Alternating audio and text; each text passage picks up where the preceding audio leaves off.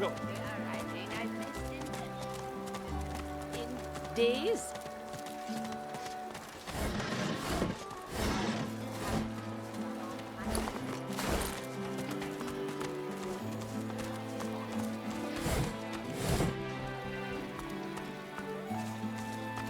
A well-dressed dwarf woman lies on the cobbles, giggling drunkenly to herself. I wish I was bloody homeless. Then I'd be home already. No, I was at a wedding. Beggars kicked me out. Said I was causing a scene. The usual fuss. The groom's a local alchemist, marrying the daughter of some big-shot merchant.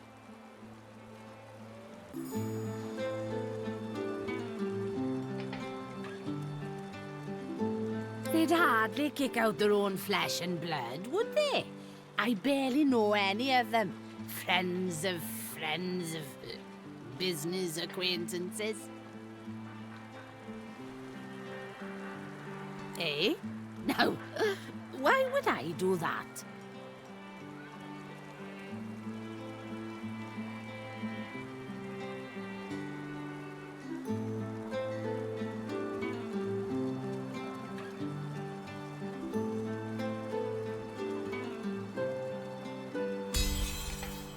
Fine. Take the bloody thing. Now, off with you. I can feel a void walking of a headache coming along.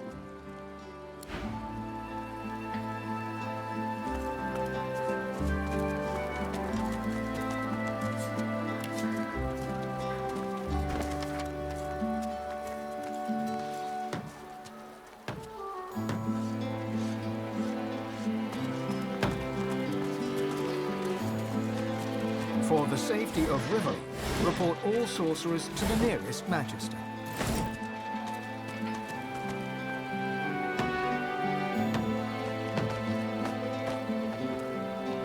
Electricity, eh? She gets knocked down and we build her up again, better than before. Right there. That's creation. Plus, you know yourself, there's money to be made.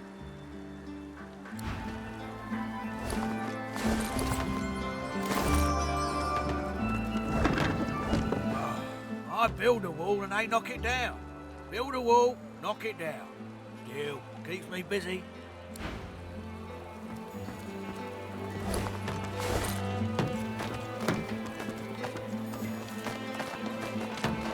Move along there.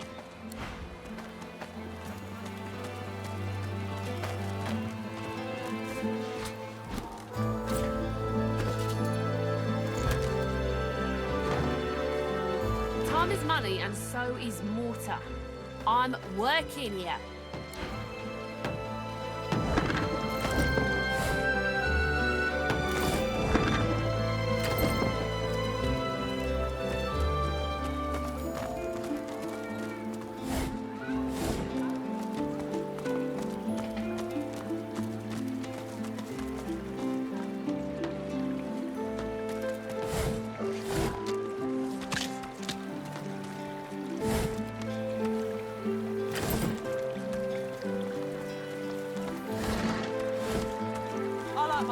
More visitors than last year, I reckon. Brave of them to make the trip. Well, hello, handsome. Care to hear about the power of cheese? I've got wheels and rounds and blocks and rolls and possibly more. But my wares are nuanced, with undertones of something rare. She looks you up and down, then... What's on my mind? Why, texture, maturity, taste. But most of all, I'm wondering what tickles your fancy. Looking at you, I think it may be power.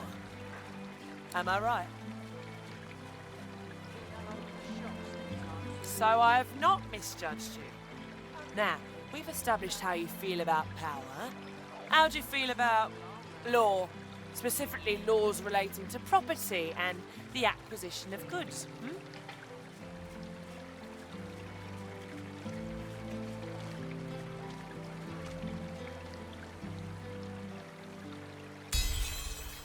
A glint appears in her eye, and she smiles. Then she raises her hands and shows you her rings. Perhaps this is the power you seek. I've been waiting for the right customer to come along for these, but I warn you, power doesn't come cheap. Even for someone as attractive as you. I have my little helpers, here, there, and everywhere. They find me the finest morsels in all of Arx. After all, why should the most delectable of foodstuffs grace only the tables of the nobility?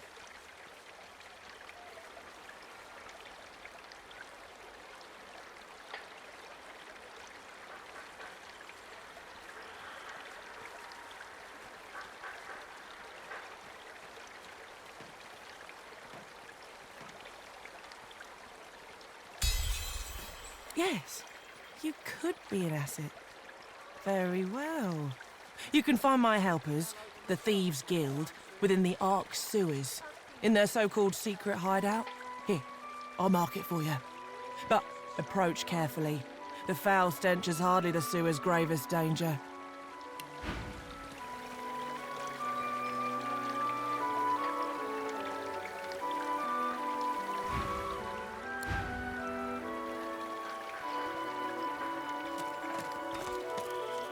Cheese, please. Good Counsel School, temporarily closed. Several bystanders are suddenly engulfed by smoke and flame. Flesh melts, bone reshapes, black eyes glare, and fanged maws hiss sulphurously. The doctor sends his ill wishes. You killed his advocate. Now you must pay! Any friends? I can't do this.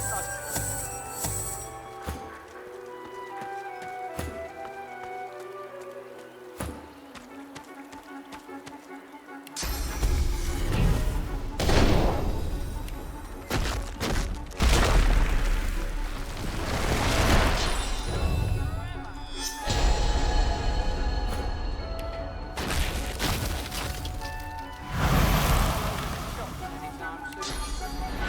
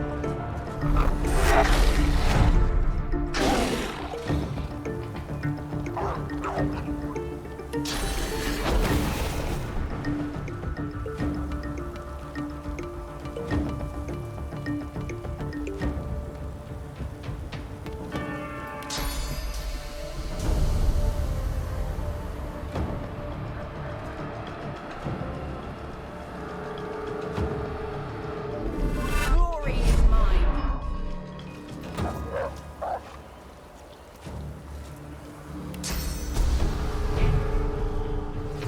Glory is mine.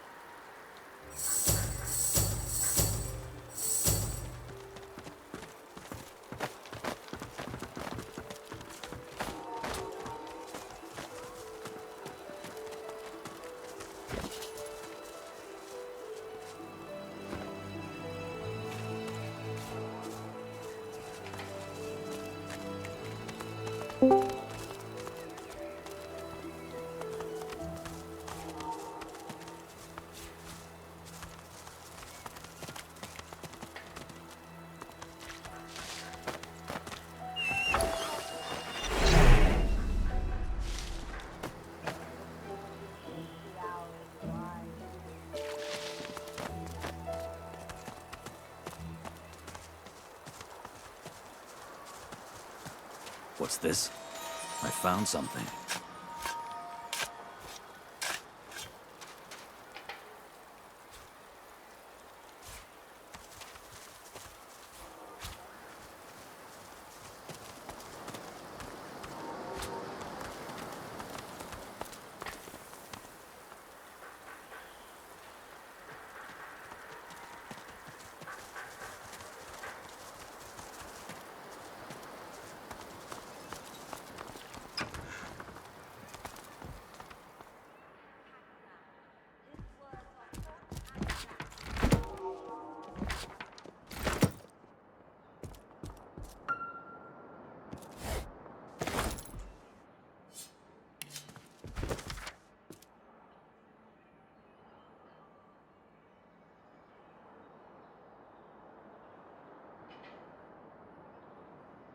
Been a while since any new students were registered here. Not that this comes as any surprise. Just look at this place.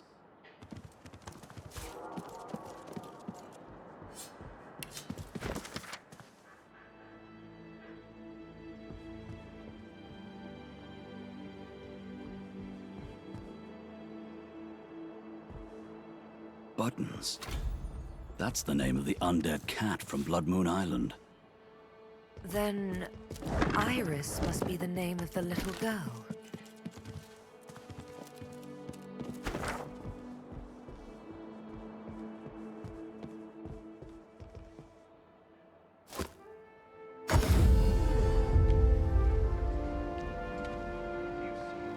Another card?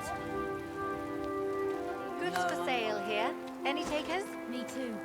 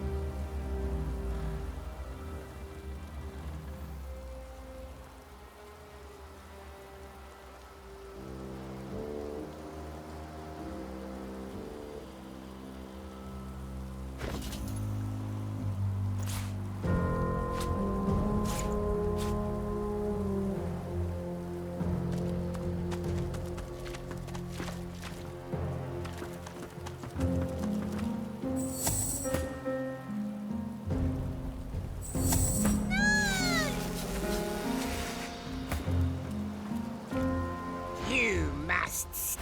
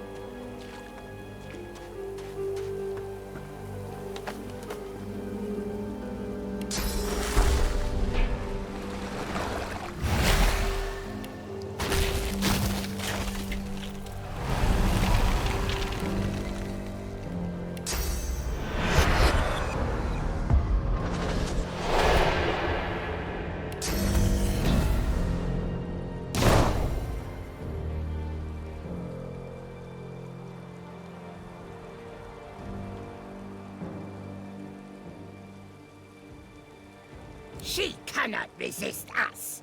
She is nothing. She doesn't even have a name. A harsh, rattling laugh. You put too much faith in the girl's spirit. She cannot resist us. The girl's eyes start to clear, and this time they stay clear. No. No!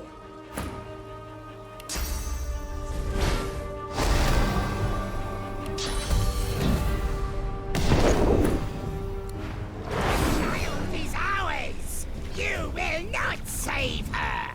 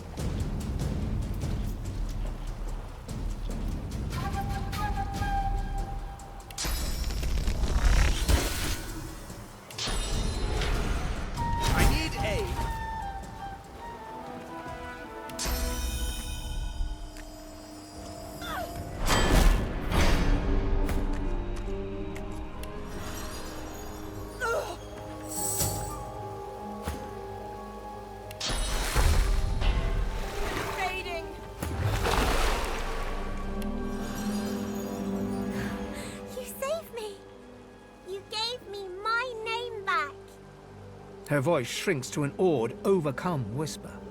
Thank you. She averts her gaze from yours. Her lower lip trembles as she speaks. The monster...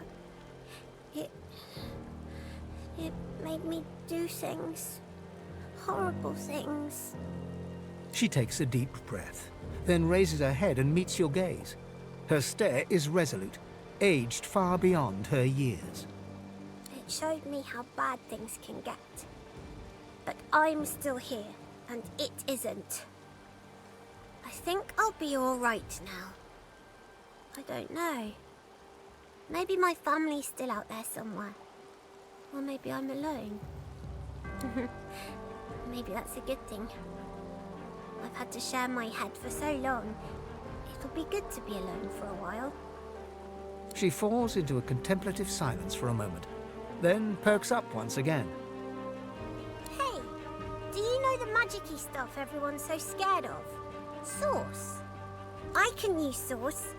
It helped me to keep the monster from winning entirely. I don't need it anymore. I want you to have it.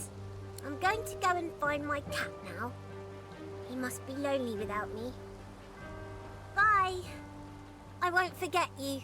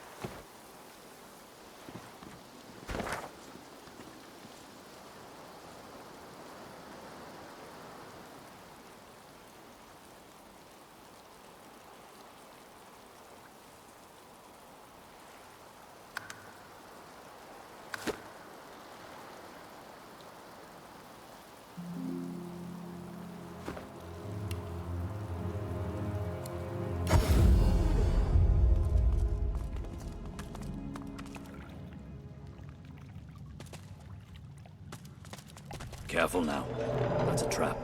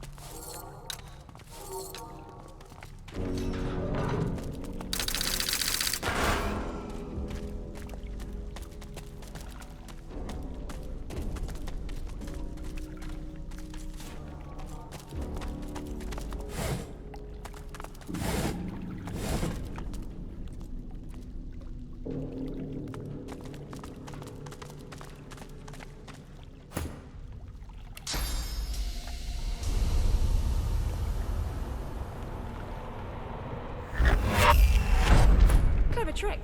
Good thing it didn't work.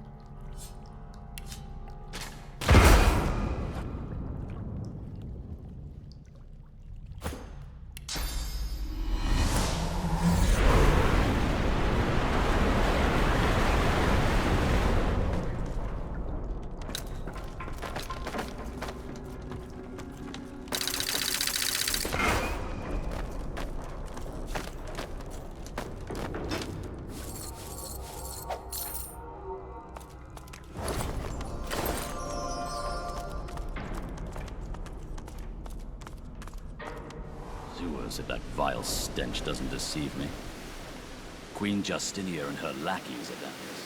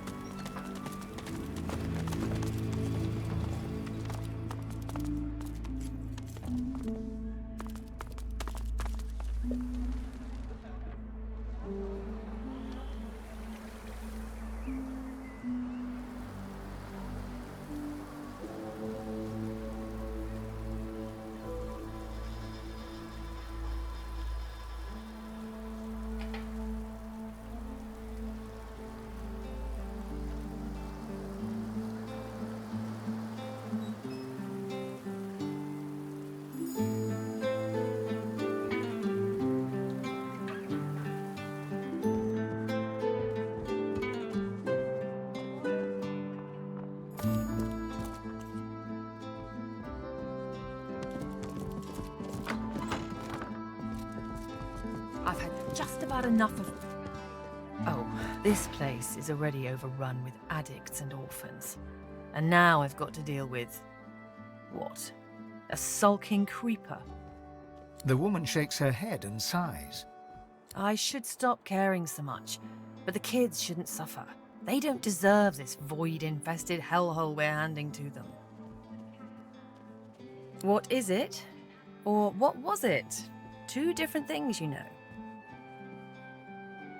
Used to be a school. My husband Griff and I, we taught the local kids what we could. History, politics, writing, reading, a little cooking, a little alchemy. The parents paid what they could. It was enough. Then the Voidwoken came, and the Magisters took Griff away to Fort Joy. Said he was luring the monsters in, like my sweet Griff would ever do such a thing. Now it's this. I'm stuck scrubbing Lady Kem's filthy floors in exchange for coin most days, and I don't have the energy to shoo away the junkies that wander in.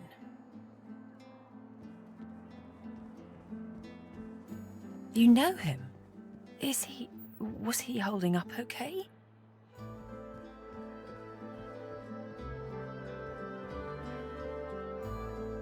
That sounds like Griff, all right. I'm telling you, if he were here, he'd have this place cleaned up in no time. If the squatters were gone, I could start fresh. Scour the place down, get the school going again. Get out from under Lady Kem's posh thumb.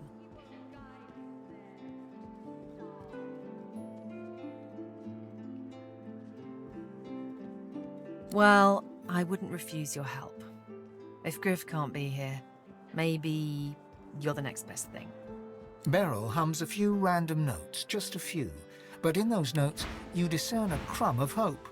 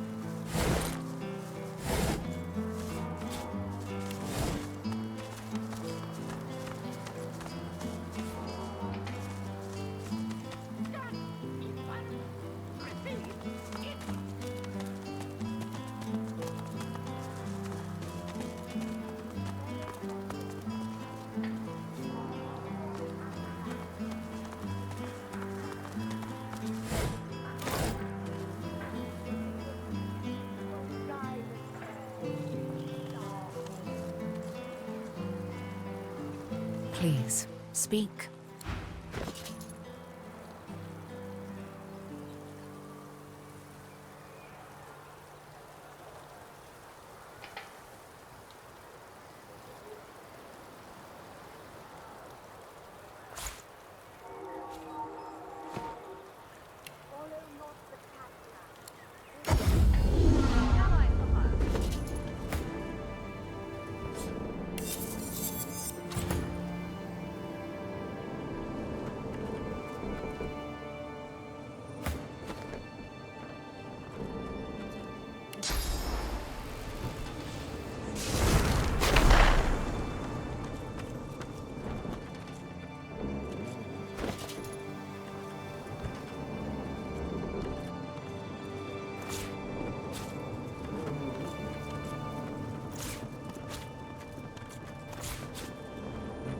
I would have preferred a more discreet arrival in Arx myself.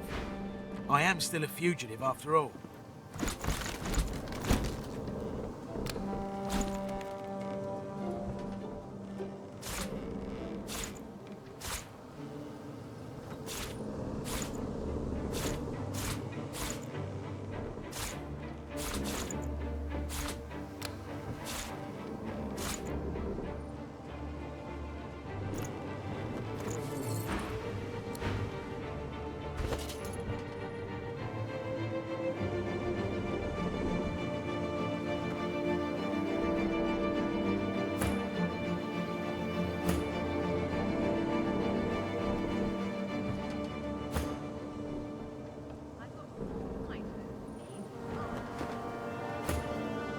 You always bring me to such wonderfully destructive places. I'll never find somewhere quiet to settle down at this rate.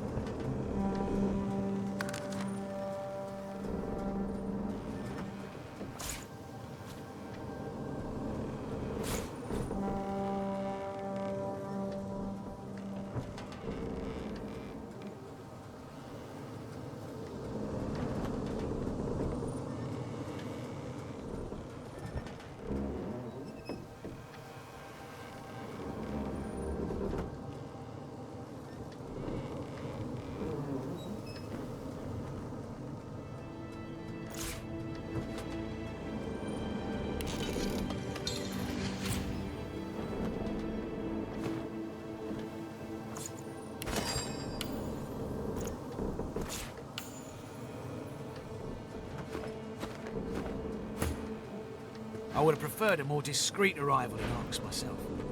I am still a fugitive after all.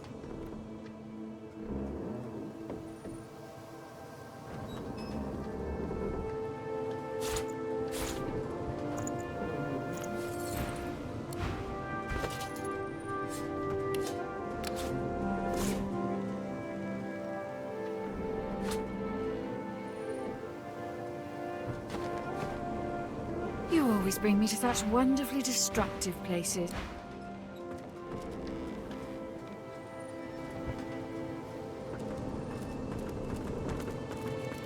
You must truly savor my company, Godwoken. Something you wanted?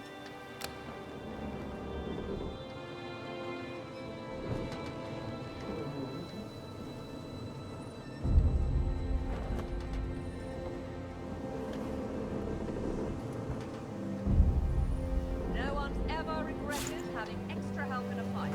I'll guarantee you that.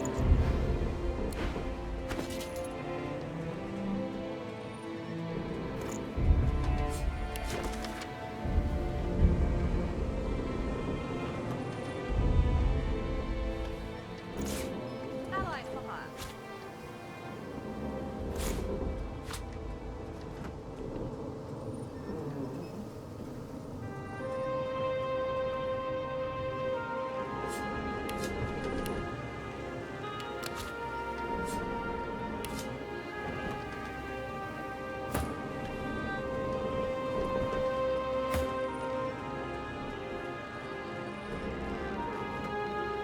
Whatever type of attack you need, I can provide.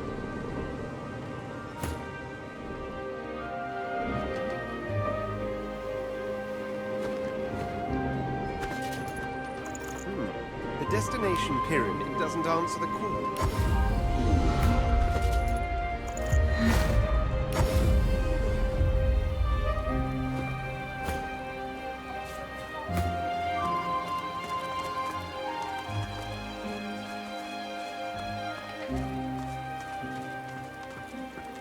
place had it coming. They brought the void upon themselves. This place had it coming, kid.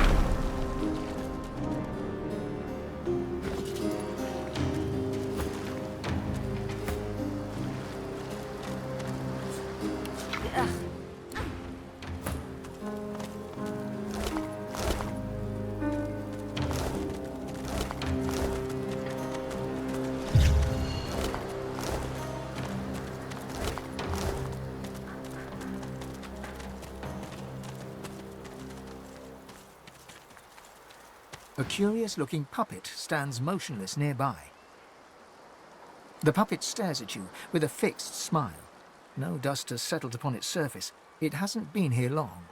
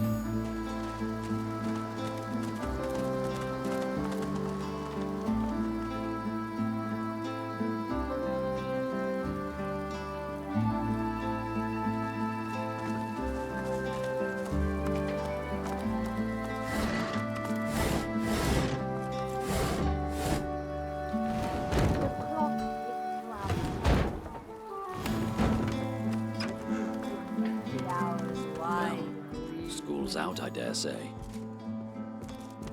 Follow not. Look over there. The shiny light. Do you see them? The mist steps. Each one is an echo of Lucian's dreams. Pray be his. They lead through the silver puffs and into the hall. She bows towards nothing in particular and fingers the collar of her priestly garb, then looks at you with dark, sunken eyes.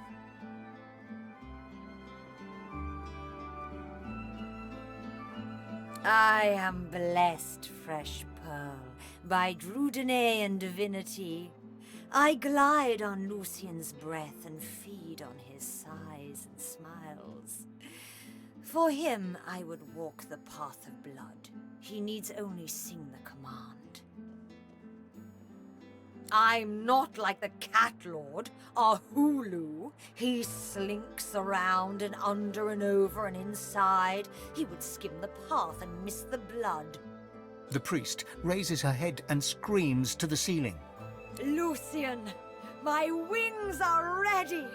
I will flap and flit-flop when your words go blue. Our Hulu does not deserve your warm.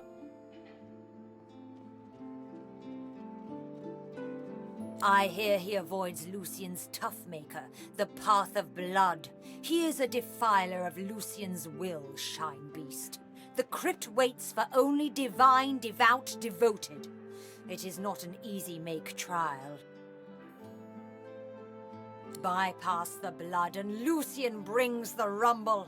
Skyquakes across the heavens, what Lucian said. Punishment for the easy walk. The priest waves her arms through the air, drawing your attention to these non-existent skyquakes. She traces a circle on the floor with her left foot, then shakes her head. You're stymied by the foot gesture, but the head shake is more than clear.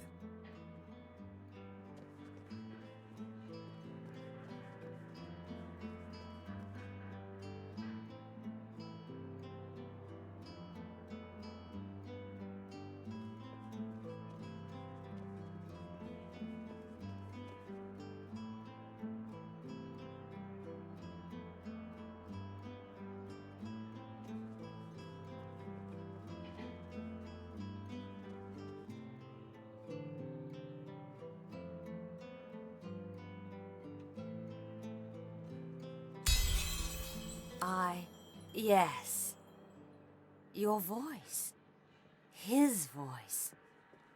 It makes the airdrops quiver. I am called to the cathedral. I will travel there anon. Clouds should twinkle, as Lucian commanded them. Come, fireflies, he calls us elsewhere.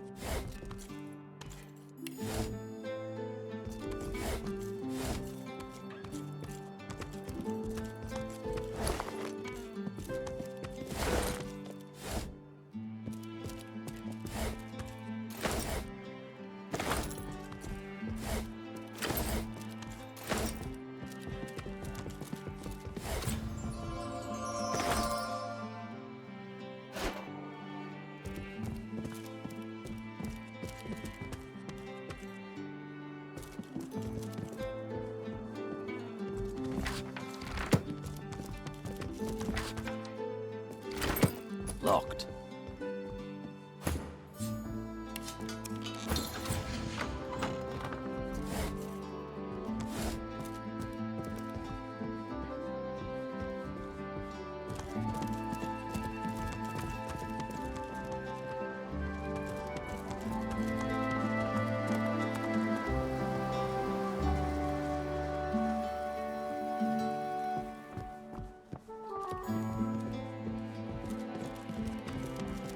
So, how's the eviction going? Is that... Wait, really?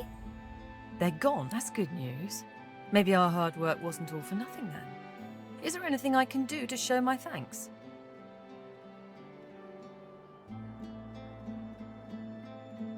She pauses and tightens her lips. A moment passes, and then another. She smiles. Well, at the risk of saying something I shouldn't, that whole mansion is weird. She sits in that drawing room serving tea all day. As for him, well, he doesn't even sleep in the same room as his wife. He has his own bedroom, does Kem, and it's always locked. He's got secrets, you see. Trapdoors and ladders. Where they lead, I don't know, but his wife knows nothing about them. Anyway, you've certainly been a breath of fresh air. You're no Griff, but it's been good having you around.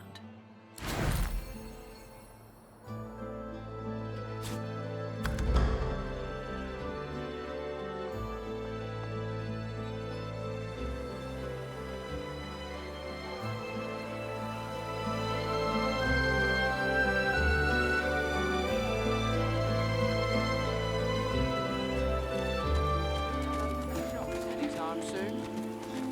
I've seen a few traders about the place. Business doesn't stop for long round here. I sure hope one of them pilgrims survives the path of blood.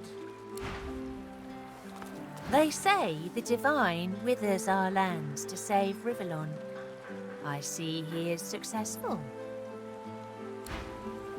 I like my men to wear like my shoes. Rich.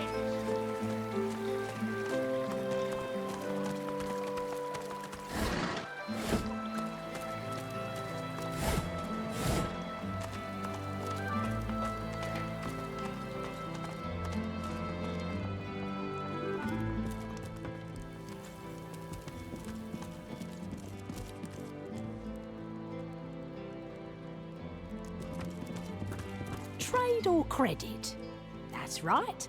Trade or credit. The proprietress gives you a sweet smile.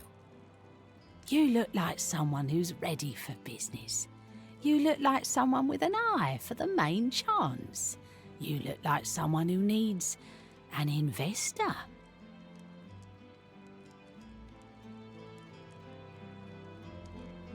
I knew it the moment you walked in here. Here comes an enterprising fella, I said to myself. Here comes a man who could take a sum of gold and turn a tidy profit. I can see it in your eyes.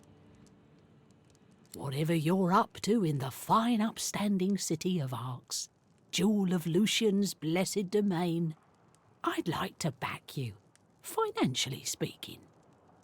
But be warned, I demand security. You must make a deposit. And I always recover a debt. You understand, I'm sure.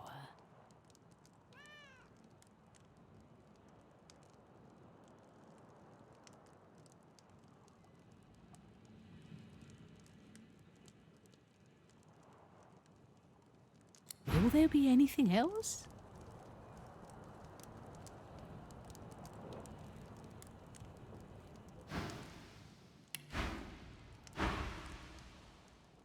How much do you need?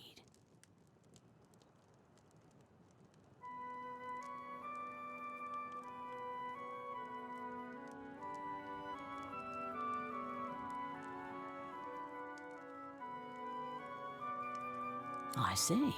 For that kind of money, my enterprising friend, I'll need to hear something of your business plan. Just the basic idea. Dispense with the details. Go on. Convince me.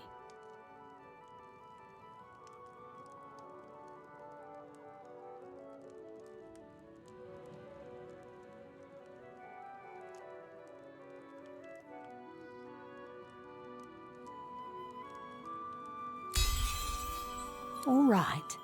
You've convinced me. We have a deal. Here are the terms. I lend you the gold, and you leave me a part of yourself. The contract is bonded by blood. The debt is repaid at 50%, or you die. That's the original stake plus 1/2 repaid on demand, or you die. And know this, no one owes me money for long. That is, No one alive.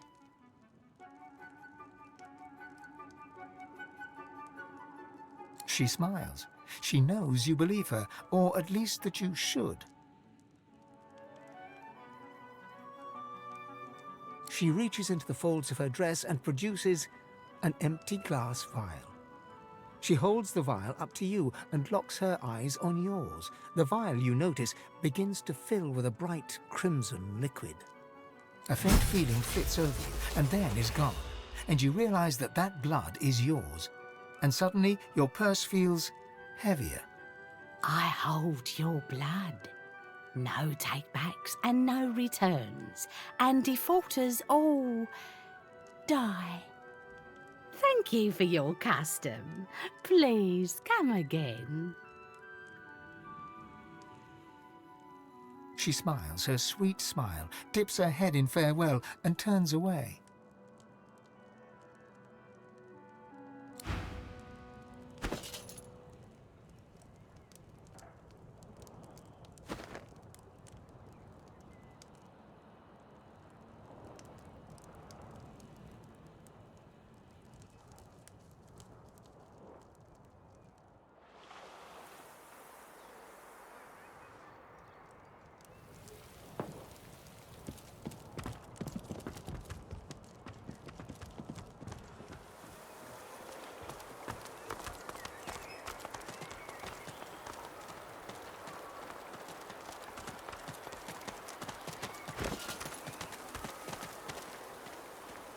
Brand new recipe. Contains no dog's milk whatsoever.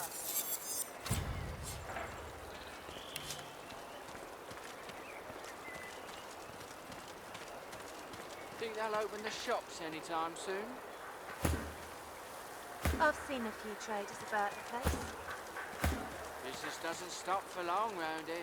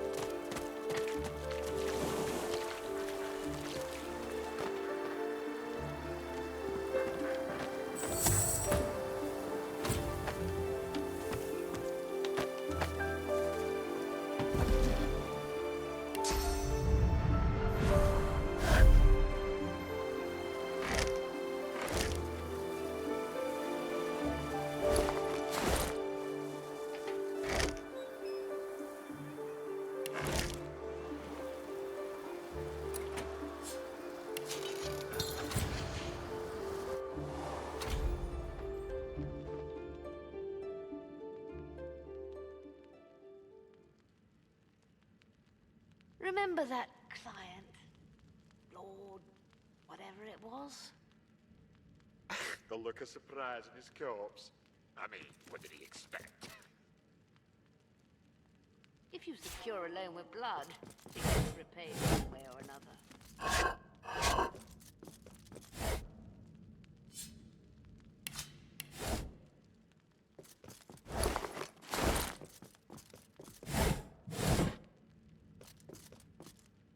The look of surprise in his corpse. I mean, what did he expect? If you secure a loan with blood, it gets repaid one way or another.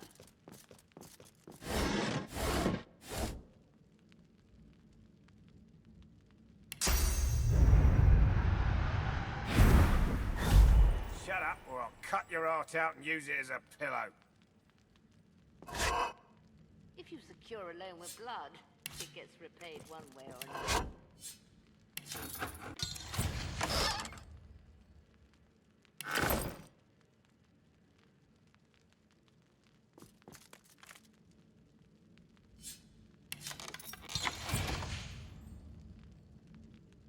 The look of surprise in his corpse. I mean, what did he expect? If you secure secure a loan with blood, it gets repaid one way or another.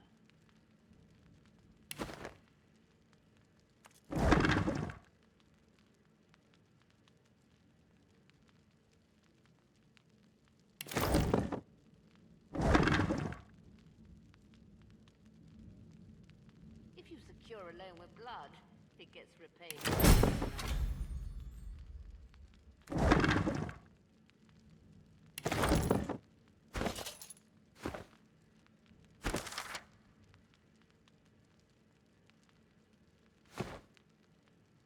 The look of surprise in his corpse.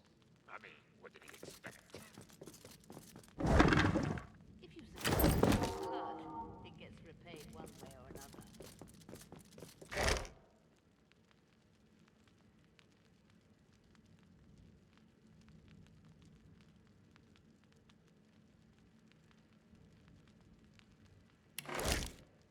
The look of surprise in his corpse.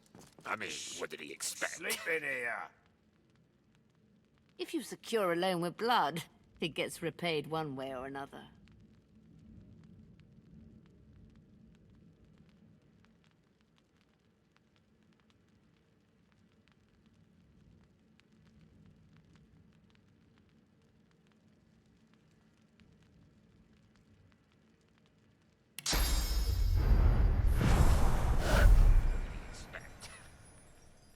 If you secure a loan with blood, it gets repaid one way or another.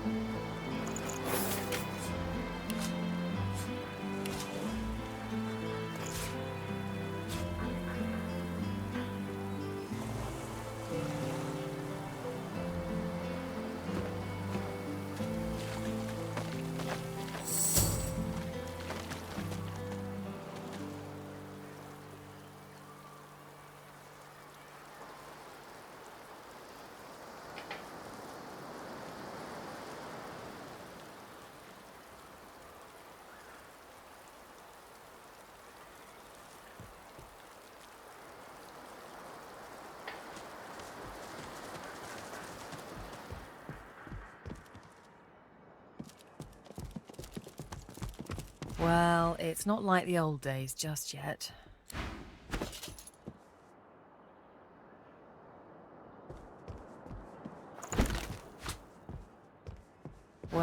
It's not like the old days just yet. But at least the riffraff is gone. I hope they took the head lice with them.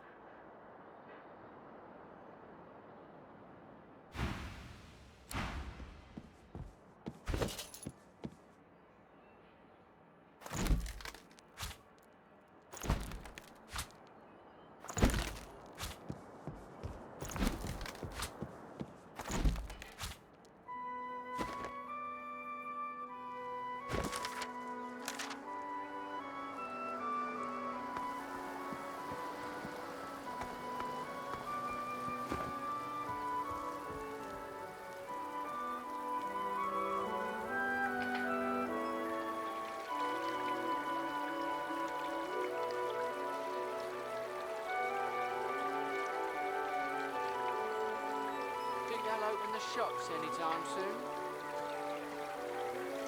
I like my men, I like my cheese. Rich. Business doesn't stop for long round here. Can I offer you something special? Something with a hint of the forbidden. Something with a powerful taste.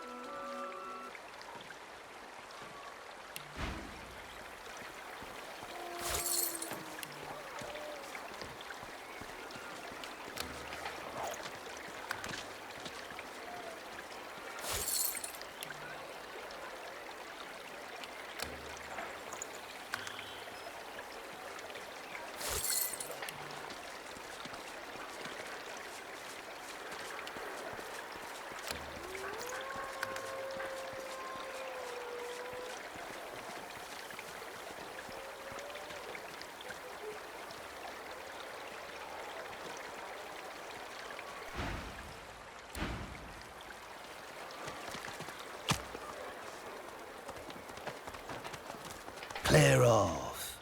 Need to keep the way clear. Ain't no getaway happening here. And if there is, I ain't involved. Get it?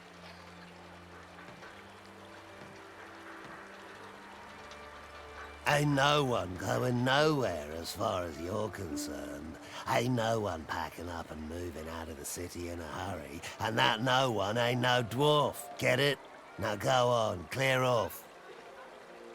Good. Now clear off. You're in the way.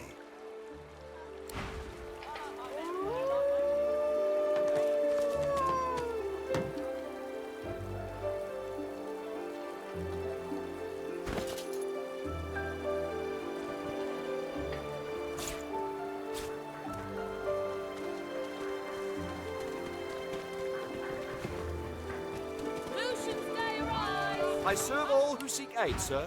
Paladins killed unarmed majesties. Didn't even let them surrender. Not too loud. What do you think the Paladins would do to us if they heard you going wrong like that? Arks is still a free city, last time I checked. There's bodies in the streets. This place isn't free, not anymore. Majesty's colluded with Black Ring. Paladins cleaned house.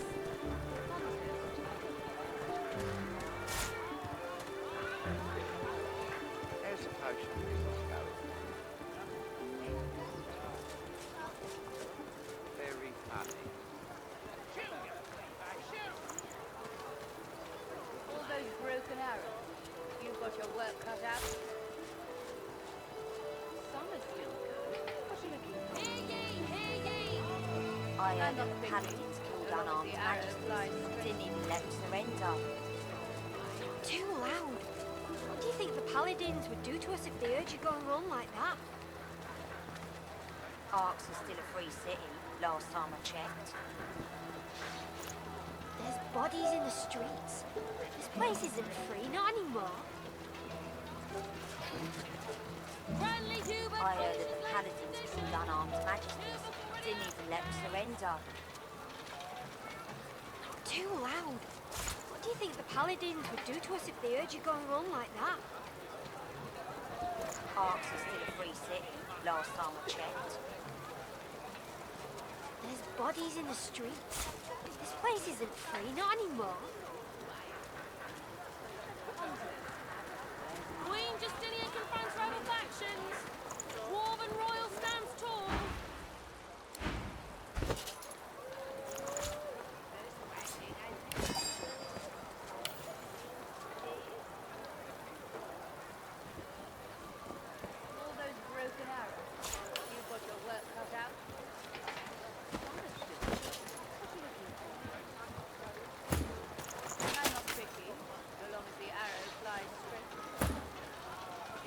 I welcome newcomers and natives alike. We shall trade. We shall talk. What a pile of junk. It got damaged in the fight. It'll fix up just fine. You're confident. I'll give you that. I heard that the paladins built that up.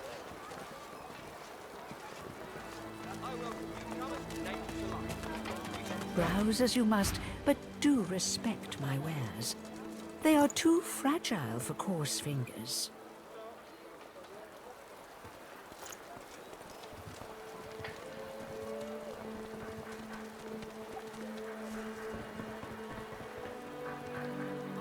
Hunters, I've got the wares you need. Magister's routed! Lord Kem's paladins back in charge!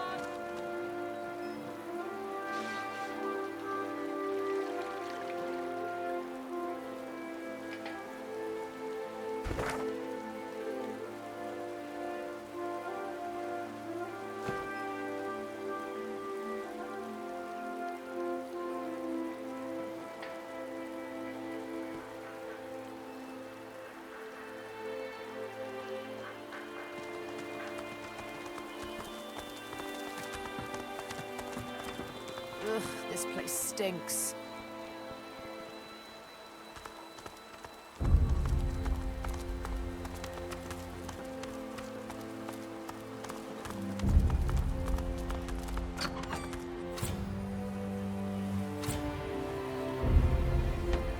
Nailed shut. They won't budge.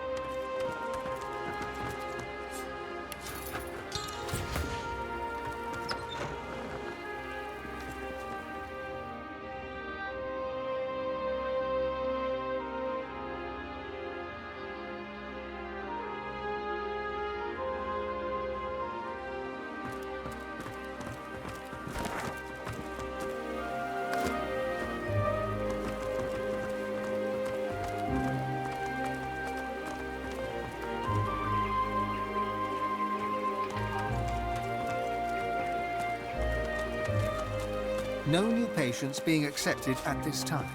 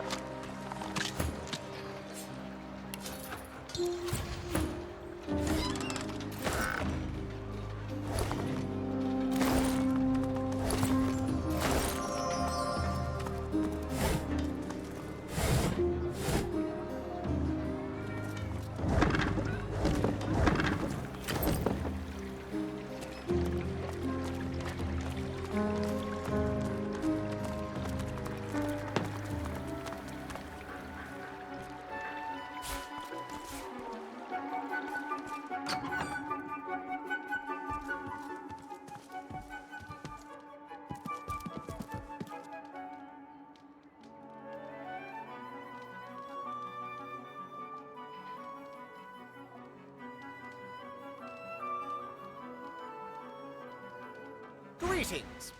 I am Cranley Hubert. I assume no further introduction is required. Oh, come now. Surely you've heard of my writing, or my work with the Historical Guild of Arcs? No?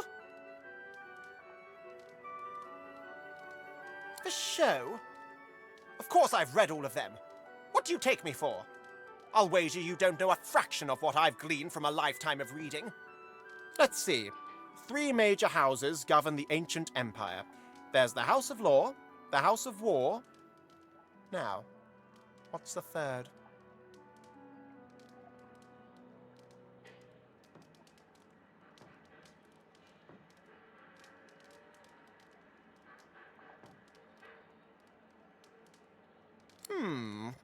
Well, that was a rather straightforward one.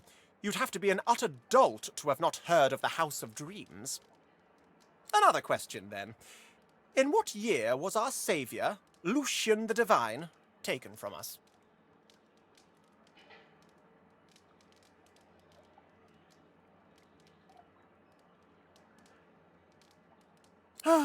Correct. Perhaps I'm still being too easy on you. Any drunk on the street could have gotten that right. Time for a real challenge. Name the first king of the dwarves.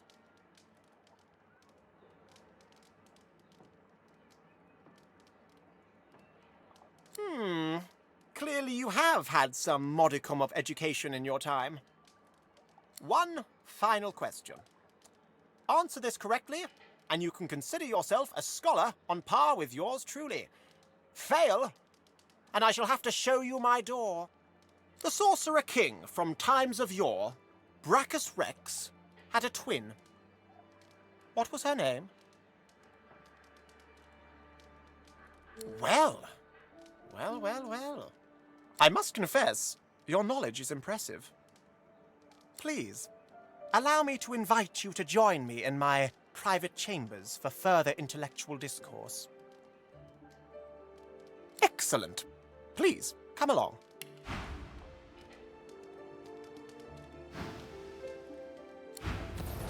Quite simple, once you know the trick. You place a book onto the pile, and a hatch at the back of the fireplace is unlocked. I'm telling you, workers, we'll do what we can. Go on down. I'll be right behind you. Beyond my sanctum, true intellect flourishes best in the dark, don't you think?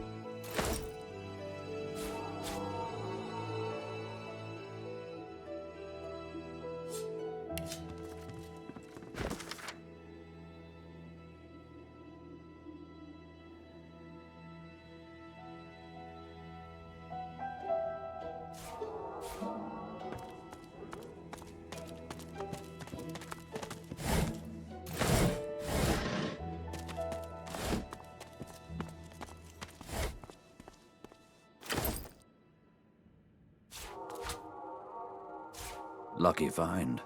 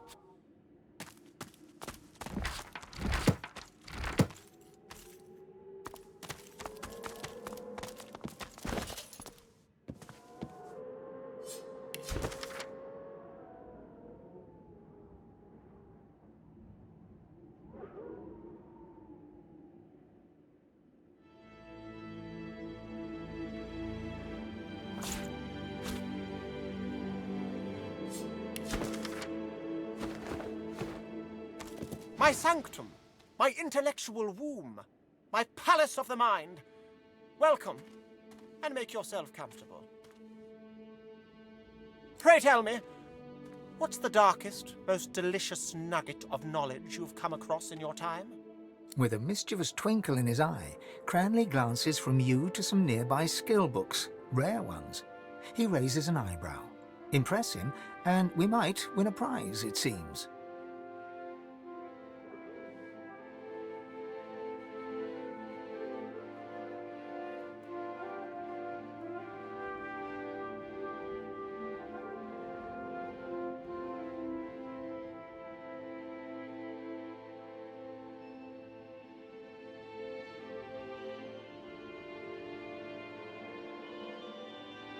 Cranley Hubert's eyes bulge with amazement.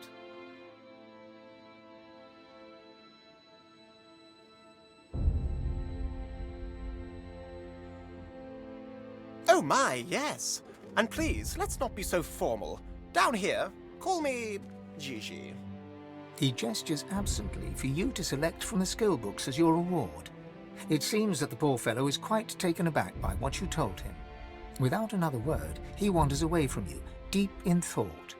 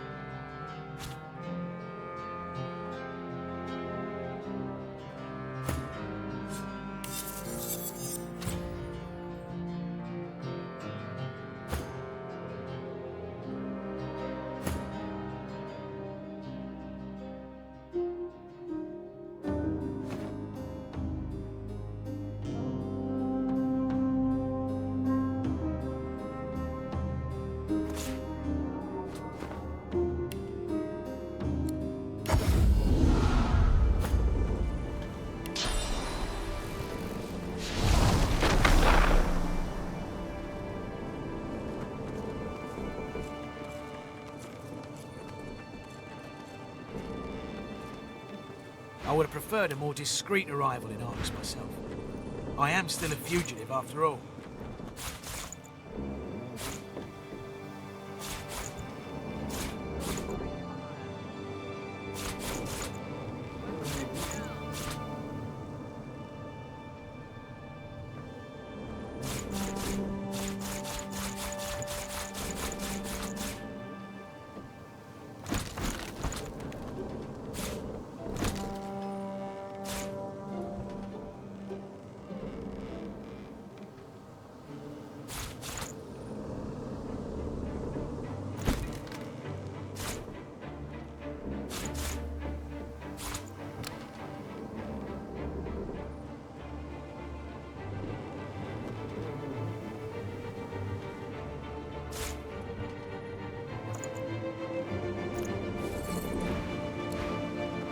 You always bring me to such wonderfully destructive places. I'll never find somewhere quiet to settle down at this rate.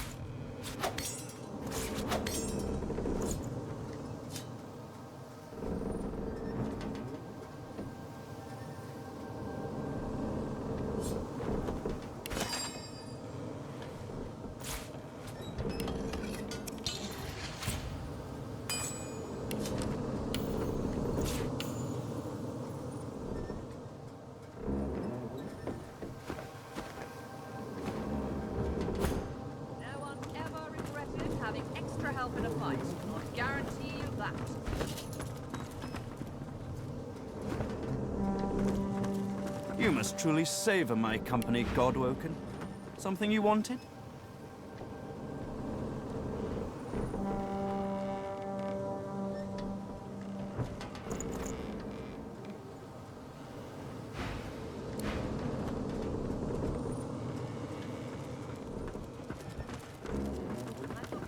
I would have preferred a more discreet arrival in Arx myself. I am still a fugitive after all.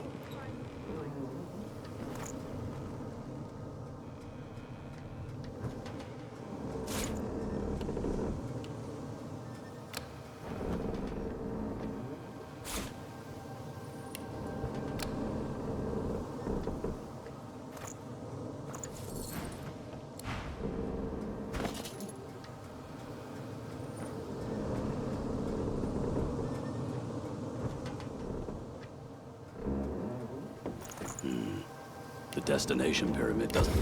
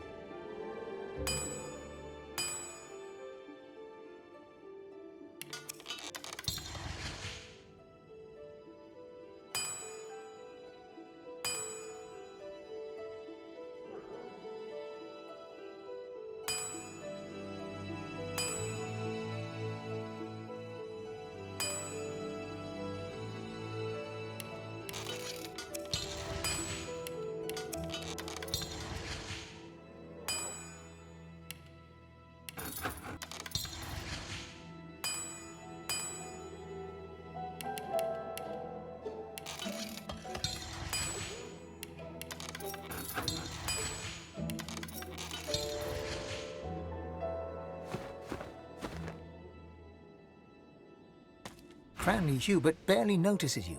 He is utterly engrossed in his thoughts, his brow furrowed.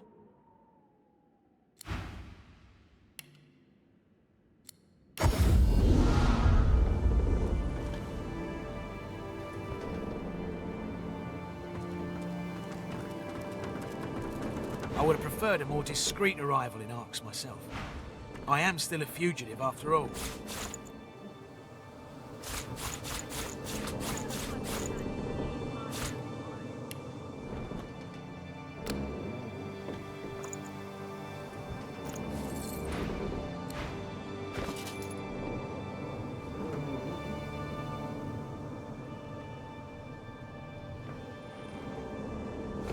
I would have preferred a more discreet arrival in Arx myself. I am still a fugitive after all.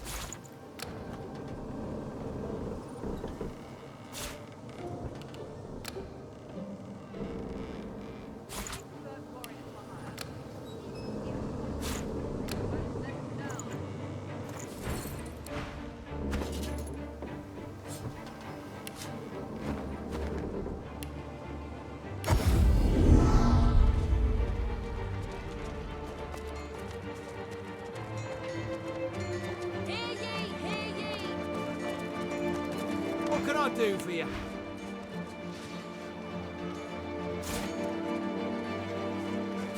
gonna make a purchase or what?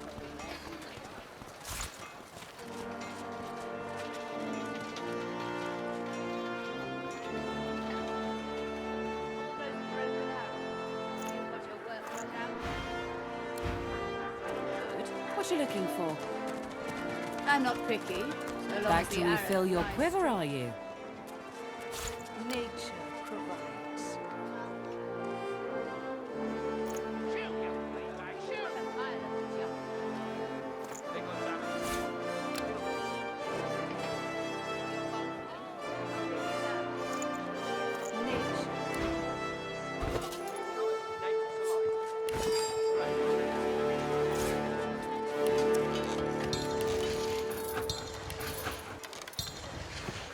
Sturdy bows and sharp arrows here for the Tuesday.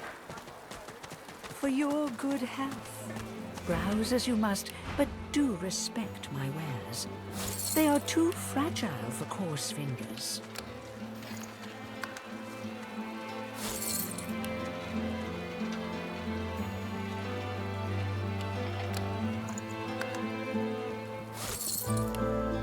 Hunters, I've got the wares you need.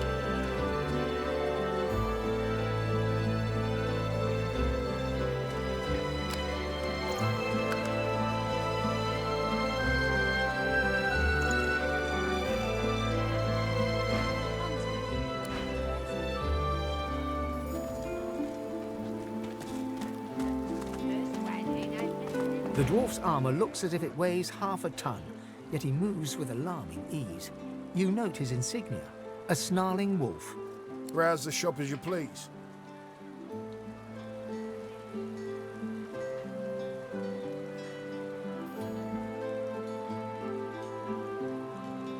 The dwarf stands straight and tall, or at least as tall as a dwarf can manage.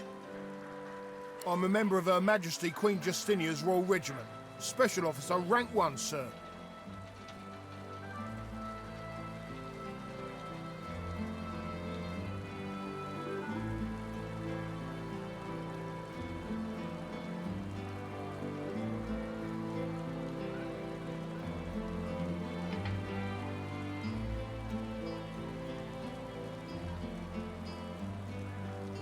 Wedding? You're so late it's almost time for the funerals. Talk to the guard inside if you want to leave a gift or a message of condolence. Let's just say we had a monstrous day on the job.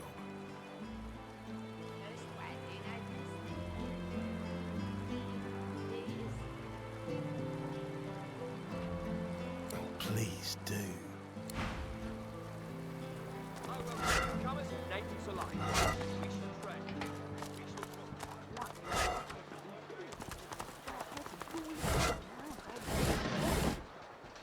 The store's open.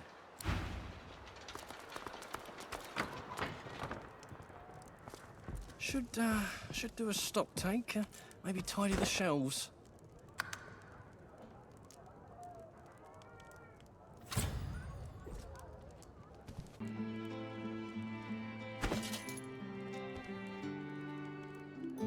I was hired to guard a wedding. Nobody said anything about fighting monsters.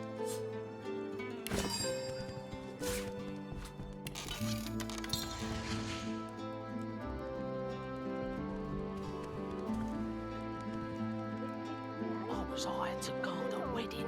Nobody said anything about fighting monsters.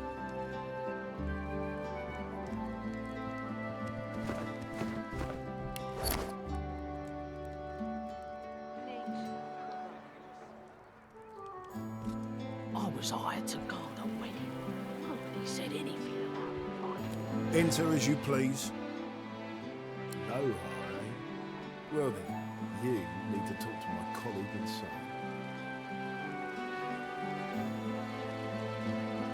Oh, please do. Bloody void woken at a wedding. Oh, I didn't see you there. Sorry, it's been, quite a day. You need a hand with anything, let me know.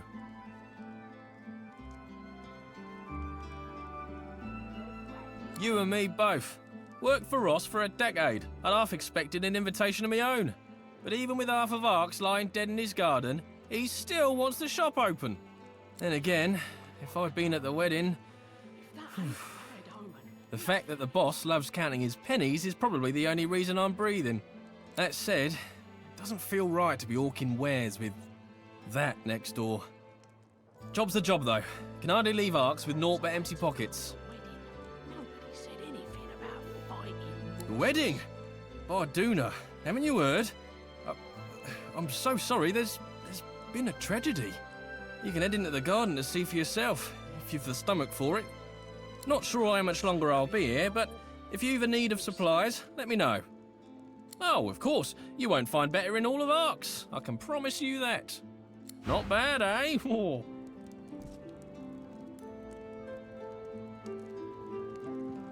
First wedding I've missed in... Nothing sacred anymore.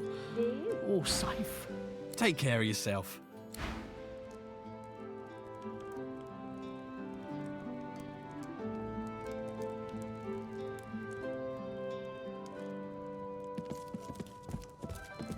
Hold it right there. Private wedding party. No entry. At the mention of Lohar, she narrows her eyes, suspicious. And then opens the door. With a jerk of her head, she motions you inside.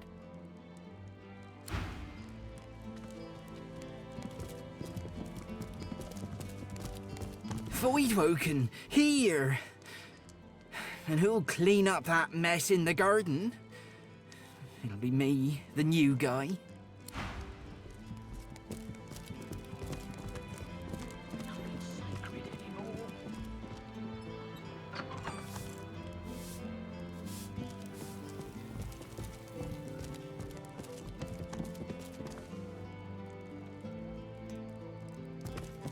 The woman cries on.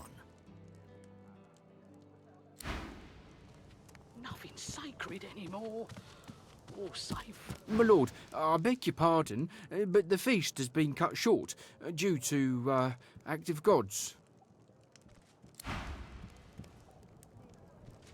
Nothing God, I am so sorry. How could I have known? She looks up at you with glassy eyes, wiping her tear-streaked face on one brocade sleeve. A girl's wedding should be the happiest day of her life. She looks down at her feet. Seeing her blood-spattered wedding slippers, her face crumples and tears spring from her eyes. I should be so happy.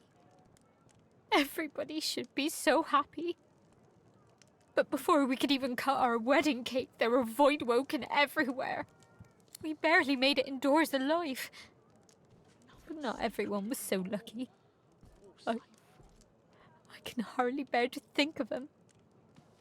Their wives and husbands and children back in the kingdom, left to grieve alone. What What are you insinuating?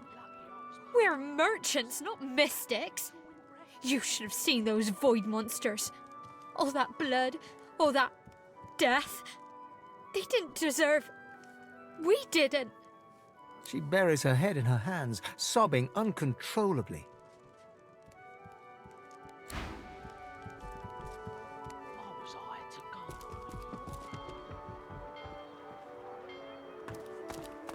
Ah, you.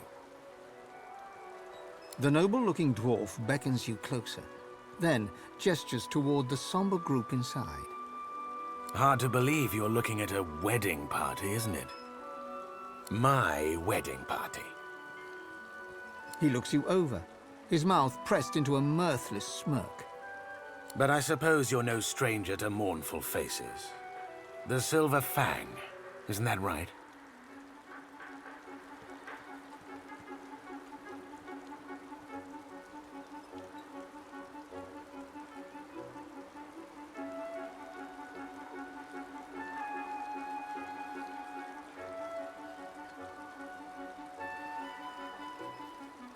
Look, I know you're him. I know you can take care of problems. I've got just the problem for you. Very lucrative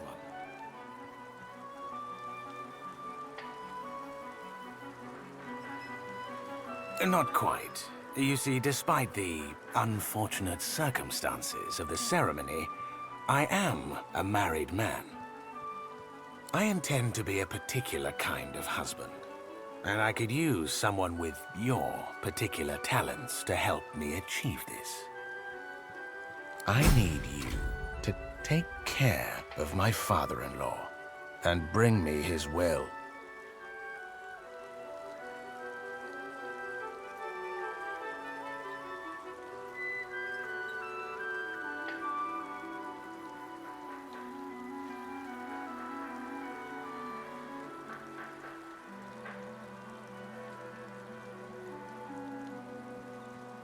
I never thought you the scrupulous type. Trust me that I have my reasons. So, what's your price?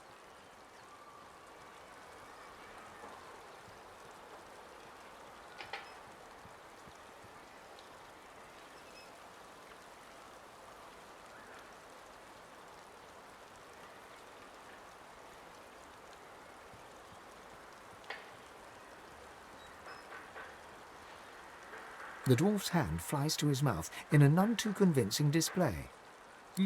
Murder? I suggested no such thing. Now get out of my sight and stop wasting my damn time.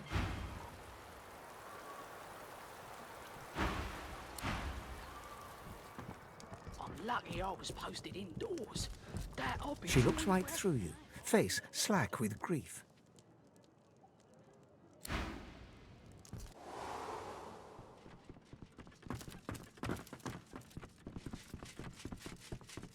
Nothing to see here. Not even today. A well-dressed dwarf paces swiftly around the room, overseeing the packing of trunks. He gives you a cursory glance, worry etched on his face. Yes, thank you for coming. Indeed, it would have been a beautiful ceremony if only... Dark times. Dark times indeed. Safe home to you now. He quickly turns away and casts a worried gaze around the room, counting something on his fingers.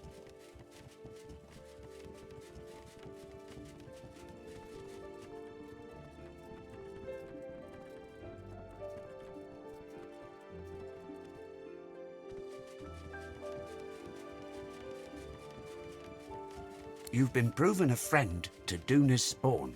So from one friend to another, I say, get out of Arx. Leave it far behind and never look back. I can't say why, but trust me, just do it. I'm glad we agree. With that, I'm sure you'll leave me to my ministrations.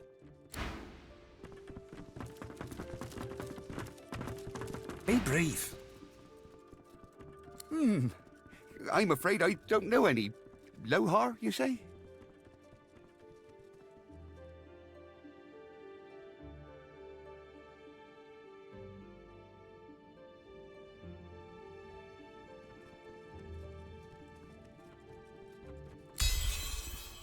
He peers into your eyes, looking for a sign of honest intent, and, satisfied, his face softens.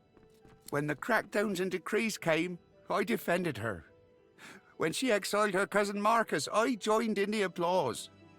But this new plan of hers, I want to believe, I do, but death fog? Something's not right. She's tuned me out. Well, she's tuned everyone out. Everyone but that advisor of hers, that Isbale. Her quacking all but drowns us out.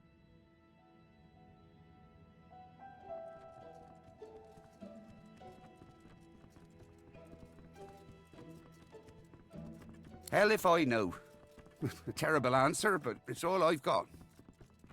But it wasn't long after she started hovering around Justinia that things started to change.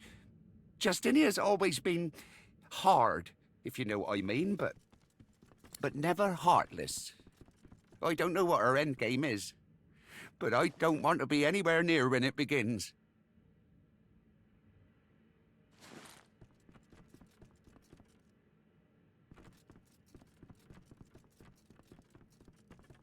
She's holding court in the sewers, if you can believe it. Go to my wine cellar. Pull out the vintage called Lula Bell. It will open the way for you. And take this key. You'll know where to use it when the time comes. Is there more you need from me? What? Impossible. That's the wine talking, that is.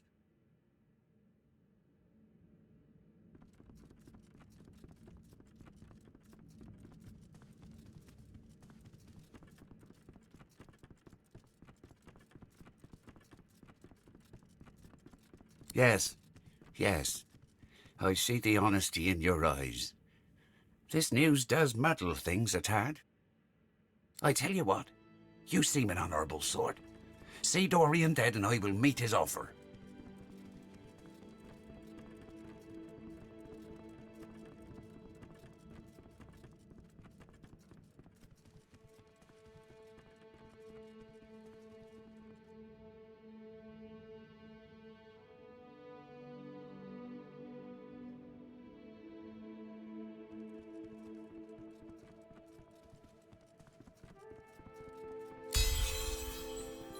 All right, fine. Believe me when I say you'll be well rewarded. I suppose I can afford it better than I can afford an enemy at this particular moment. Kill the rat and be quick about it. I don't have the luxury of time.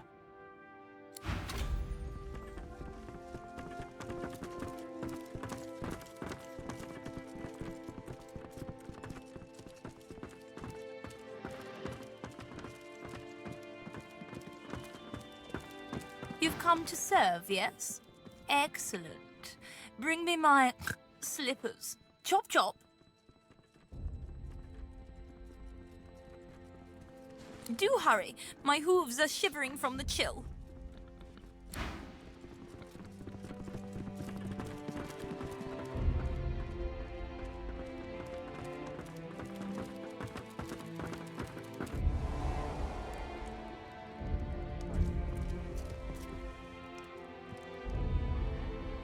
Wait, where the hell did that Dorian fella go?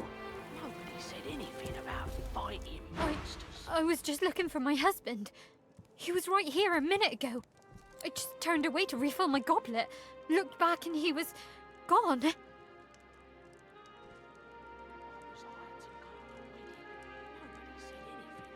Can't think of anywhere he'd rather be than here by my side at this terrible time. Perhaps he's at his house near the barracks. Maybe he went there to fetch something to comfort me. She looks around her, seeming completely lost. She stares at you in horror. You think you see that strange pink tint in her eyes fade a little. What? No, that's not true. That's impossible.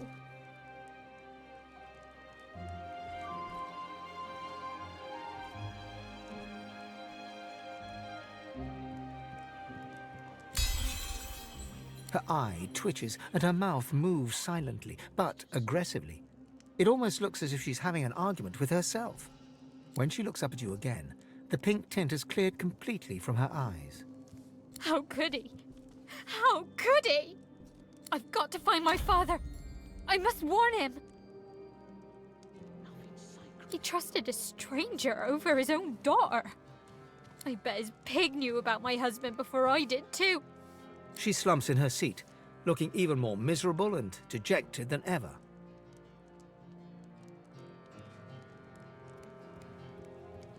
And what would it matter now? If he's not here, he might have gone back to his house by the barracks. I should have known something was up. He never brought me there, but he'd always come back stinking to high heaven of chemicals. She nods sadly, gaze dropping to the carpet.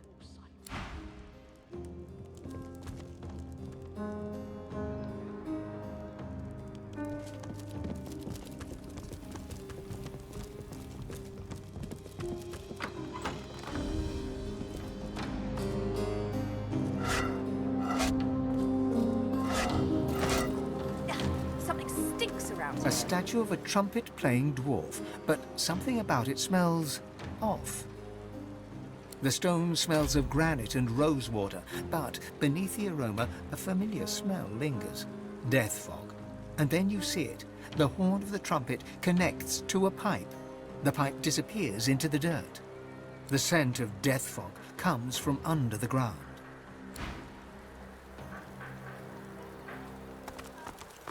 So much death on such a lovely day.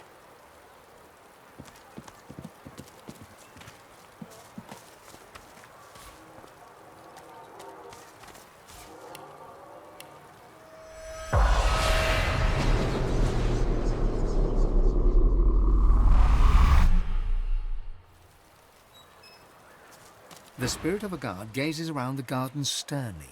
Clearly, he's unaware of his demise. The spirit of an elven dignitary remains seated in a pew where the wedding unfolded. He stifles a disinterested yawn. The spirit of a dwarven attendee attempts to discreetly sip from a goblet of spectral wine he's stashed beneath him. This bouquet's mine. Get in my way and you'll get an elbow in the eye.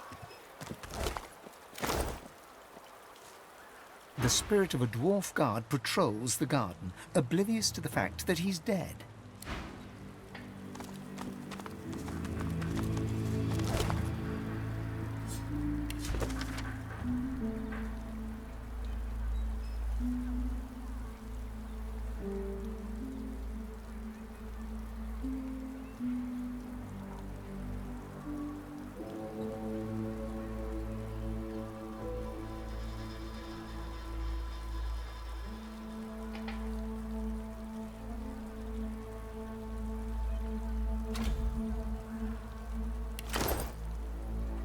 Curled upper lip, lightly bobbing head, unwavering gaze. There's no doubting the spirit's distaste of current circumstances.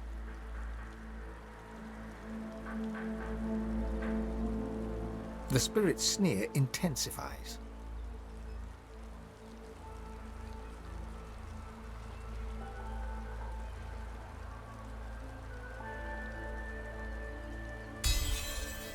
A job?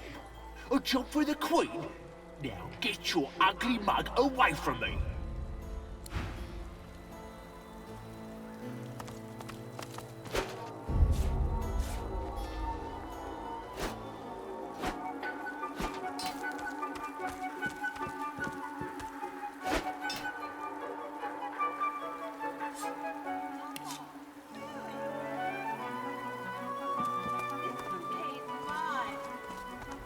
Get in my way and you'll get an elbow in the eye.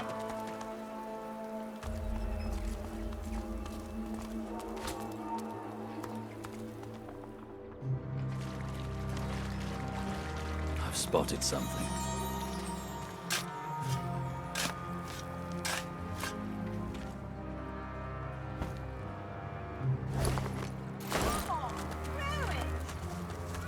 This bouquet's mine. Get in my way and you'll get an elbow in the eye.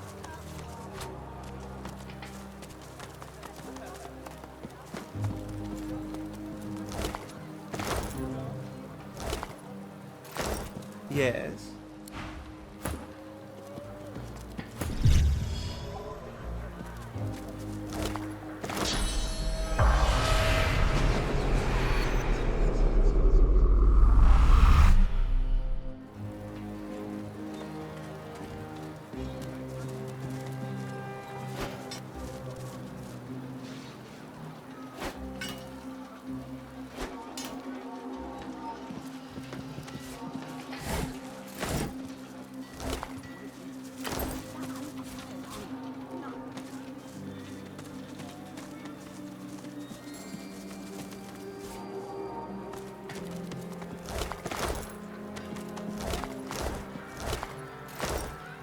The spirit of a dwarf watches the ceremony with a scowl.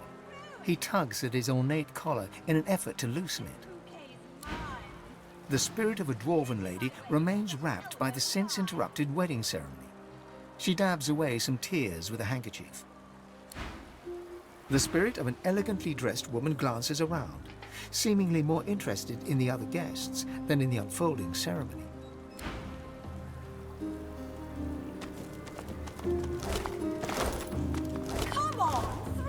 The spirit of a dwarven lady stands eagerly by, as if she's waiting to catch a bouquet. The spirit shoos you away absently, her gaze fixed intently on the arc that the bouquet is taking through the air.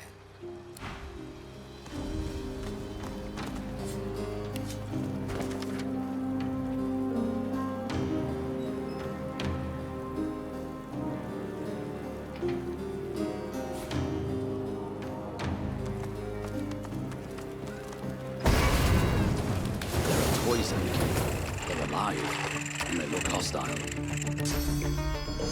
Time to play.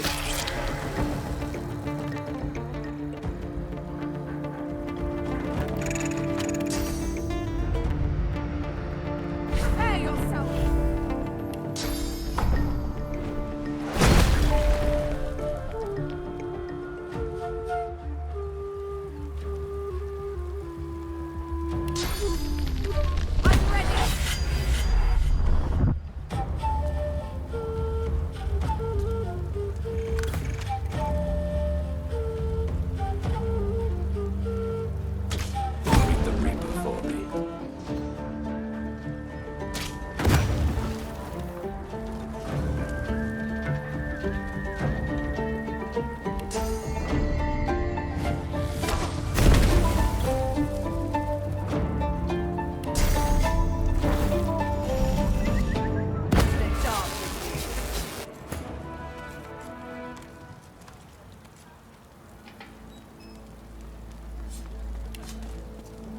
What is happening out here?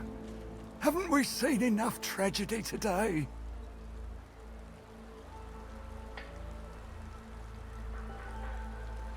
He considers the wreckage surrounding the X-cake. Understanding dawns. That cake, it came from the doctor, with a letter of congratulation. It was truly a magnificent sight, but the wedding was cut short before we could even slice it. Voidwoken, sabotage, bad cake. You'd think someone had it in for our little lady. Few have seen his face, and no one knows his name. He corresponds only by messenger. The townspeople seldom speak of him, which is strange now that I think of it. He'll open your belly and fill it with jelly. The doctor is in, the doctor is in. He'll rip off your toes and shove them up your nose. The doctor is in, the doctor is in. Heard a kid singing that the other day. Her mother heard it too, and beat the poor tyke senseless. That was funny, I have to admit. Gotta take your entertainment where you can when you're on duty. There is little to tell. He's just the doctor. He speaks to few, and few wish to speak of him unless they're desperate. No one even knows his name. It's easiest if I show you. Let me see your map. He shakes his head and whistles as he identifies the doctor's home on your map. If there was ever a house that was haunted, well, that's the one. They say almost no one gets in, and those who do never come out. Perhaps he feeds them cake, hmm? Can't say I blame you. I don't want to appear disloyal, but as dwarfen weddings go, this one had a tad more blood than usual. A tad. My way and you'll get an elbow in the eye.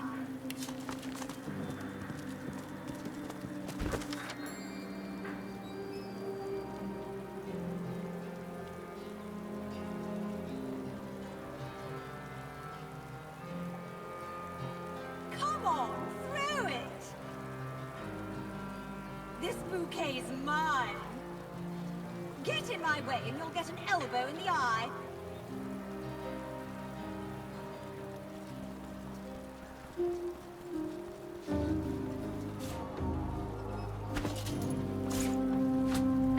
Come on, throw it! This bouquet's mine. Get in my way and you'll get an elbow in the eye.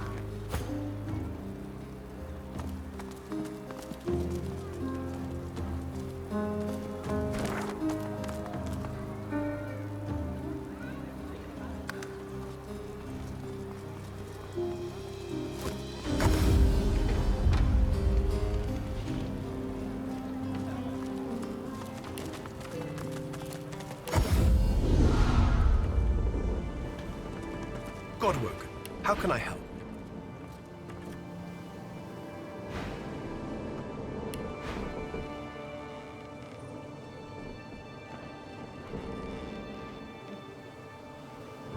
No one ever regretted having extra help in a fight. Guaranteed that. Go with honor.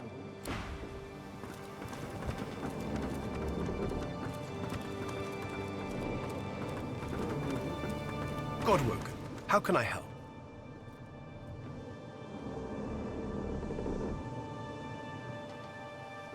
There is little to celebrate in the world today, and much to regret. And the death of Charon the Godwoken is neither. One suspects it's a relief for all concerned. It certainly is for me. Go with honor.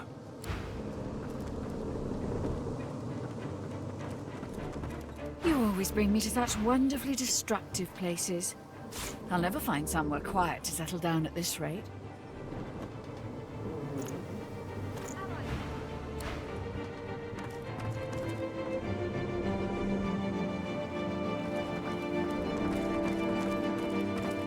You must truly savor my company, Godwoken. Something you wanted?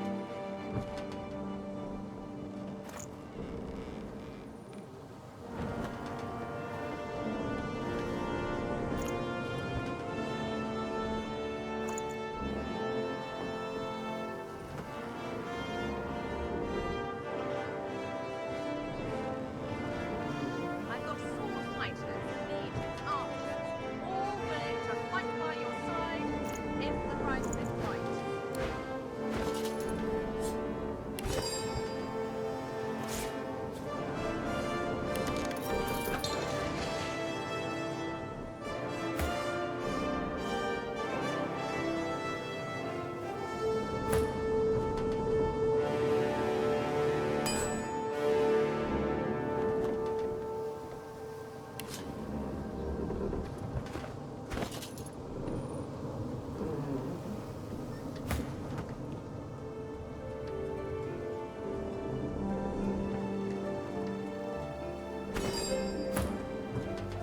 You must truly savor my company, Godwoken.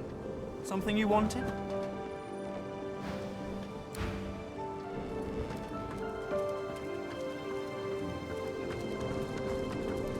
I would have preferred a more discreet arrival in Arx myself. I am still a fugitive after all.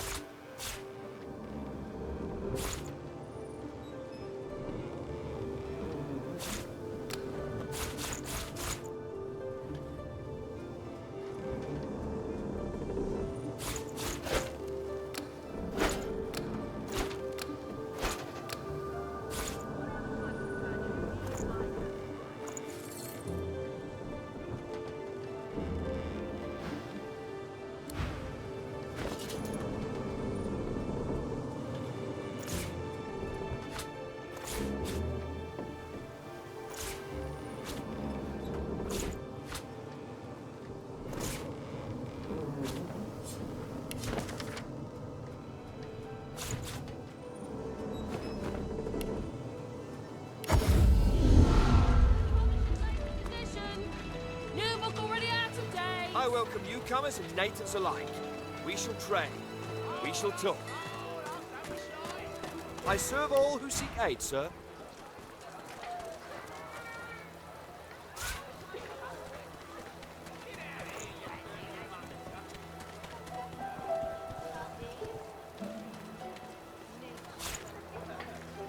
Majesty's colluded with Black Ring. Paladin's clean house. All those broken out. You've got your work cut out.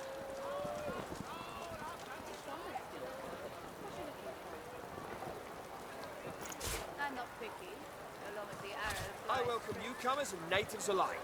We shall trade. We shall talk.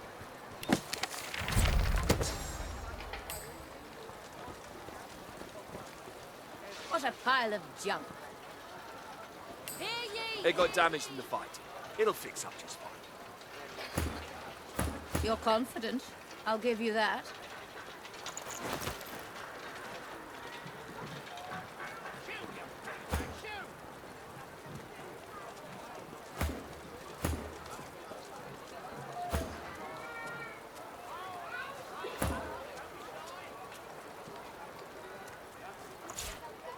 Cranley Hubert publishes latest I welcome edition. newcomers and I heard natives that the alike. Paladins killed unarmed Majesty.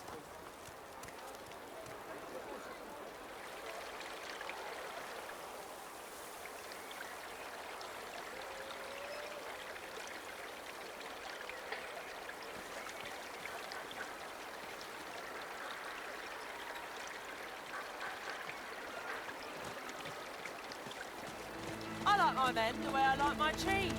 Can I offer you something special? Something with a hint of the forbidden?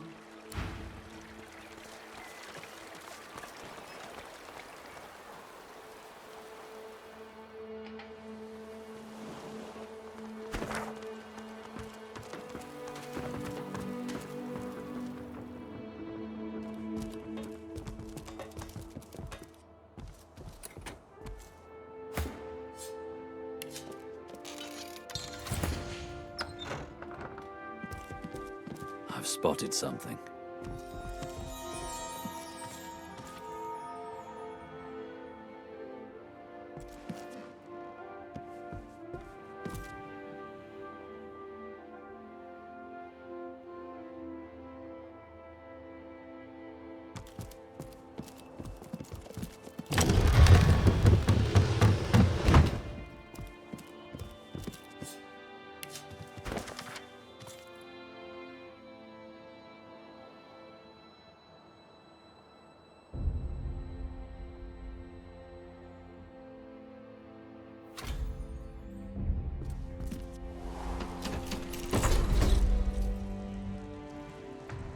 Explosives. And we're locked in with them. No one strike a light.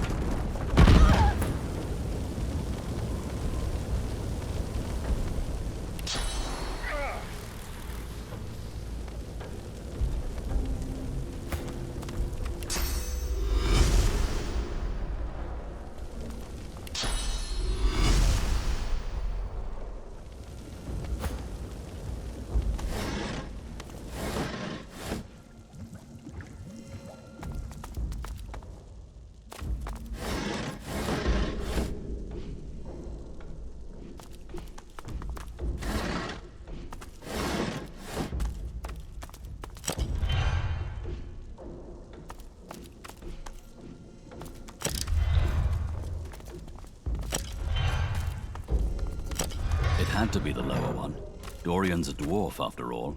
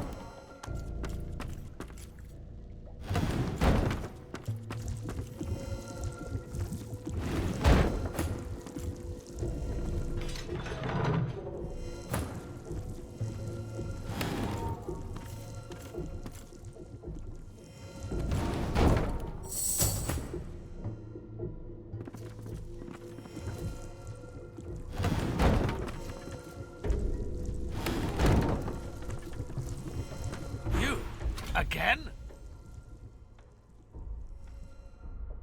I should hate to spoil your fun, but this will not be as easy as you might think. The dwarf grins as he lifts a flap of cloth to reveal a string of grenades around his waist.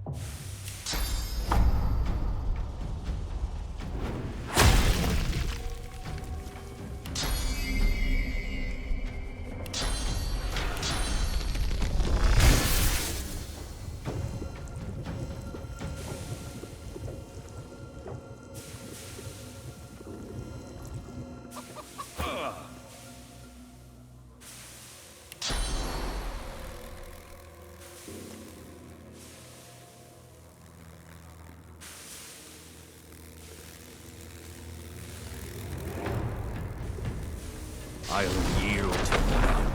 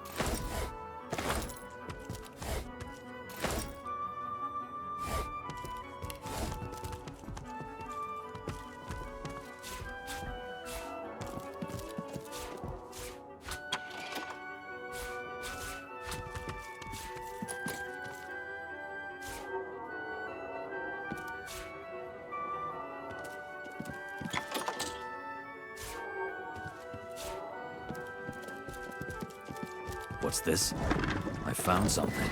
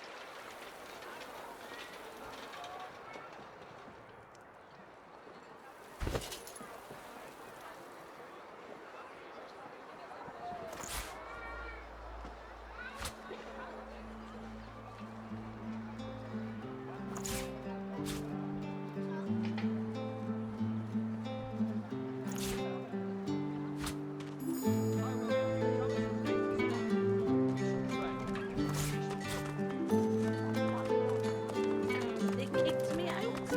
Don't they know who I am?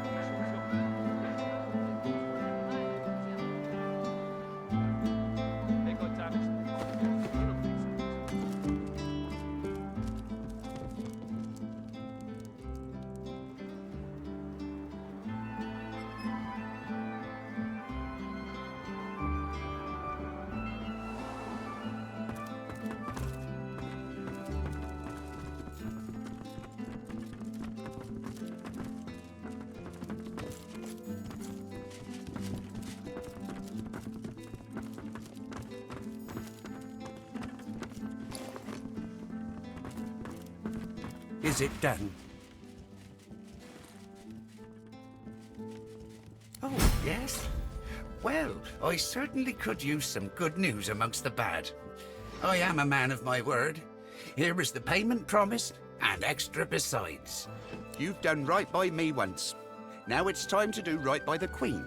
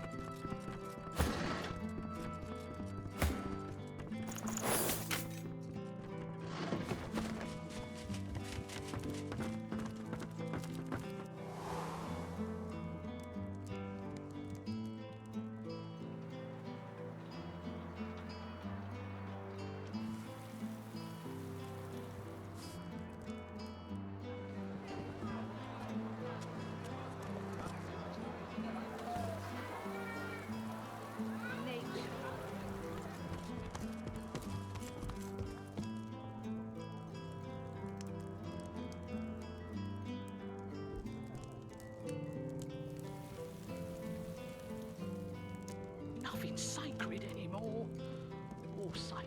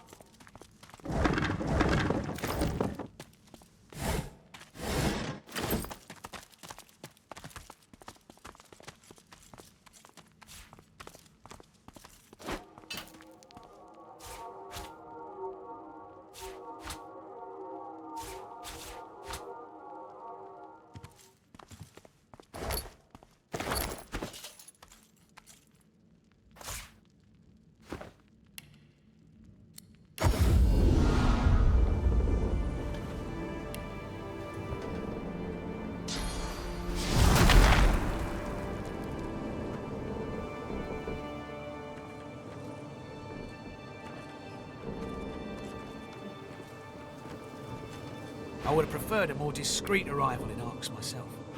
I am still a fugitive after all.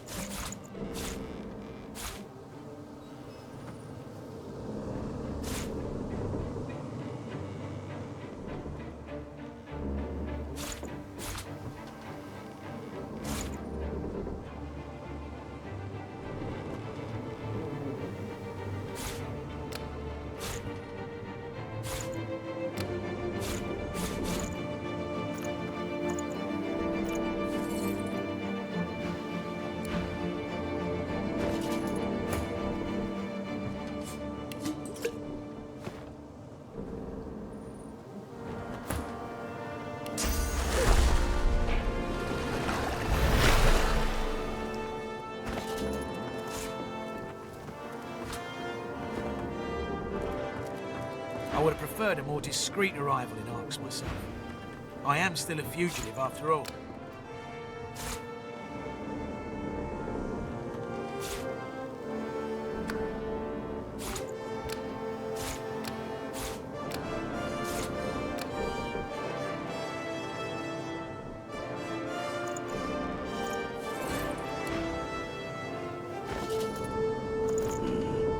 The destination pyramid doesn't help.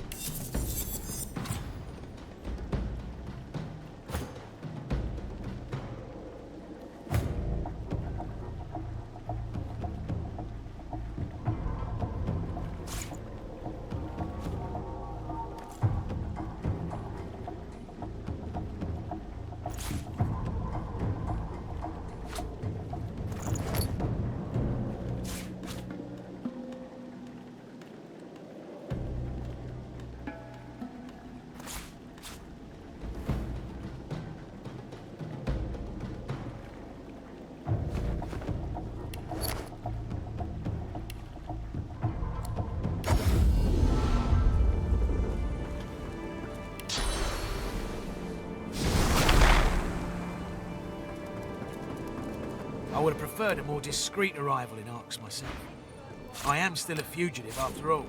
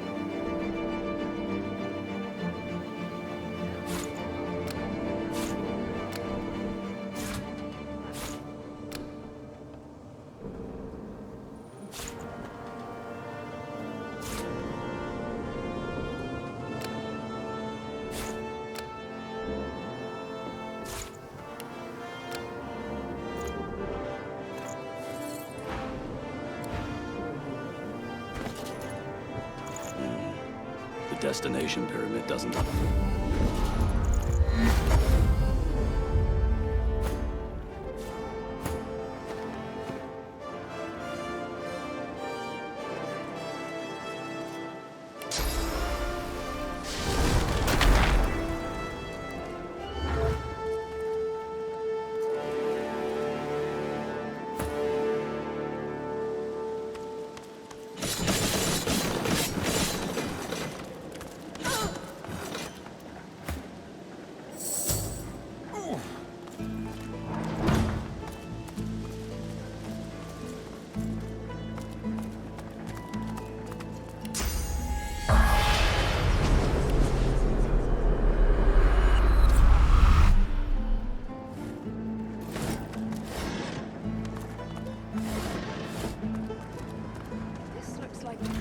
Peacemaker.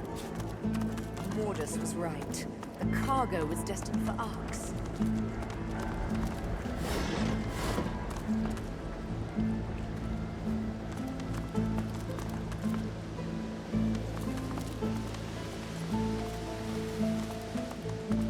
I've spotted something.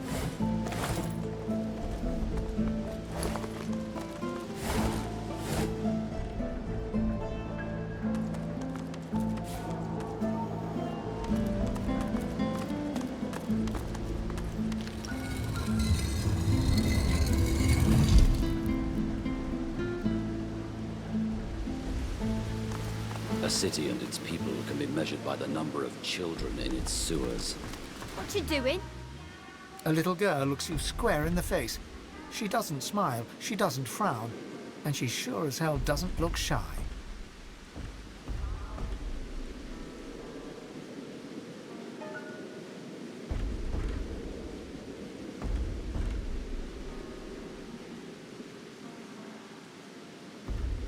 Did she now? Well, I know someone who'll be losing her income. I need to think about this. She thinks about this. Now that you're here, can't very well leave. Suppose you told someone. Nah, that wouldn't do. Nah, you'll just have to die. Get my troll to do it. Yeah, that's what we'll do. The troll will fix it. And then you'll be dead.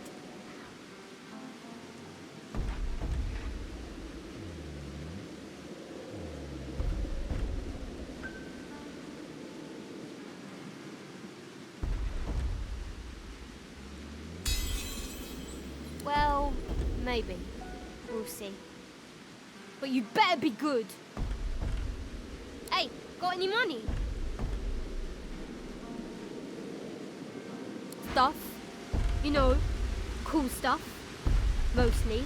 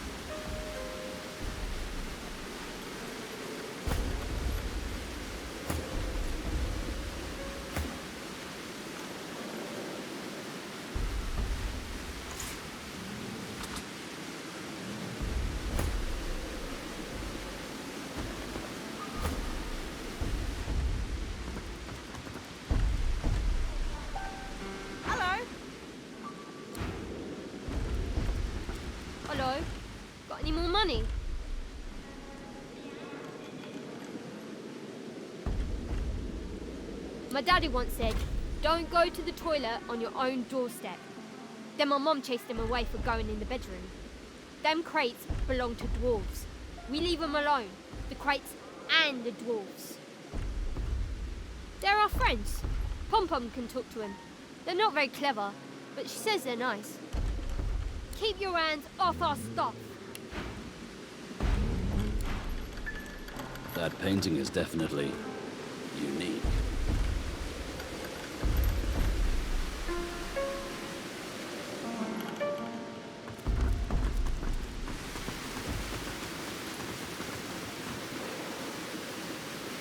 What do you say when a cat wins the dog show? It's a catastrophe. You're fun. I like you. He's my friend. I like him too, but he has a terrible sense of humour. And he eats cats. Oh, he's not tame. He's not tame at all. I don't think so. Trolls don't like grown-ups. Anyways, I'm not in charge. Tamora's in charge. We all do what she says. Bye then. Hello? Did you hear about the cat?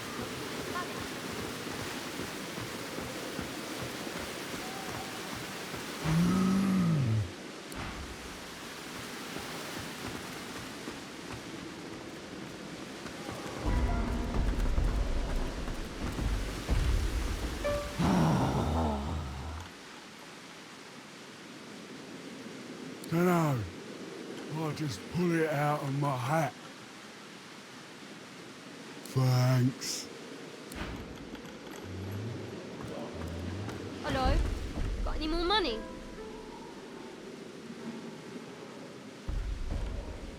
Yeah, it's alright.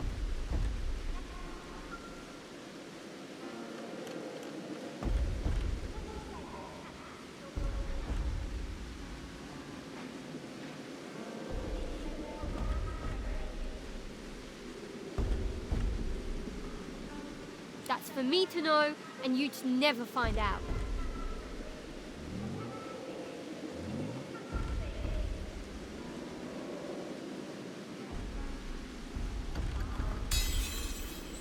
I stole it from Lord Kem's house, didn't I? And so what? I only took one of them. The other two were too heavy.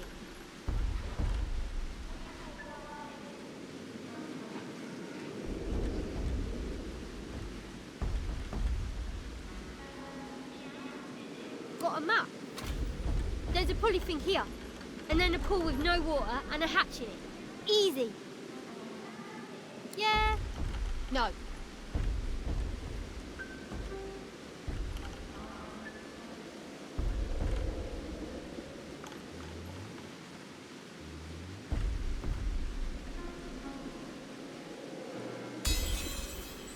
Okay, you can have it for this much.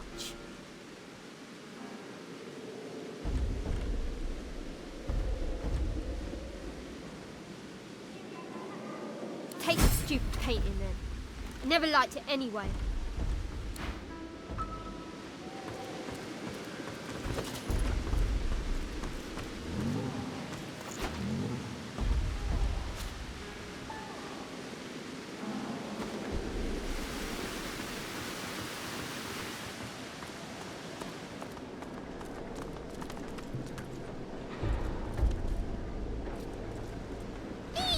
Well, look at you! Another jumbasaur here to join the circus, hmm?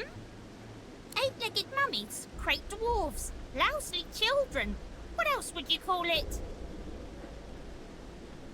Spiders as big as your head. No, bigger. And they'll grow a baby inside you if you're not very, very, very careful. What's to tell? A noisy gang of dwarves dragged an excessively large gang of crates in, and neither one ever left. Rude.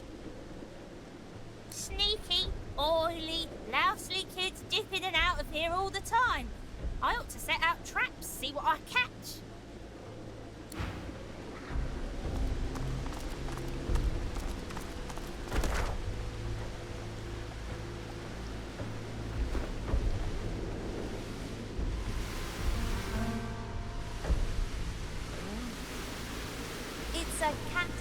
trophy. Cat to cat.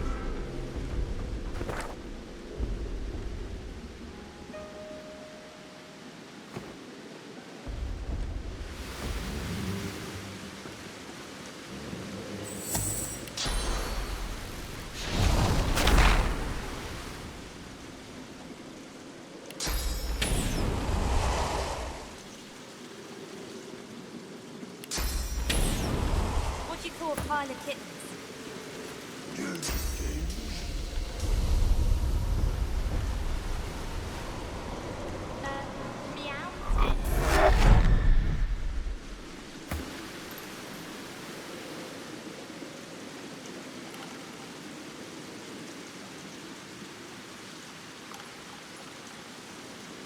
Did you hear about the cat who lost all its money? It was poor.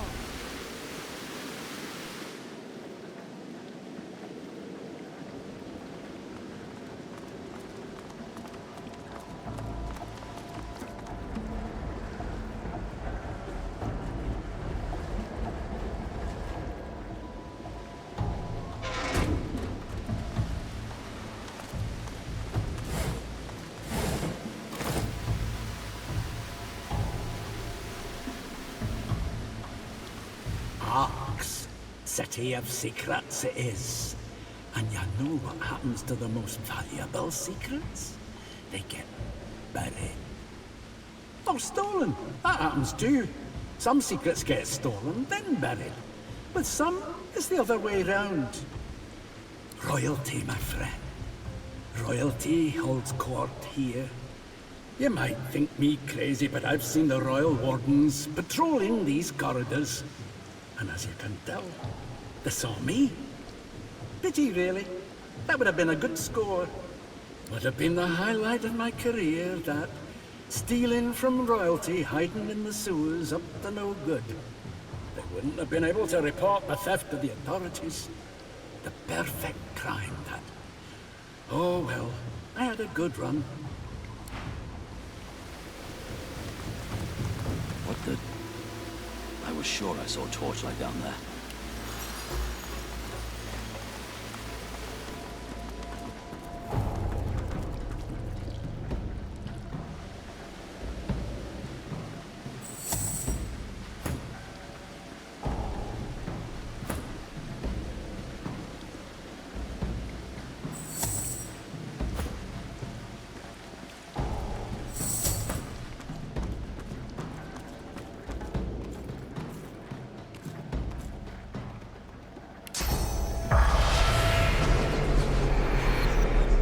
Bound and blindfold, you are dragged through the darkness. The stench tells you you're in the sewers. Your dwarven captors are silent, but then a skittering, as of blades tapping on stone. Your captors stop, unsure.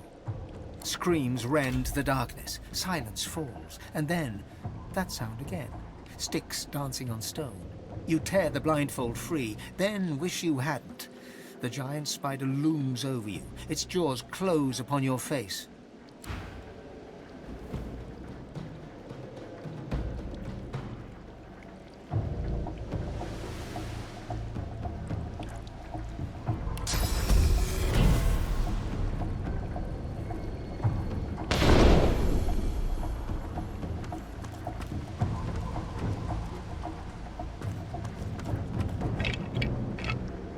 Ugh, it's of course it is.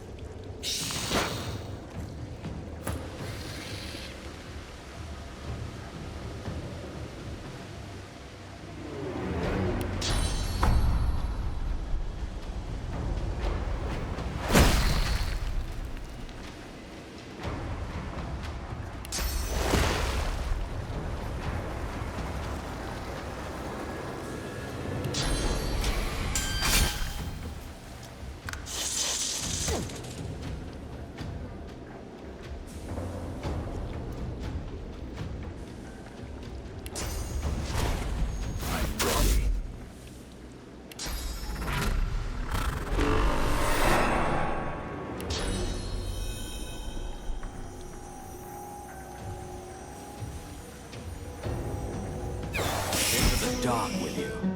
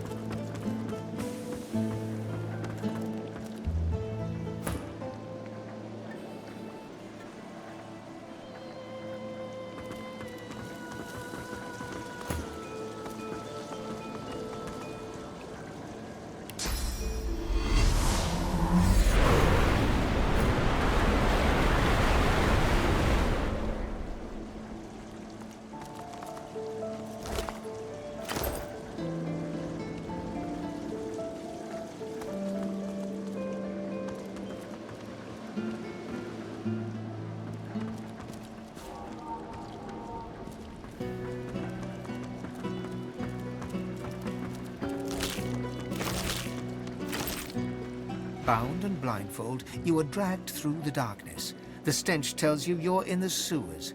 Your dwarven captors are silent, but their screams rend the darkness.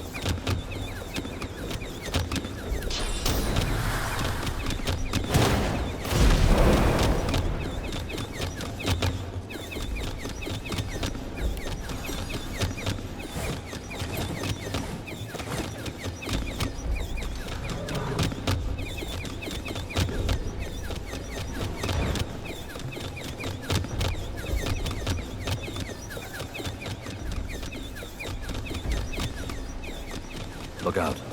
I see a trap nearby.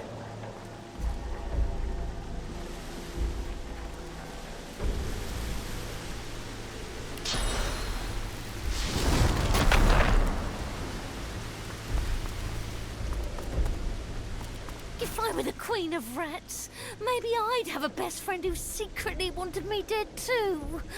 Dwarfs have all the fun.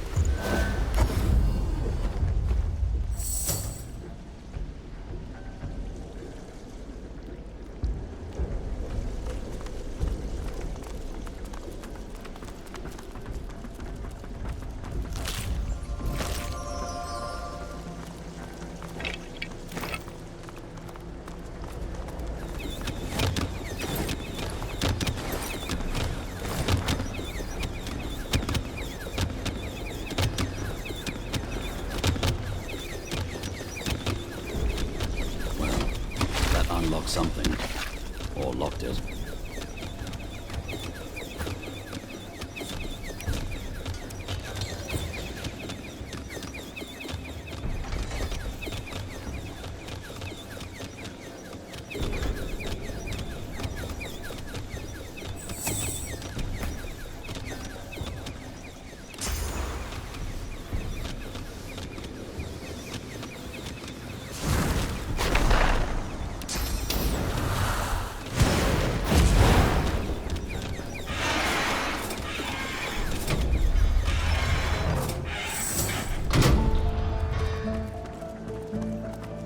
There's enough debt. What's this? I found something.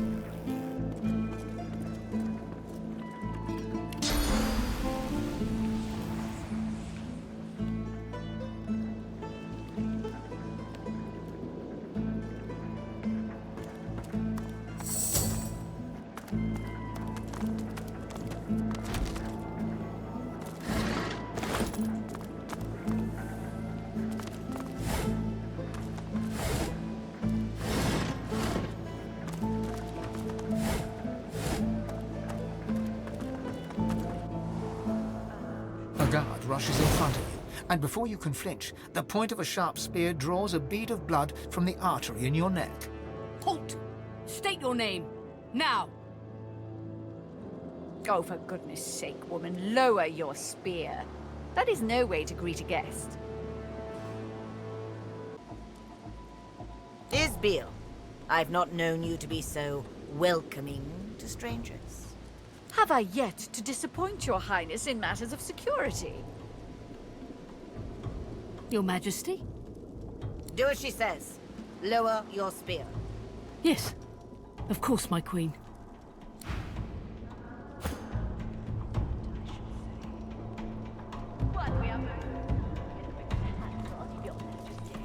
I'm watching you. Are you sure? One misstep. Your highness, Bloom of Duna, Flame of the Forge, I present to you the Lone Wolf, the Silver Claw, Hifan.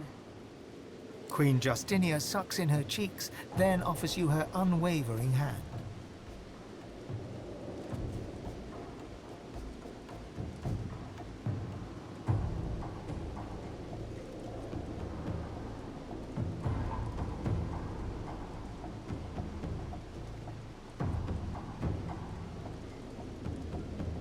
The Queen bids you rise with an upwards flick of her hand. An audience is granted. I am yet too intrigued to give my leave. Now tell me, Isbiel, why do you allow this man before me? My queen, the human specimen before you is a Godwoken, a claimant to the divine throne.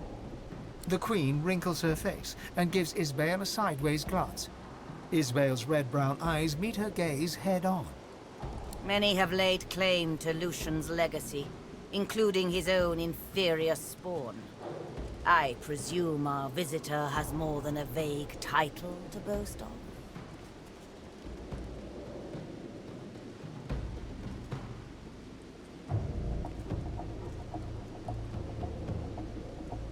The Godwoken has proven himself a worthy combatant in the joys arena of the One. His name was on the lips of all who roamed there. I appreciate the effort in gaining the respect of one's fellow refugees. You have my attention, Godwoken, if not my adulation.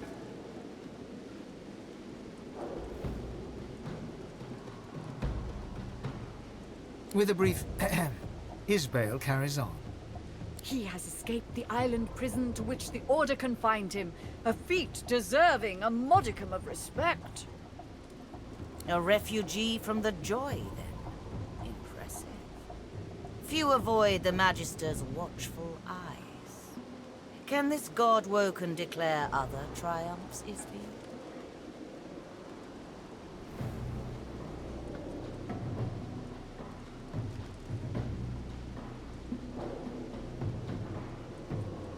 Yes, the mad sorcerer tainted both his time and ours. His stench is not easily rinsed away. But it seems to me that Voidwoken and Shriekers were a more present danger. Yes?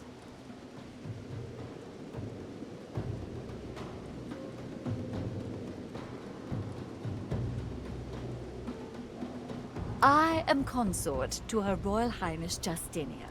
It is my business to know who serves the Queen's allies and abets her enemies. You do not roam this land unnoticed, wolf. Now, let us continue. Isbale clears her throat and continues her litany. The Godwoken arrogated the Lady Vengeance, the very vessel that terrorized the high seas under the Hammer's command. The Queen's eyes grow wide, and she nods appreciatively, then looks to Isbale to continue the ovations. It is good and right that you mourn the dead, Godwoken, but do not let your sorrow linger. Many a good warrior has buried his courage along with the dead. Look ahead, not behind.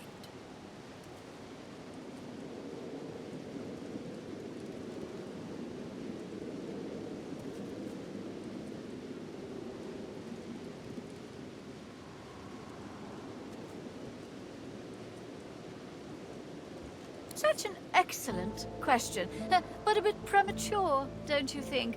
We adhere to a certain decorum in this court. I am certain you understand. His triumphs as champion of Driftwood are known to all dwarves of Reaper's Coast. This title is not effortlessly earned. Yes, it seems you've proven yourself familiar with sword and source. The raucous one would not assign the honor of champion lightly.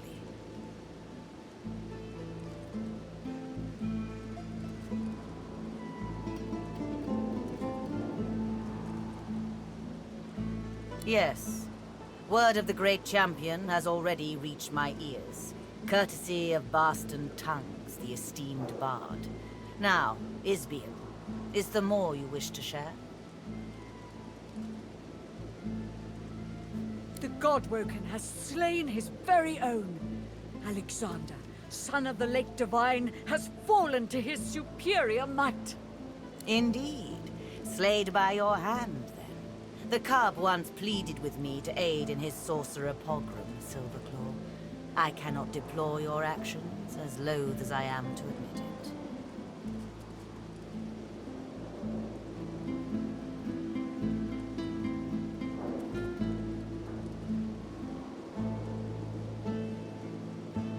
The Queen smiles her approval and looks to her advisor.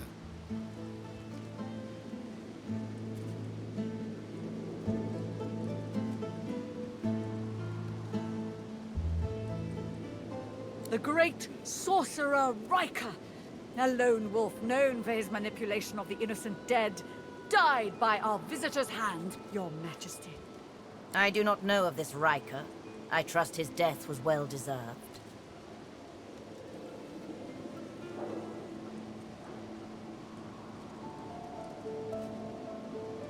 Basic decency is none too common in modern Rivellon, though I needn't tell you this.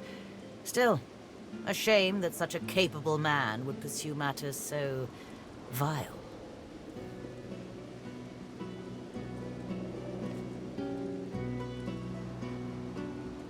Goodness, I've met street urchins with more manners.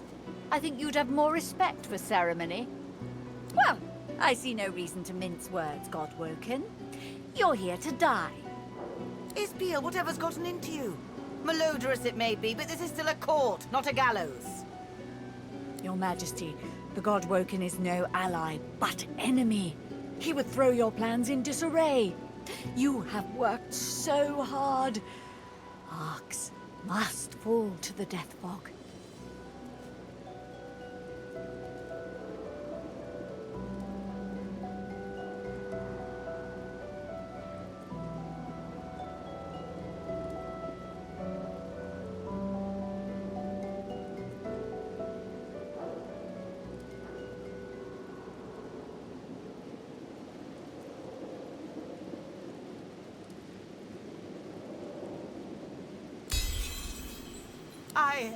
I am no monster.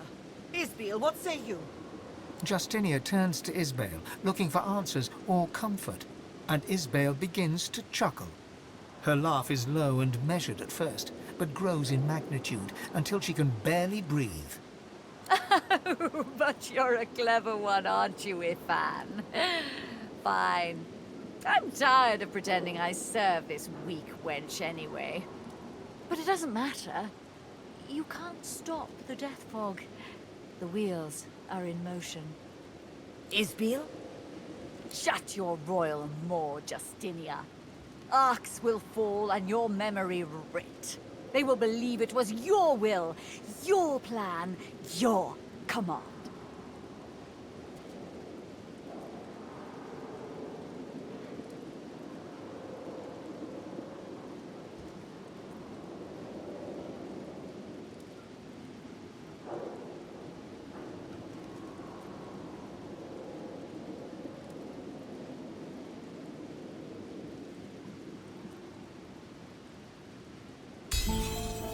For a moment, Isbale appears almost relaxed. Her eyes flash blue, her face quivers. Isbiel? My queen, forgive me, I... Isbale screams in pain and clutches her head. She bobs and sways, muttering indecipherable words under her breath. Kifamod un kaegad, rewem eke sifavin et bukamar anafking, goganim ik she.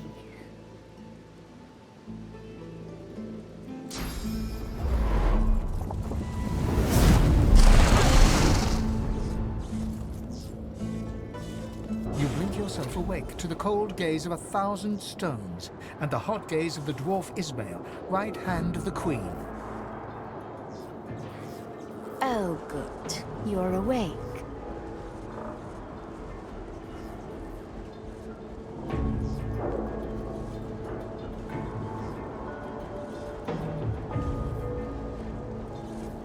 At first, I figured I'd just kill you.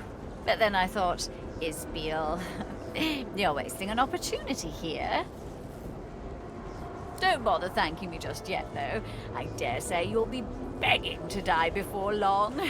So I'll start with lesser toxins, just to see how you react, and take it from there. How strong a dose can a Godwoken handle? How long does it take for one to succumb? So many questions.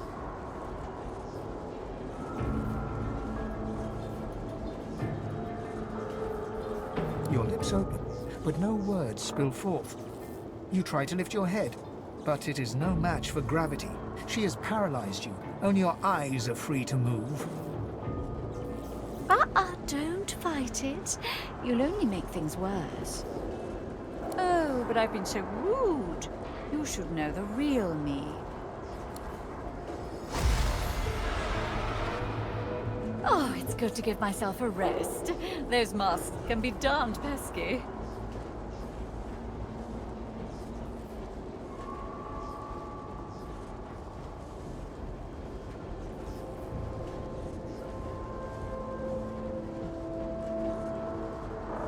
Good. Make yourself comfortable.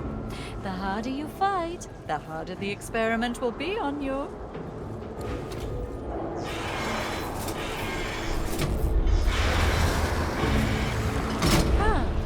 That dose proves quite alarming for my normal subject. Let's try a new approach, shall we?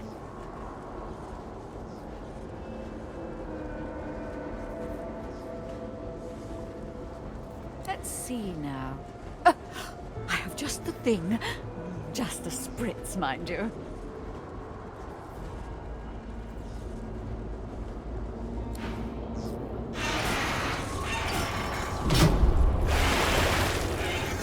You struggle to move, and you feel your toes wiggle, and your fingers twitch. The paralysis is waning. Interesting. Some of the results are quite unexpected. Now, let's move on to death fog. Live or die, you've already proven most... Well, I was going to say useful, but perhaps entertaining is the better word. Isbale turns the ramp, but no fog wafts forth. In that moment, you feel your bones and muscles awaken. You've regained control of your body at last. What's wrong with it? Guards! Come! The Godwoken's broken free of my spell!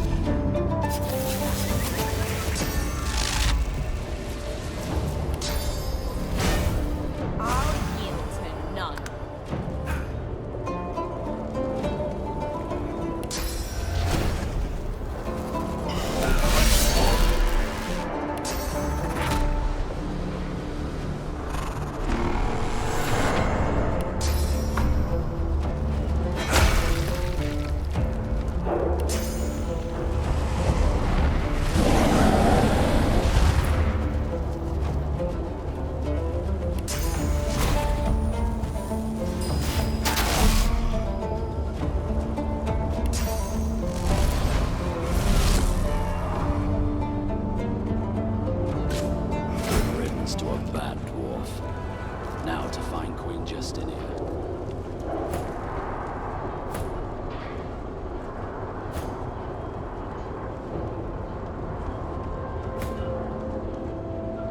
You look at your companions in shock. Black Ring influence or not, the enormity of the Queen's plan is revealed. To kill everyone in the city.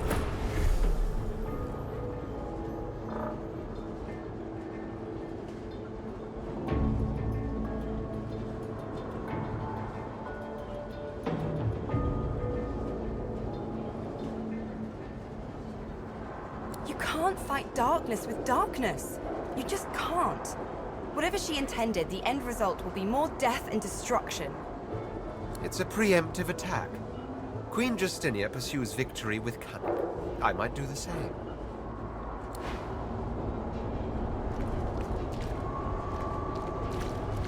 What's this? I found something.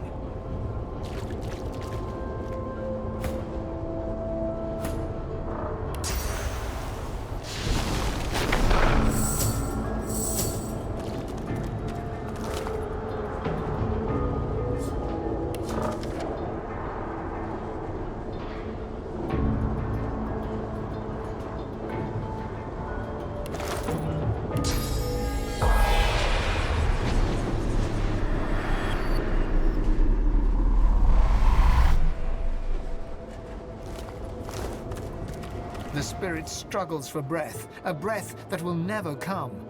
An eternity choking to death beckons.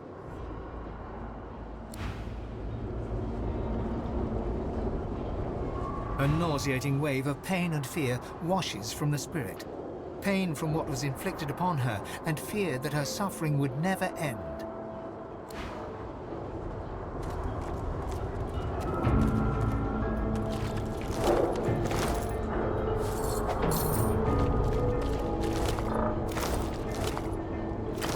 The spirit laughs soundlessly at something unseen. You realize that what you thought was a maniacal glint in his eye is, in fact, the last glowing embers of the acidic fire that burned his eyeballs away.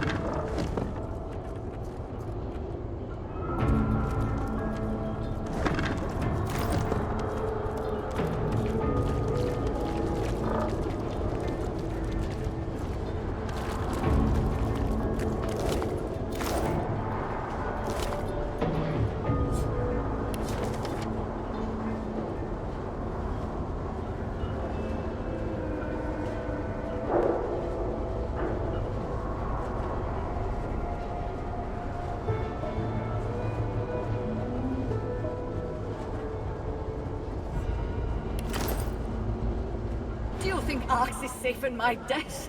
I faced the grave before, you know. Yet through the God King, I have eternal life.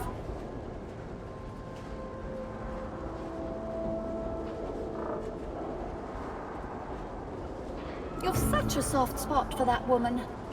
Do you really think she didn't know exactly what releasing Death Fog into Arx would mean? Don't be fooled. I may have planted the seed, but she gleefully tended to it. My entourage is taking good care of her, I promise. Well, as good as you would expect. If she's missing a few digits, or bearing a few new bruises, that's just expected wear and tear. The Master's purpose is his own to speak, not mine.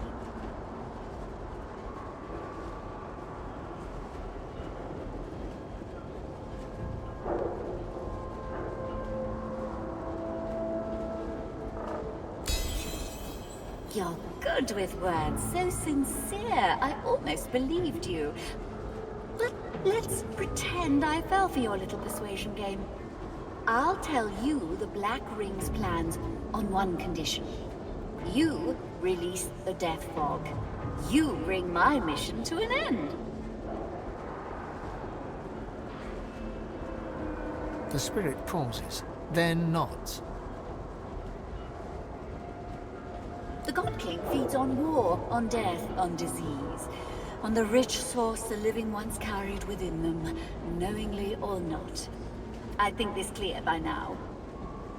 The Death Fog was not just a murder bomb, but a tool. A tool for sowing discord. A tool for pitting the Order against the Dwarven Kingdom. A tool for ridding us of those who would see us fail. Every race, every creed, and every claimant to the title of Divine. Isbale's voice rises, and her fists tighten. You presume she'd have gone red with fury, were she not wholly translucent. I lived for that day, Godwoken. The flesh of every Magister melted like butter in the sun. The Paladins' eyes bugged out in horror as they watched their spouses and children choke on the death fog, clogging their lungs. There would be screams first. Then silence. The spirit's eyes and mouth narrow. In her silence, the noise of splashing sewer water bounces from the stony walls and into your ears.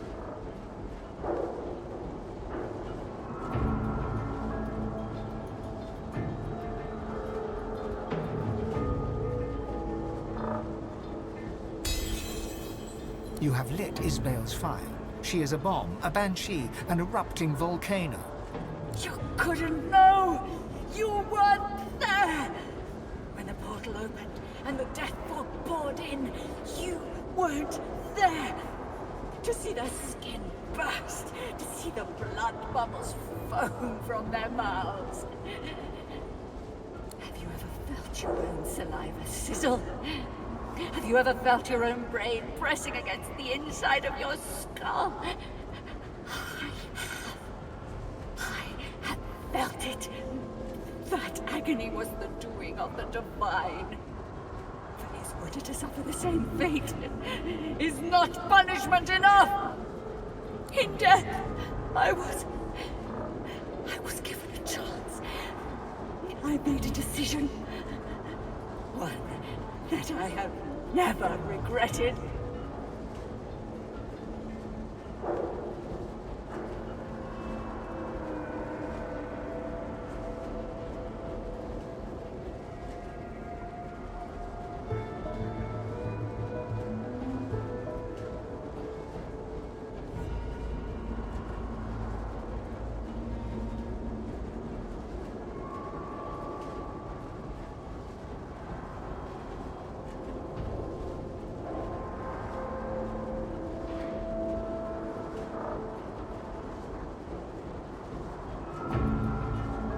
It is time then. Time to face him. I am ready for his gift and his sanction.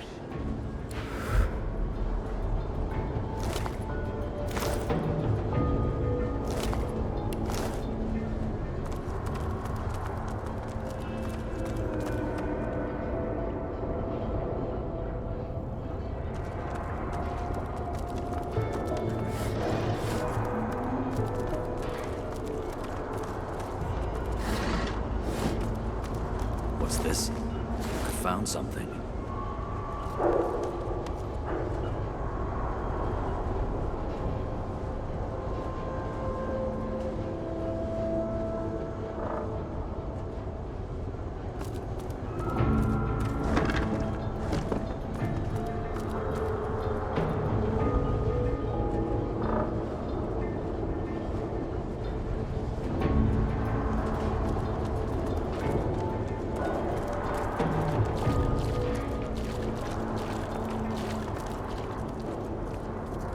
What's this? I found something. That sounds like a queen.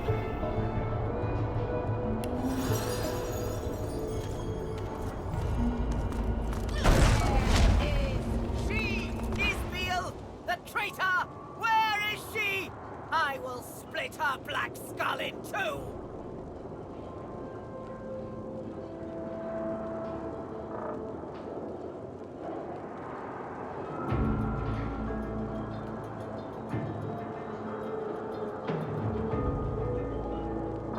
by whose hand?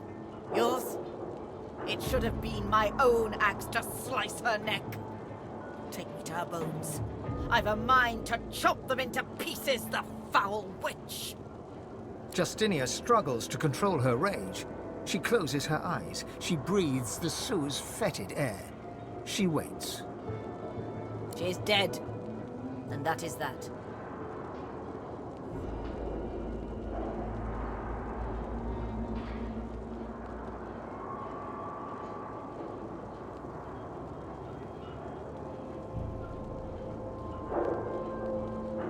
Justinia pounds a fist against her palm. One smack, then a second, then a third. You may not believe me, but what I did, I thought I did for the sake of my people. The sinking of the Peacemaker, the driftwood smuggling operation, the Death Fog, Black Peak Isle. Power always comes at a great cost. Sometimes you have to take some lives to save others. And I shall always put Dwarven lives first. You must understand this. It was only a matter of time, she said. And I never doubted it. The scouts talked of living weapons nailed to crosses, of blank-faced wizards, an entire force of them. If we didn't come for the Order, the Magisters and Paladins, they would come for us. They had my ear all the while, the Black Ring. I'm sorry. Truly sorry. To think of it. She was a scientist of sorts, or so the town criers chanted. She knew of the ways of nature and beyond, and I invited her to court to show me. She healed the sick and soothed the wounded. I saw it with my own eyes. I brought her close. Her words were wise, and her aims, well, they seemed so pure. It was after Alexander assembled the quorum that Isbiel turned my mind to thoughts of war. Our scouts and spies aided dwarven sorcerers where and when they could, but Isbiel insisted the monks and shriekers would touch dwarven land. When we came to Arx to prepare, she rarely left my side except to tend to her laboratory. I'd no idea what atrocities she'd been committing there.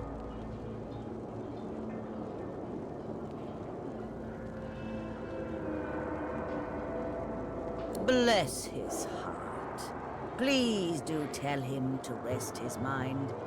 Mikael is no man of courage, but he's as loyal as a fresh-fed pup. But do be sure to keep my whereabouts private, at least for now. My concerns in Arx must remain my own. The void closes in then. It's so much more dangerous than even Death Fog.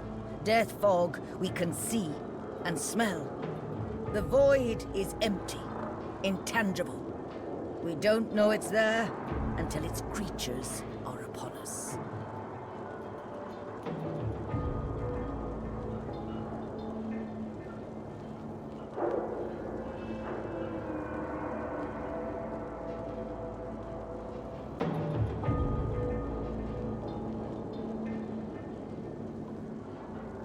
Kem?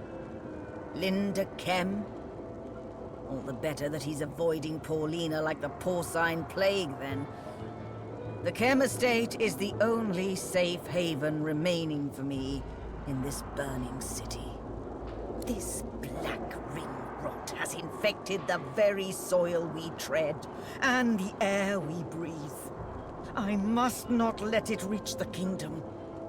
So unless you've no more grievances to air... How many innocent lives will die before you see reason? Kill her! Forgive her. Justinia has learned from her mistakes. Let her return to her people in peace. What's done is done. Murdering Justinia now solves nothing.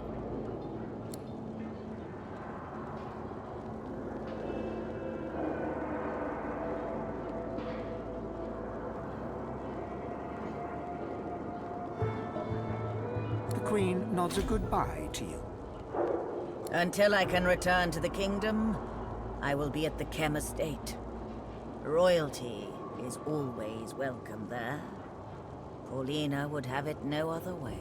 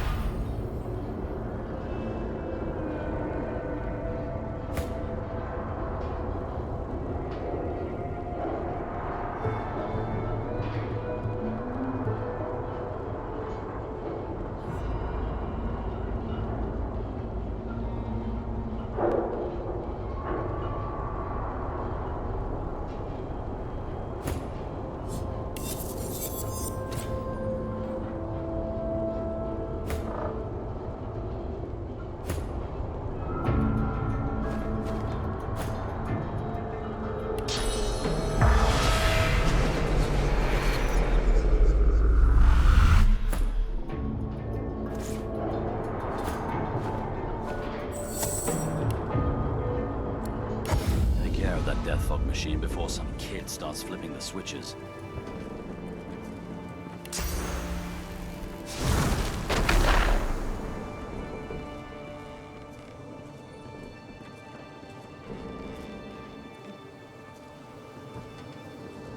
I would have preferred a more discreet arrival in Arx myself.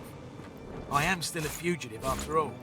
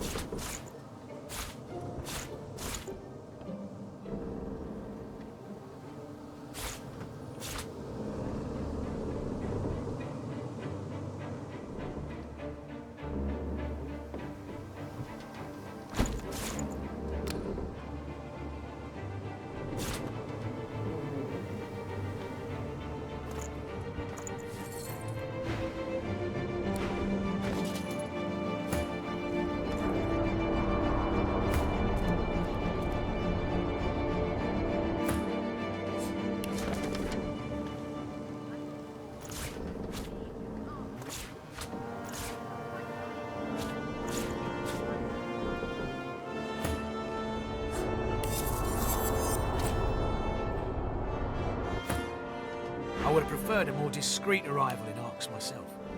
I am still a fugitive after all.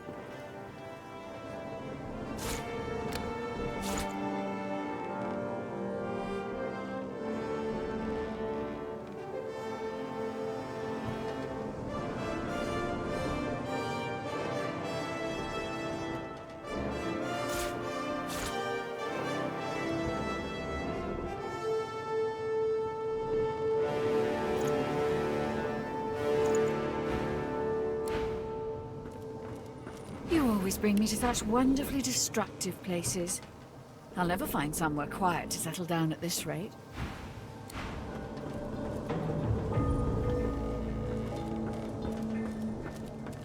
You must truly savor my company, Godwoken.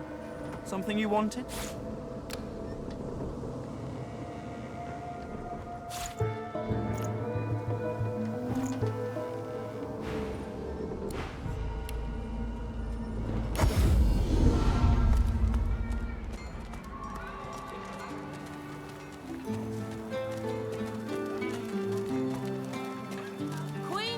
I serve all who seek aid, sir.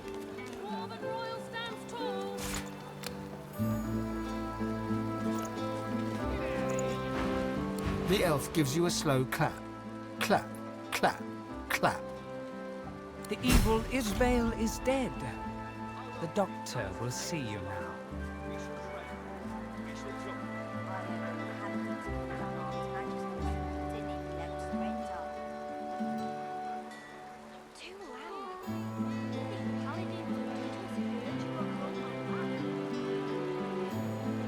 Permit me to mark it on your map.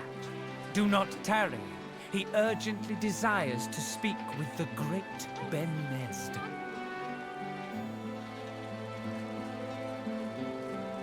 The elf gives you a cool look. When he speaks, it's through gritted teeth. A word of warning to you, Ben Nest. One you would do well to heed. Do not make the doctor wait. And do bring Losa with you.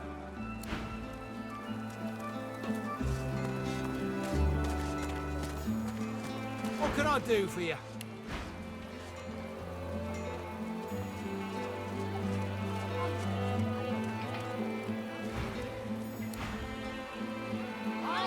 You're gonna make a purchase, or what? Get to it or get moving. It's the busiest day of the year.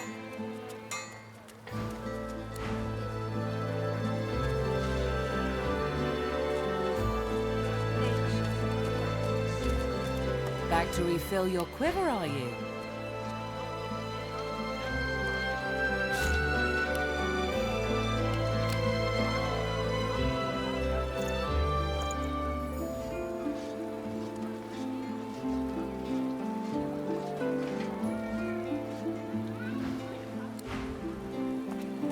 Nature provides. Browse as you must, but do respect my wares.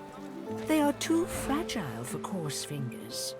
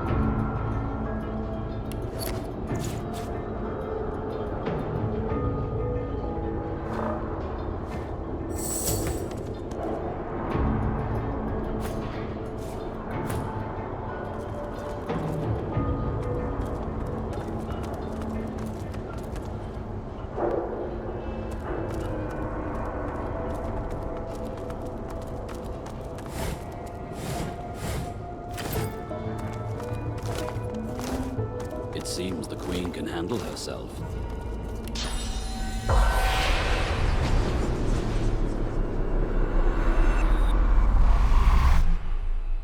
Junk.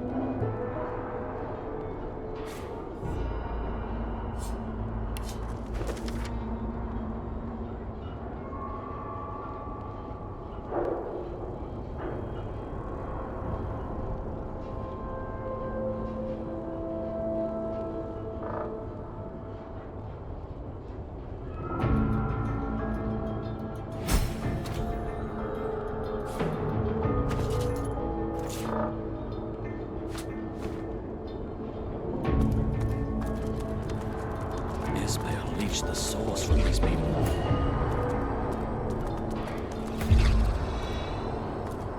The spirit before you is paper thin, as though there was hardly enough source in it to manifest at all. You used source to heal a sick child. The Magisters threw you in jail. Then, in the night, came the dwarves. They marched you blindfolded through the sewers, clapped you in irons, and took you apart for your source.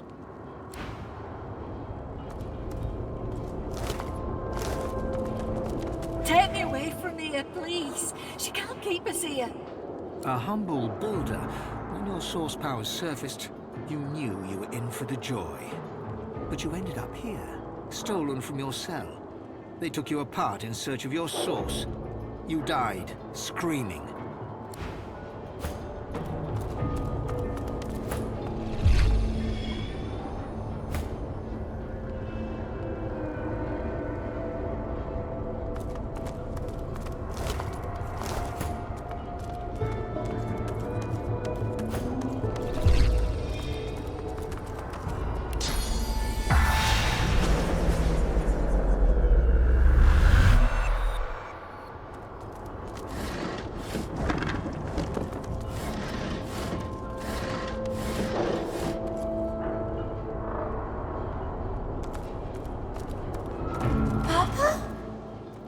Papa. The lady took something from me.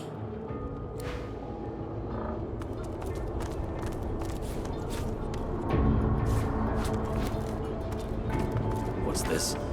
I found something.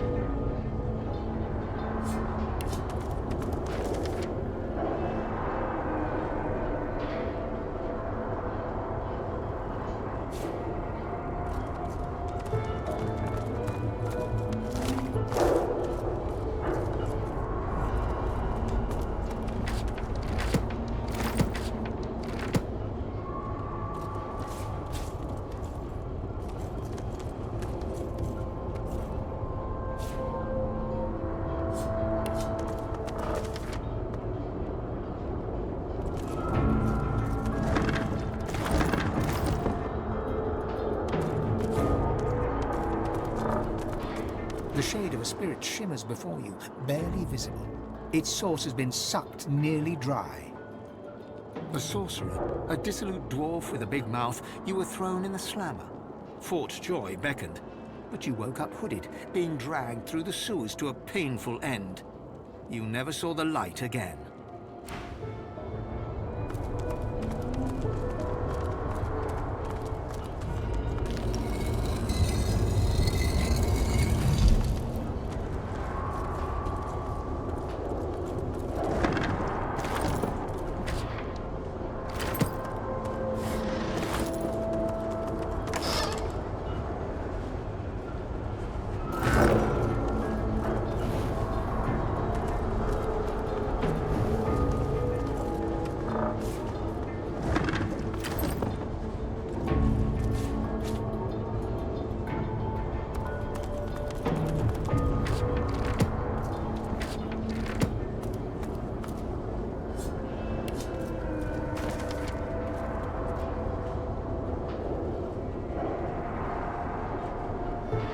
Isbael was planted in the royal court quite some time ago. This conspiracy has been a long time brewing.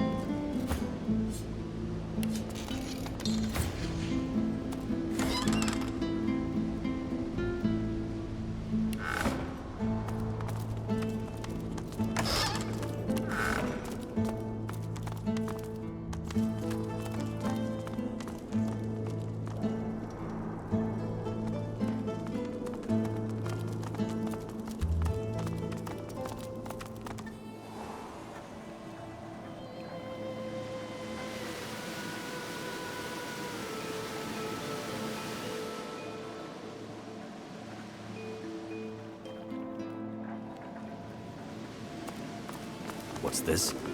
I found something.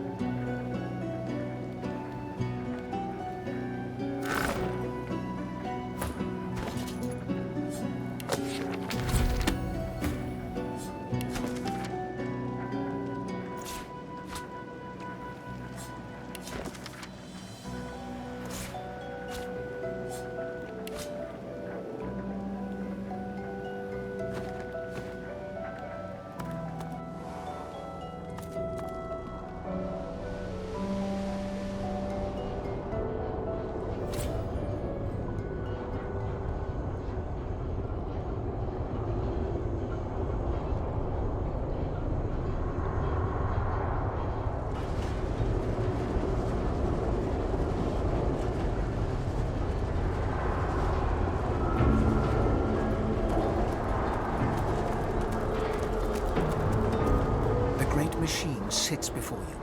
Pipework tentacles outwards and upwards, the conduits piercing the ground overhead, wending their way towards the city and her people above. Even through the seals of the Great Cistern, you scent the acrid sting of the death fog inside. A faint gossamer of death fog rises from a junction where the release valve meets a pipe. A switch allows redirection to a different pipe, labelled C. The junction currently leads to a pipe labelled ARCS. Destroy this thing. There's no time to waste. I don't trust that leak. I say flip the switch, send the death fog to the water, away from the city. Redirect the death fog. Better to poison the fishes than to poison the people.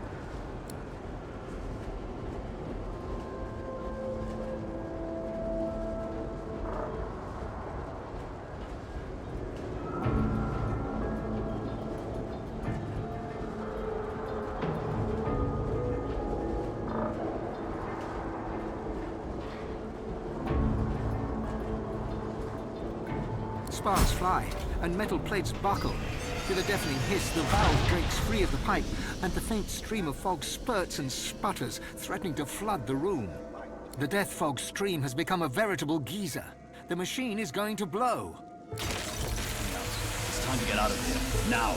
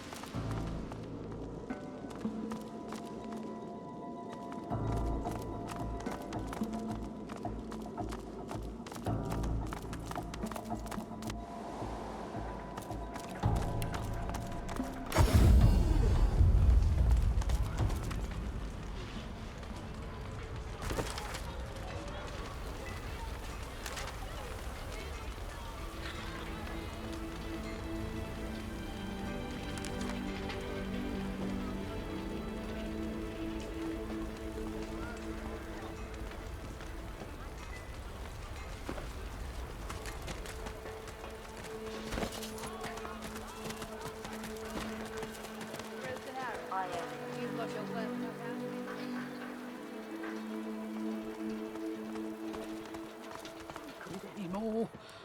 All safe.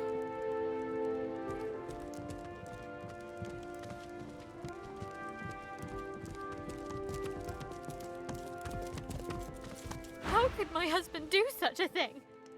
I loved him! Tears fill her eyes as she bites her lip to hold back sobs. This is the worst day of my life. She slumps in her seat, looking even more miserable and dejected than ever. She nods sadly, gaze dropping to the carpet.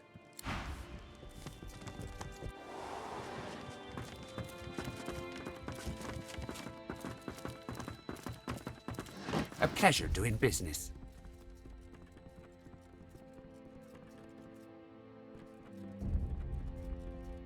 Awful. Just awful.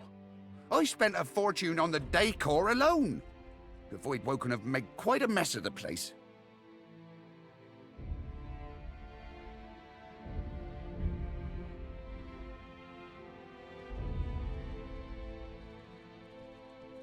Attack toys, you say? Any other day I wouldn't believe you. Today, nothing can surprise me. What's next? An army of poison toads? Flying crocodiles? Fire-breathing chickens? Looks like I'll need to have a word with the doctor. Right after you've gone. Which should be any moment now, I'm sure. Isbael's brewing the stuff down in the sewers. Don't know where they're planning on using it, but I don't want to be around when they do. Well, yes, of course. I'm not unsympathetic, you know, but I don't have time for teary eyes and sniffles. So, if you please, I'm sure you've your own burdens to bear. Ross taps his foot impatiently and steals a glance at his half-packed boxes. Ah, my darling Lulabelle. Isn't she a beautiful creature? A ray of light during dark times, when even a marriage ceremony can get cut short by tragedy. Really? Whew, this is amazing news. But what of the Queen? What's been going on? Is she safe?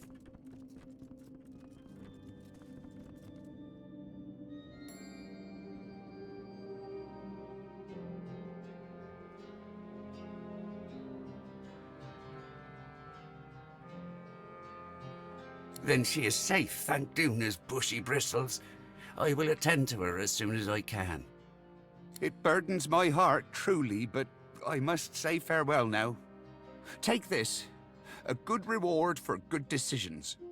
Mikhail returns to his boxes and sacks, though he no longer places items in them, but removes them.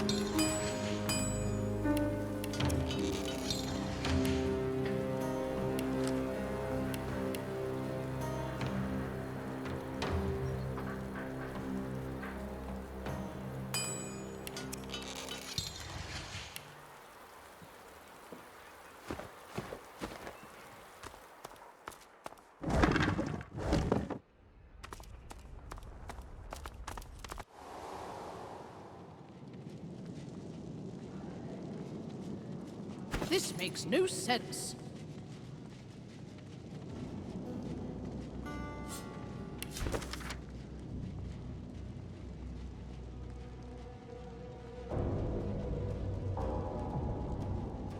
"500 escapees? We would have noticed."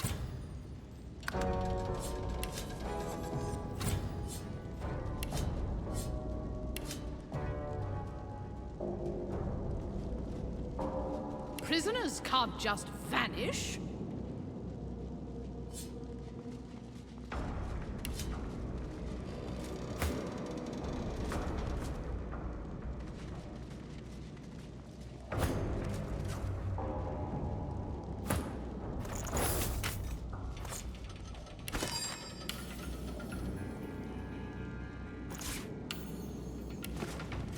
Where are all the prisoners? Where did they go?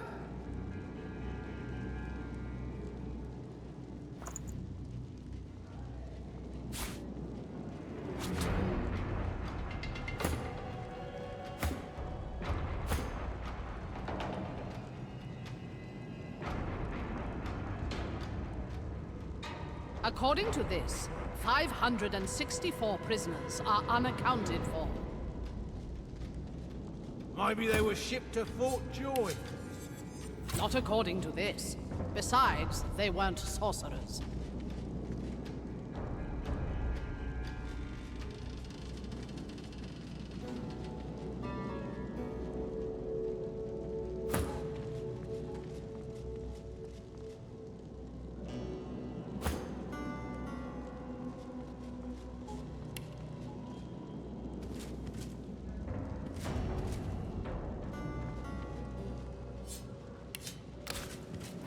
The cells are empty.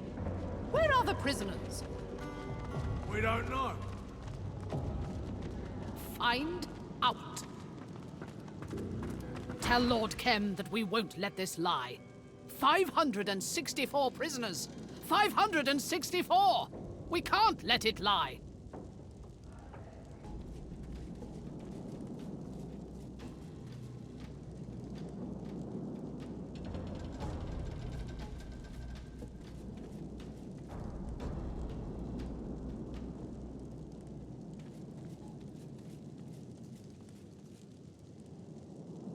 Ah, so the prisoners escaped. That seems unlikely, since they were well shackled. But perhaps the Magisters are not as guilty as we'd thought. Not that that lets them off the hook, of course. You may thank Lord Kem for the information. I will put it to good use. We'll get to the bottom of this, I guarantee it. Her jaw drops. She struggles to process the news. You saw this with your own eyes? I see it in you. You did. This is abhorrent. Outrageous. Evil. Dallas and her whites, they must be involved. This cruelty, this disregard for life's spark. It is the mark not just of the Black Ring, but of the Hammer. You've done the Paladins a great service. The better we understand the ways of the whites, the closer we come to ending their horrors. She bows to you in farewell.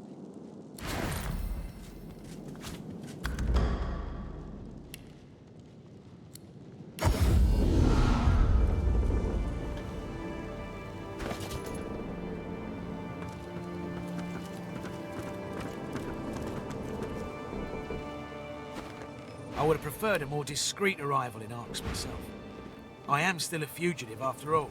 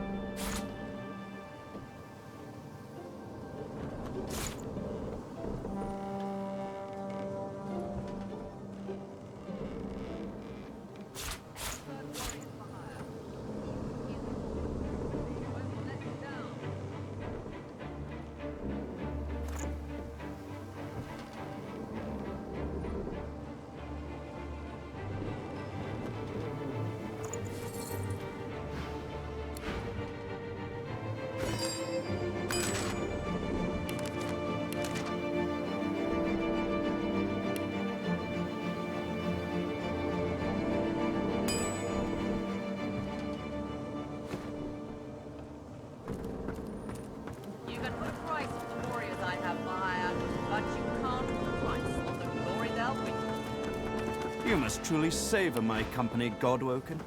Something you wanted?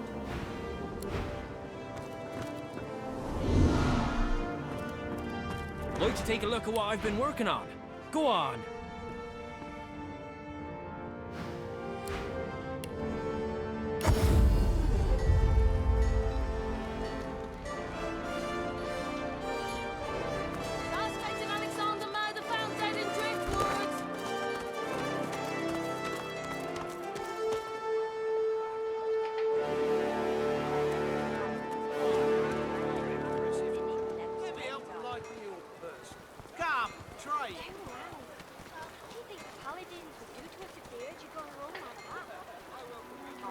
business must be booming for you, Mr. Broken Weapons. Dead Magisters don't tend to buy weapons. Still, the Paladins. Paladins don't need them either. They took the weapons off the Dead Magisters.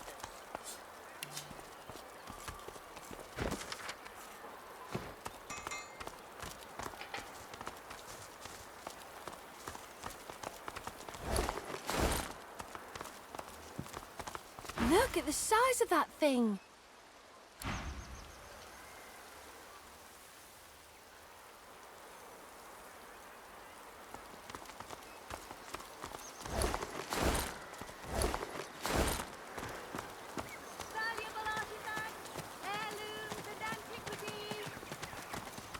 If you're looking for Kat, she's evaluating all of Kem's antiquities. It'll be a while, but hey, why not do some shopping while you wait?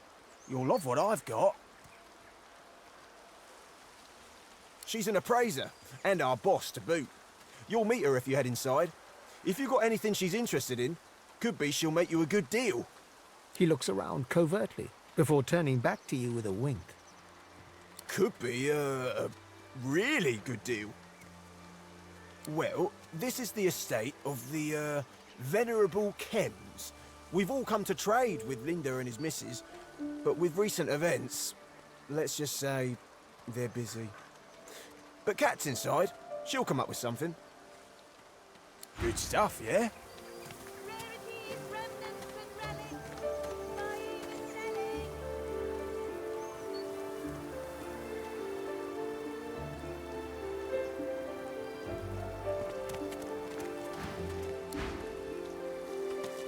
I heard there's a bard in this quarter who's got the best set of lungs in Arx. We could use a merry tune or two after what's happened.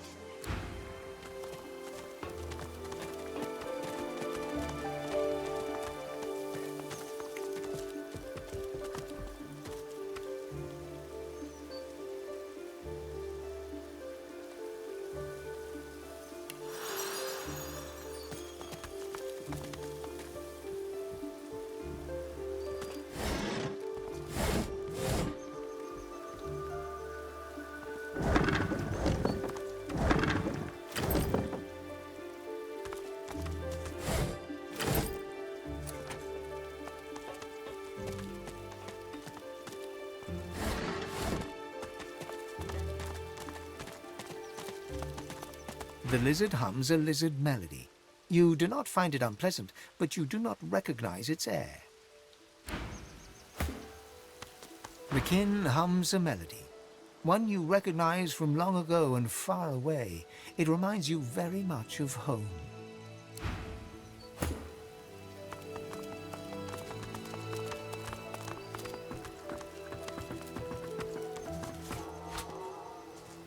What's this? I found something.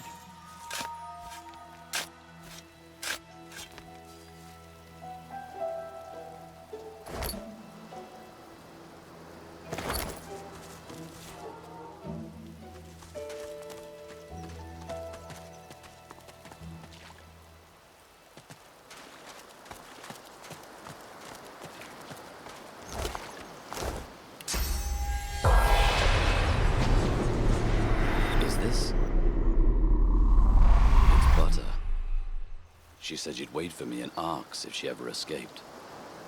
And so she did.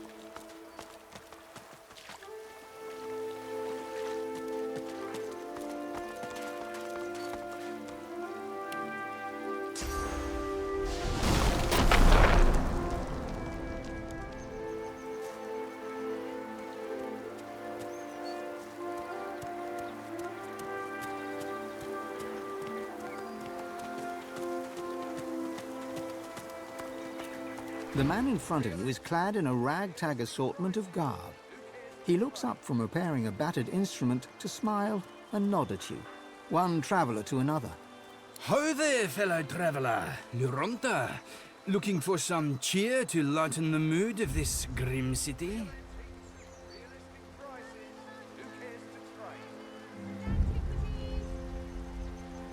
Yes, Callisti, I did indeed. Such a beautiful place. Such beautiful folk. It makes me sad the children of today could never see it. Well, Ralph, at some point, long ago, I decided poetry had but two purposes: to quicken the people's river of tears, or to stave them. Look around you. You'll find fear and longing and desperation. What good is a bard's solemnity in a city besieged by void and divided by war? My privilege and my duty is to remind the people of Arx that there's blue sky and shimmering sun beyond the clouds.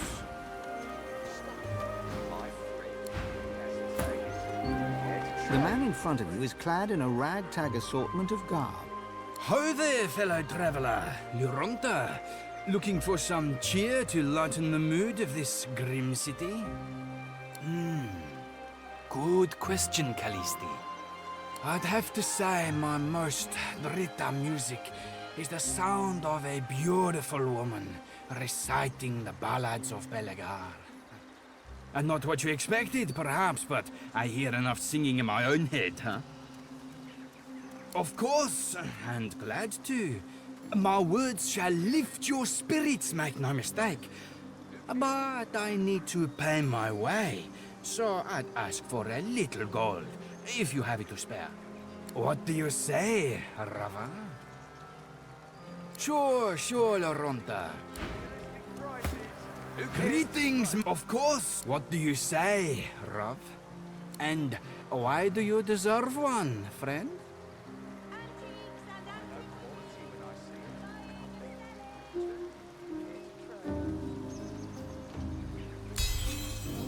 Your style, I like it.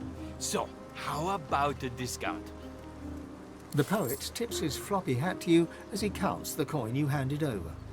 Now, what poem would you care to hear? An old classic or an original verse? Take a seat, Rav. Make yourself at home.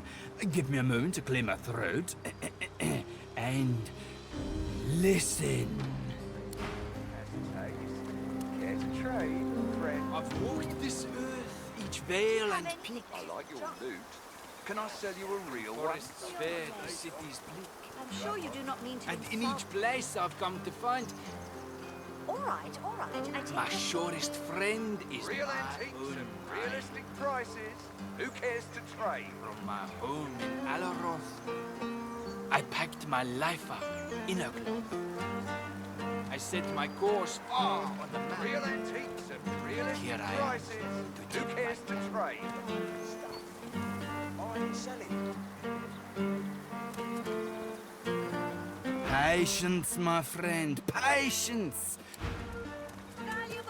I keep seeing imaginary void woken around every corner. I don't know if I'll ever feel safe in these streets again. The trader sways in time to the bard's tune, but stops as you approach. She looks at the mansion nervously, then back to you. Looking for, something special? Am I that transparent? I'm a little on edge, it's true. She nods to the looming estate. See behind me? That's Linda Kem's mansion. And if Cat's to be believed, Kem's got something valuable in there. So valuable that if we can find it, we'd be set for life. She's in there now, looking for this thing. I don't know what it is, but Cat promises our lives are about to change for the better. She's an appraiser, and a damn good one at that. Kem's obsessed with his own riches. He brings Cat in to tell him how much his collection's worth, then basks in his wealth like a lizard in the sun. Her voice lapses into a soft whisper. People like Kem, they just get richer and richer, while the rest of us scramble for their scraps. Kat says we deserve better, and I believe her. All done then? From forests fair to cities bleak. And in each place I've come to find... She responds with a nervous wave. From my home in Alaroth, I packed my life in a... I set my course... I got real lucky when the Voidwoken attacked. I know some people that lost everything. Some, maybe. But most of us are here to trade with Kem. He's tough to nail down. Luckily, our appraiser Kat's already made her way into the estate. The Kems lost nothing in the attack, so Kat will try to convince them to share a little. She's our leader, and a damn fine appraiser too. Meet her inside and she might even trade with you.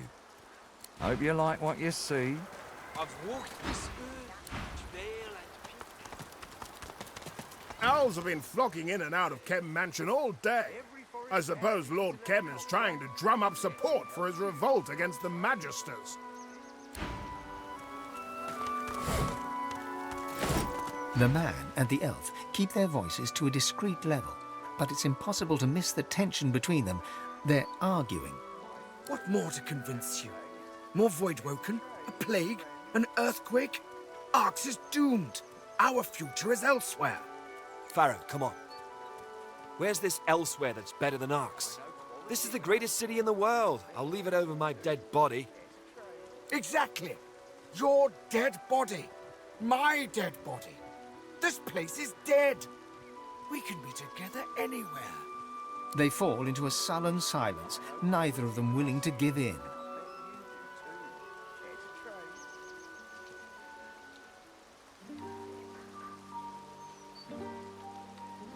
Keep out of this. This is not a good time. Please leave us.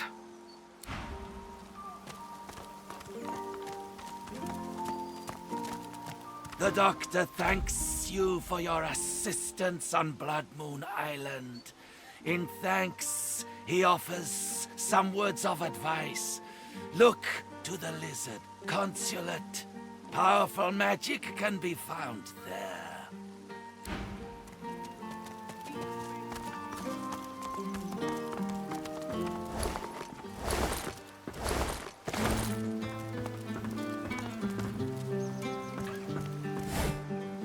This will all blow over, trust me. We shouldn't take the risk. We can be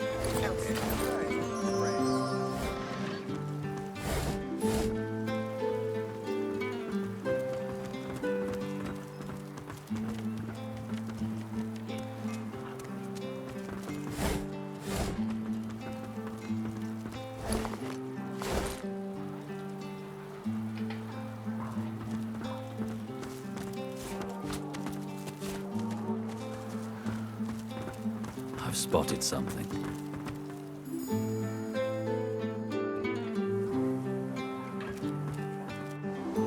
Alarm! Alarm! Intruder! Alarm! Alarm! You've got some fighting, and I've got what you need.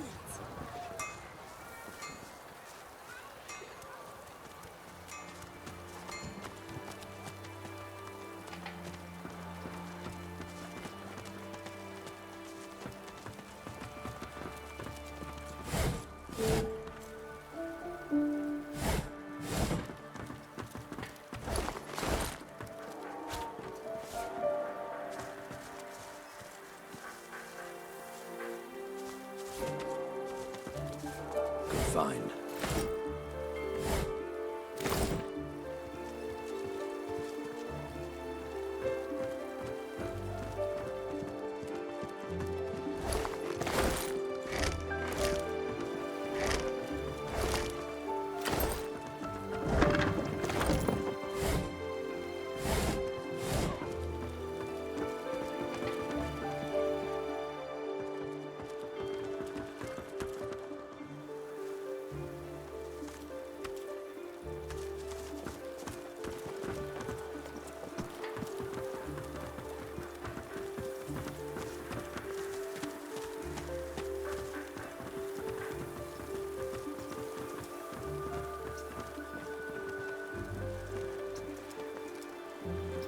You want meat and bread?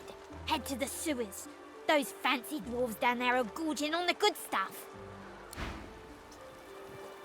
Goods bought and sold. No questions asked. The man glowers from under his hood. You can't see his eyes, but you know they are trained on you. You are equipped well enough for a barroom brawl, my friend, but if you strike from the shadows as effectively as you strike in the light, you may find my supplies invaluable. Is there more on your mind?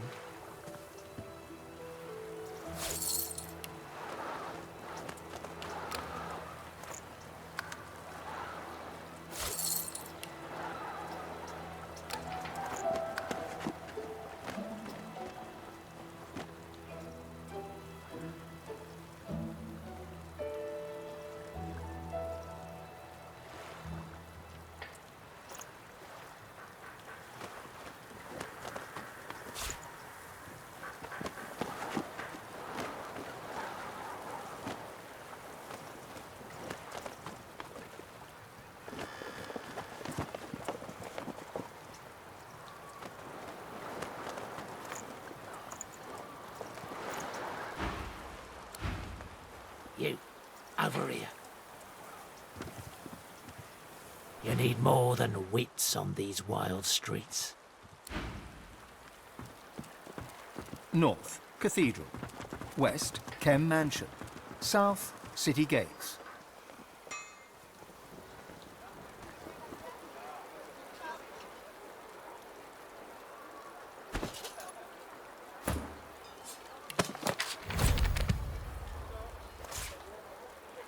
Nature provides.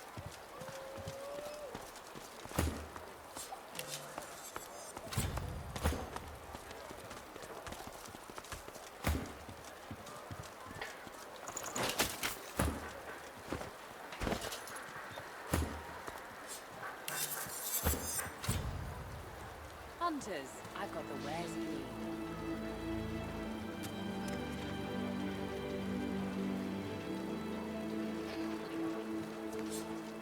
Nature provides.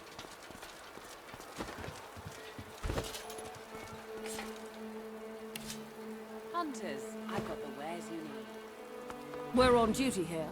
Leave us be.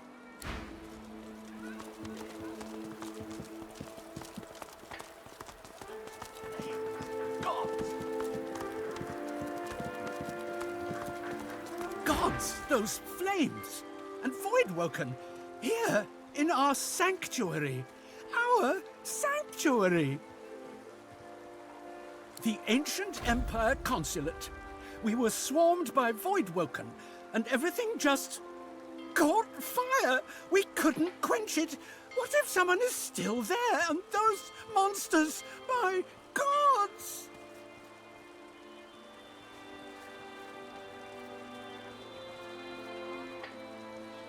You'd go in there? Zolstissa, bless you! Please, save what you can, who you can! Fight me, then. I'm loosed and I'll kill you.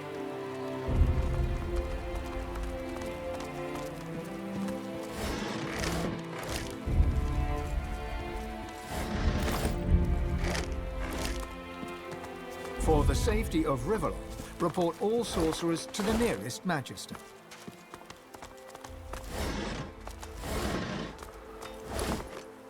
Leave me alone, I'm busy.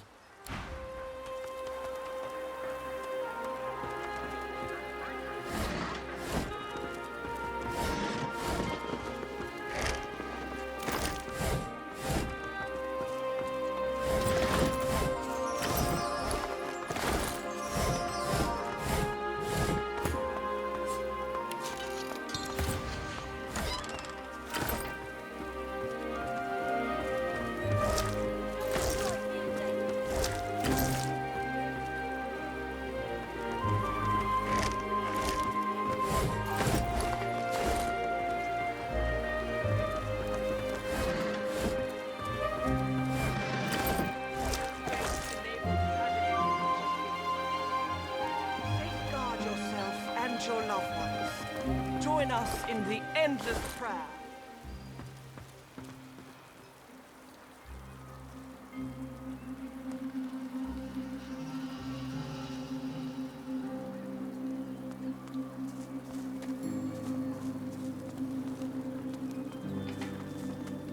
Don't you fight me, Damien. I'm Lucian and I'll kill you. Our parents will be busy praying all day. We can stay out and play as long as we like.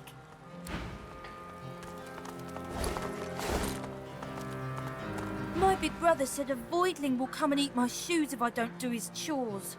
I don't want a voidling to eat my shoes. I'm Lucian. Gonna kill you, Damien. For the safety of Rivellon, report all sorcerers to the nearest Magister.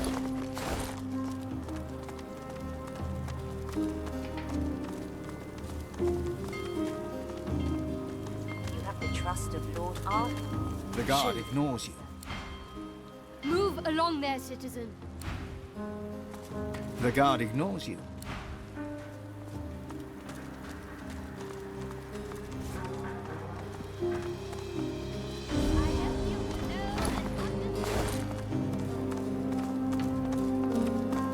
He blanks you.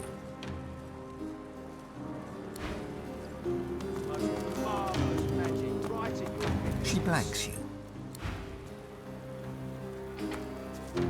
Greetings, stranger. May the dawn greet you warmly, and the twilight guide you to peace. I've little for sale beyond the very history of the elven people.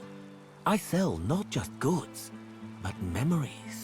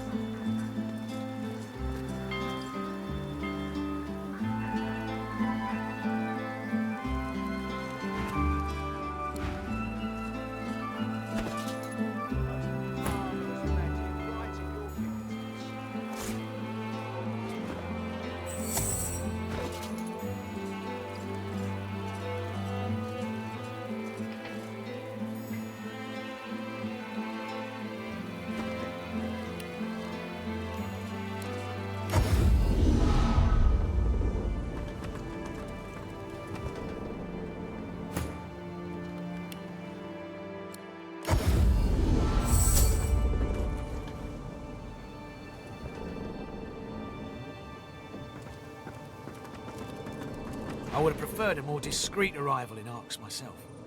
I am still a fugitive after all.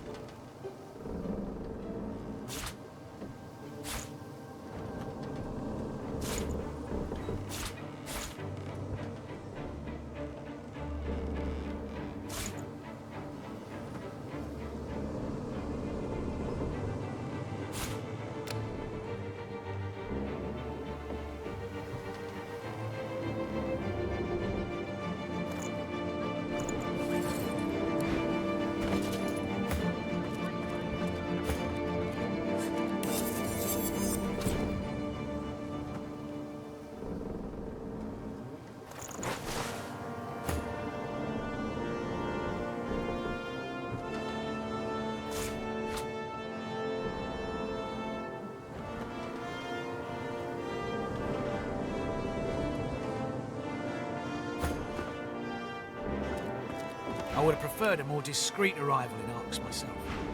I am still a fugitive after all.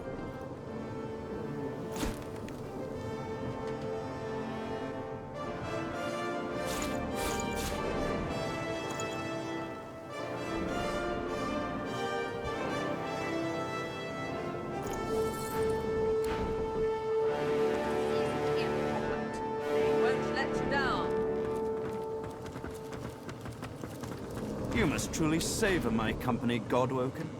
Something you wanted?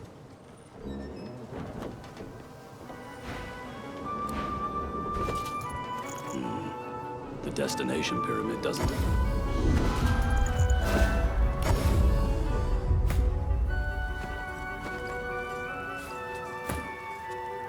Pieces of our collective soul. Yours to buy.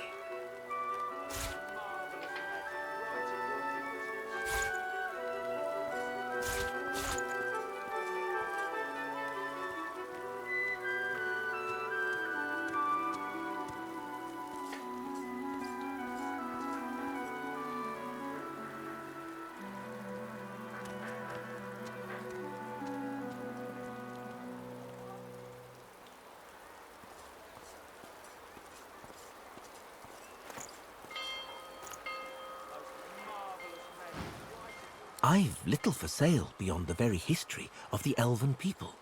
I sell not just goods, but memories.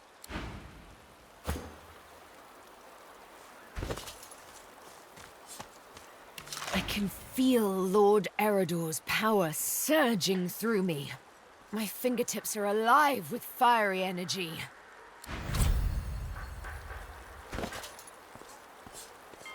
Those eyes. Those eyes! But now I know what made them gleam so. Apotheosis! That was disgusting. Yet now I have that oily power within me. Worth it? Worth it.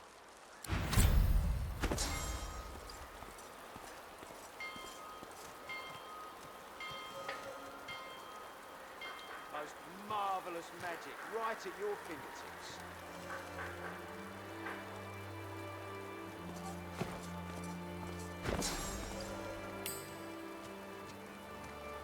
Most marvelous magic right at your fingertips.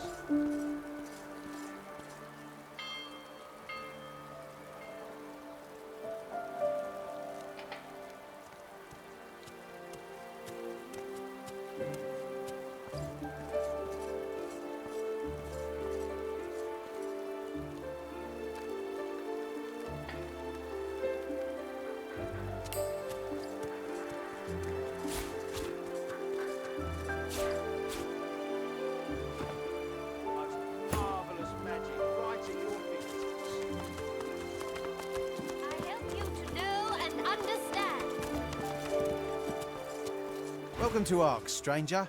Care to see a trick? The merchant snaps his fingers, and a small flame emerges from his forefinger. He blows it out as he would a candle, and smoke wafts forth. It's not a very dramatic stunt, but kids like it, and doesn't freak out their parents. But I presume you're after something a little more sensational, no? Unhappy? Yes. They've been scattered by fog and wind to every corner of the world, and like most elves, these ones wait for something, someone. I suspect they pray for a salvation that may or may not arrive. As for me... He waves his palm through the air. A trail of multicoloured smoke trails behind it to form a hazy rainbow. He then blows into the rainbow, and it dissipates into a dozen formless wisps. I create my own happiness. Done shopping then? Academics and intellectuals only.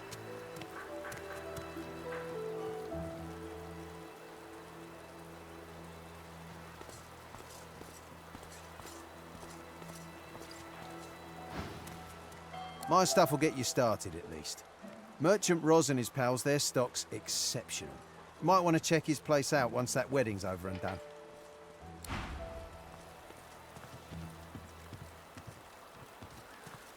Ancient knowledge, yours. She studiously ignores you. The elf raises her head and peers down her nose at you. This is a place for scholarly pursuits. You do not look the scholarly sort.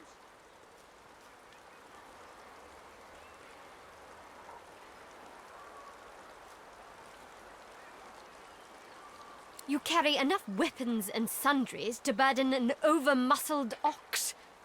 And like most armored humans in arcs, your pursuits are not likely intellectual. Hardly.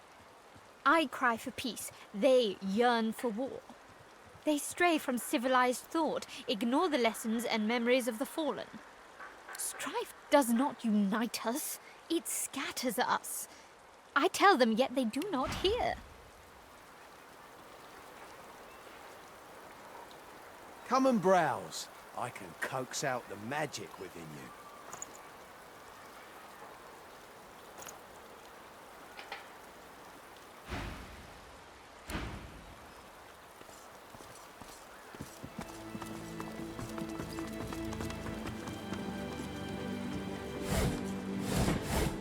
Sabile's voice sounds from over your shoulder.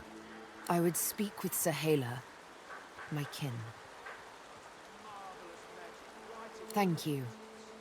Sabile, it gives me joy to see you.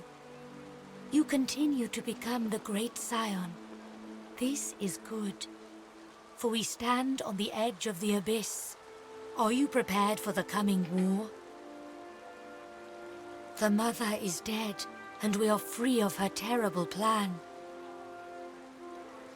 The age of the mother is over. The shackles of the past are broken. We shall take our rightful place in the new world. War is coming. We shall harrow the earth with the blood of humans, lizards, and dwarves, and from it a new forest shall grow. It gives me joy to see you, Sabile. Sahela keeps her expression carefully blank. Sabile turns away. She looks troubled. Isn't it obvious? She's insane.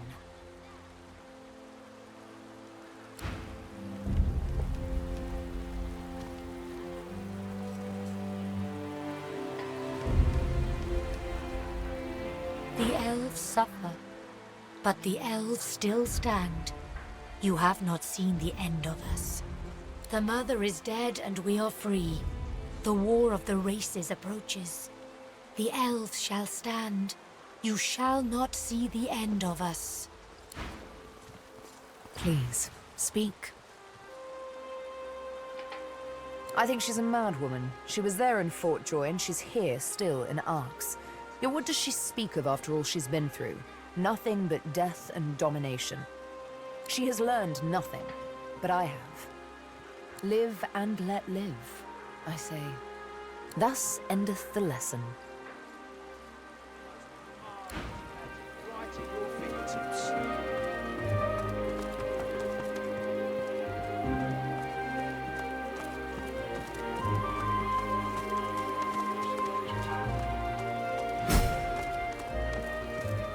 Lucian's blessings to you, stranger. I'm Sister Avony, the head priestess of the cathedral.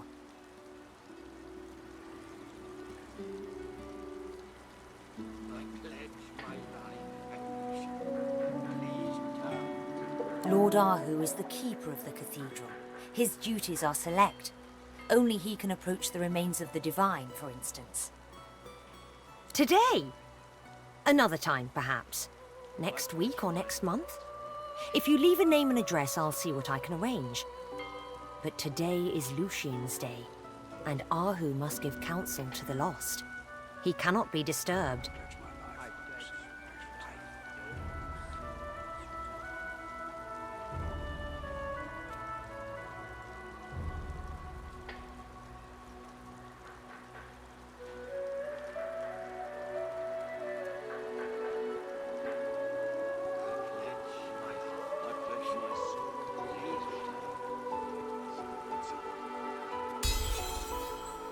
Lord Ahu is deep in prayer and is unlikely to answer a knock at his door, no matter who knocks, or how hard. Very well. Here is the key to Lord Ahu's quarters. Lord Kem has posted a few guards by Ahu's door. Show them the key. They shouldn't bother you after that.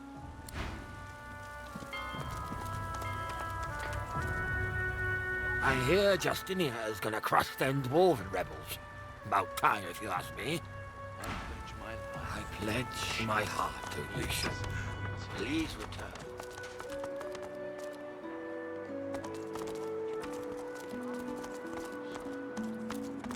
Lucian and Damien. The Great War. The Ascension of Lucian.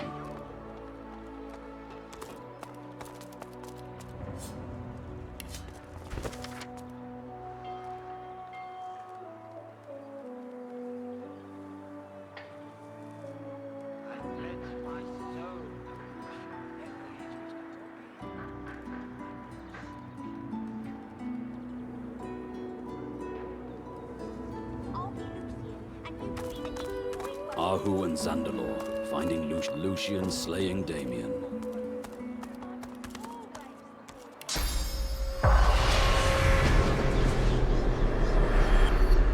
They pledged their hearts, O Lucian, the lambs.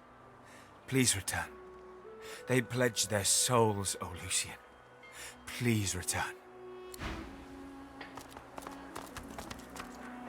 I entered the city just in time. My friend died in Driftwood, killed by some foul sorcerer while doing his duty as a magister.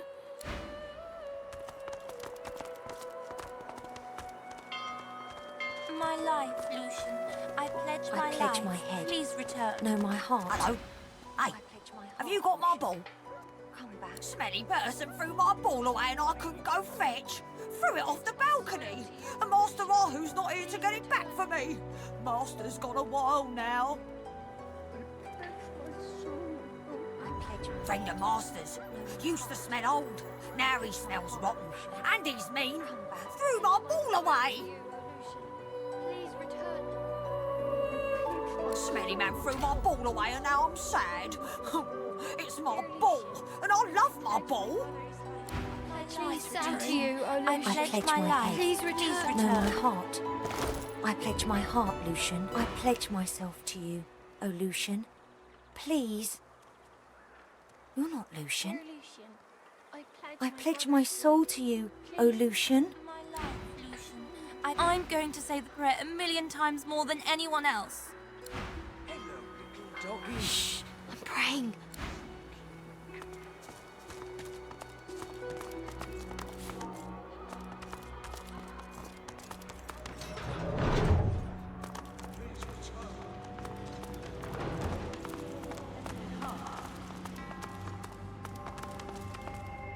I do worry about her.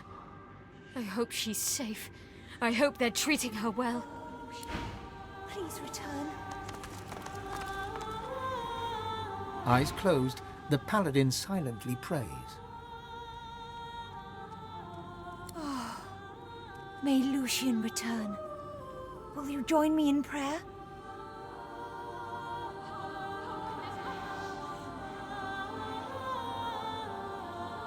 Heresy! Come, pray with me and regain your faith. I pledge my heart, O Lucian. Please return.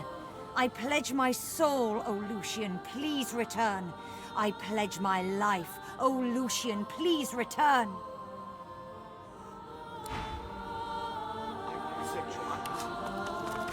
Darling. Sweet, sweet darling. I pledge my soul, oh Lucian, please return. I pledge my heart.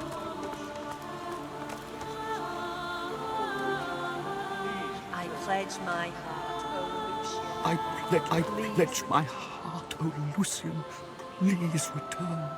You are completely ignored. I pledge my heart, oh Lucian, please return. I pledge my soul. I pledge my heart, oh Lucian, I pledge my heart, oh Lucian. Please return. I pledge my heart. Greetings. Have you come to join us in the endless prayer?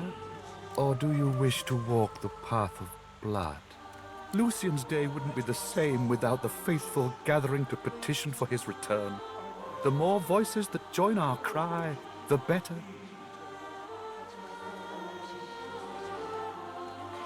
Ah, the Path of Blood is a more advanced form of pilgrimage. I would not advise it unless you believe yourself to be free from sin. And trust me, none are free from sin. The Path of Blood ends in death for those who attempt it. Consider yourself warned. It was Lord Ahu's creation.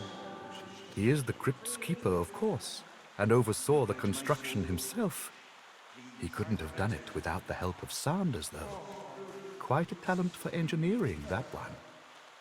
Spends most of his time tinkering with toys nowadays. Such a pity. But that's the price you pay for genius, I suppose. The signs suggest that if we pray hard enough, Lucian will return to save us. Every year, we gather to offer our prayers in his name. We stand united, hoping that he will favor us once more. Oh dear, but I'm afraid he has retired to his cathedral chambers. He is preparing the Lucian's Day benediction and must not be disturbed. I am pure. I pledge my I life. can do this. Oh, Lucian, I please am return. pure. I pledge my life. Hey, me first! I pledge my heart to Lucian.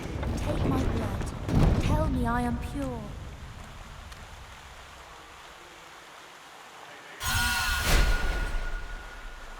Please return. Please return.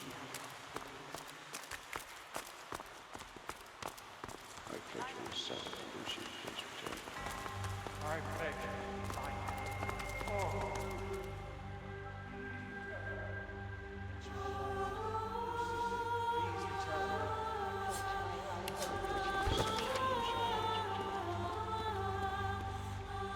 My sharp paladin, the Grandmaster's chamber must be protected.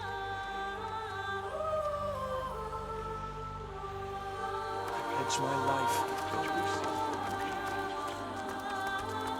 Doesn't take too keen of an eye to see this is a reproduction of the original Second Passion. A reproduction of the original First Passion. Wonder how faithful it is. The painting is just a replica. Pretty nice, though.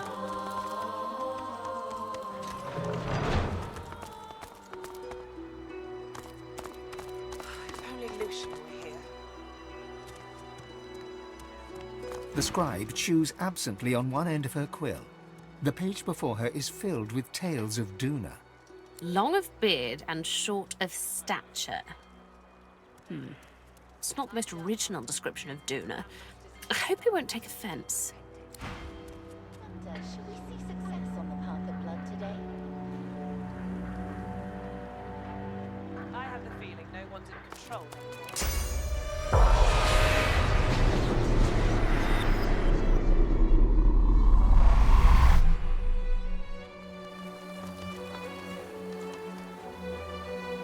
As in the beginning, I pledge my life. I've spotted some Lucian. He doomed us all when he adopted the baby Damien. I wonder what I would have done in his place. Candles bathe the bare feet of the winged stone figure in warm light as she reaches to the ceiling. The glow envelops you. Before you extend the threads of reality, waiting to be plucked.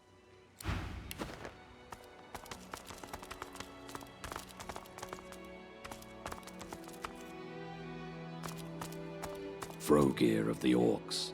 The bloodthirsty degenerate. Duna. I wonder what happened to the Orcish Godwoken.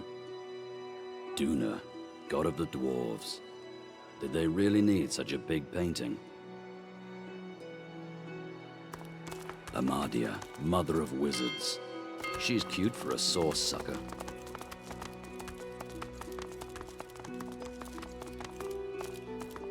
Zanteza, Goddess of imps, mirth, and laughter. Something tells me she's not laughing now. Zol Stisser, the lizard god. The artist has certainly captured her arrogance. Tersendelius, the elven cannibal. That should have been a hint. Rallic, first of the seven. Not anymore.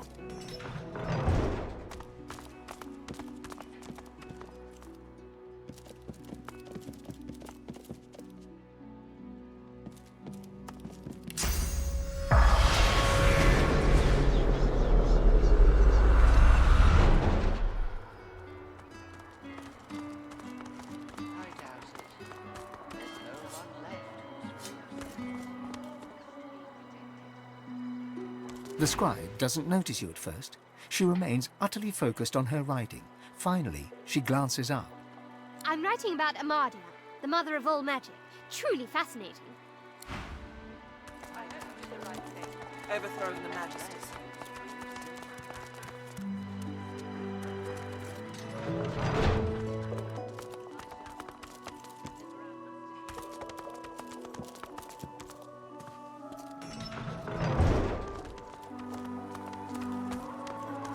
Lucian's blessing, stranger. What? No. No, that is impossible. Lord Ahu put his remains to rest, and told us that no one shall lay eyes on the divine again until he returns to us in all his glory.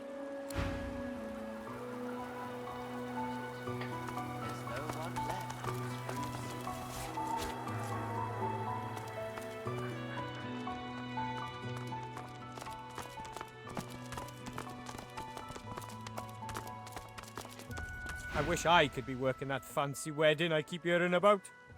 I'd earn more gold over there than serving up slop to priests here. Must be protected.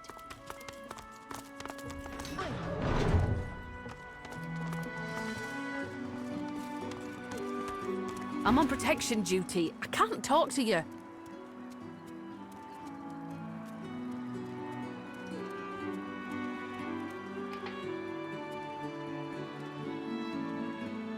I hope you did the right thing, overthrowing the Majesties. I haven't seen the likes of her the whole time I've been stationed here. And I think it's fair to say I'd remember if I did. Well, if Sister Aveni says so, very well. You may proceed. But don't keep Lord Ahu from his business any longer than necessary. Aye, sharp, Paladin. The Grand Master's chamber must be protected. This place has been ransacked. Ransacked?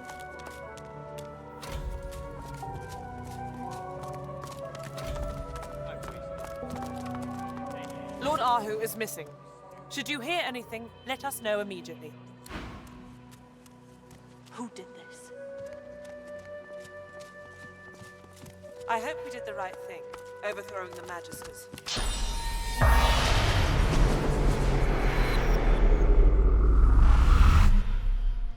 How did they get past the guards?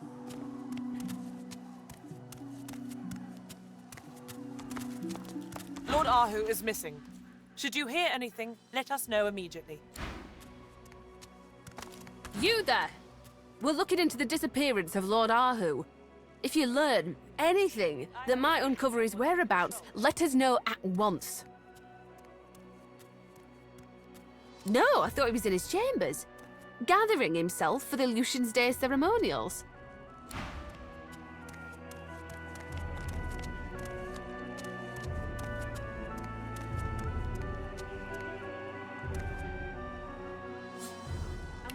I hope we did the right thing, overthrowing the Majesties.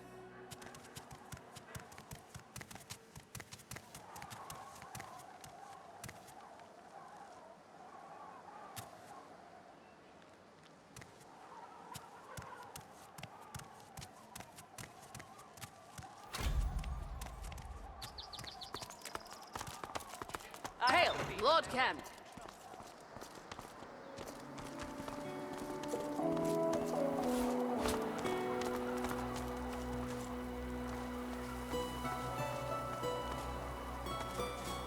You. But of course, it would be you. We're not blind, you know. We watched as you crept around our city.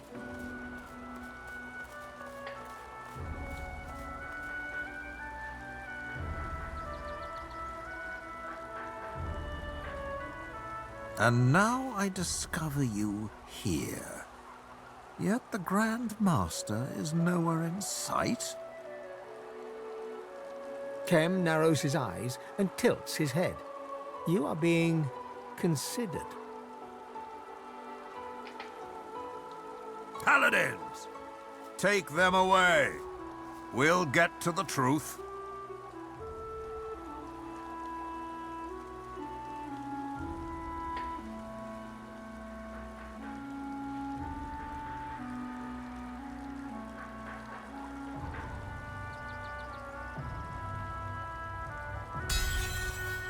I don't care if the Seven themselves floated down to Revellon and presented you a gold-threaded invitation.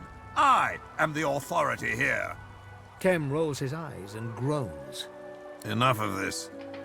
Every minute of my time you waste is a minute lost in the search for the Grand Master. He dismisses you with a flick of a wrist. You may go. Lord Kem turns his back to you. The matter is closed. Oh?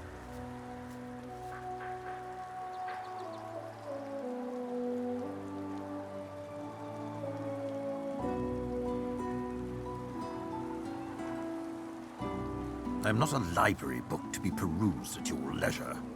You already know what is most important. Grand Master Ahu is missing and must be returned to the Paladins. Now stop wasting my time with stupid questions and begin your search. Well, of course I invited him to my home. One of the burdens of my title is the obligation to entertain the great and the good of Arx. Ahu was one of the few that was either great or good. He is, the Grand Master of this order. Never mind an old friend. He spent a lot of time in my home. I invited him over to discuss the matters of the city, but he never arrived.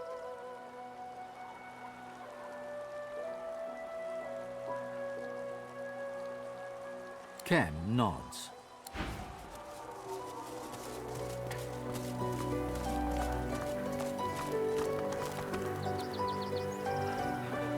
Ahu is the least of our troubles right now.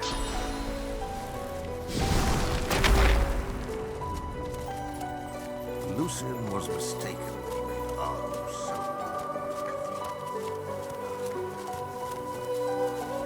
A board with teeth marks in it. Smells of dog.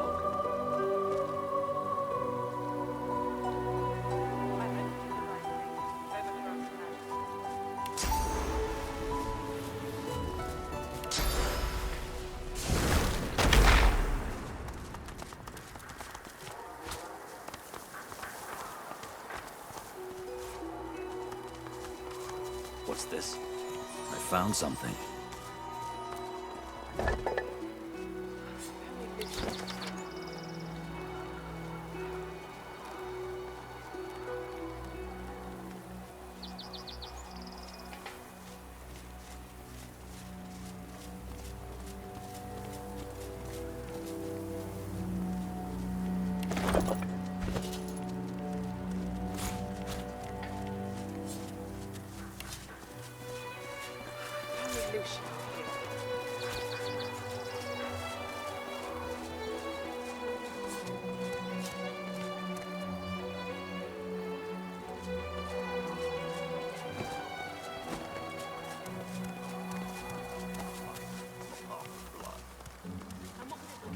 Without Ahu,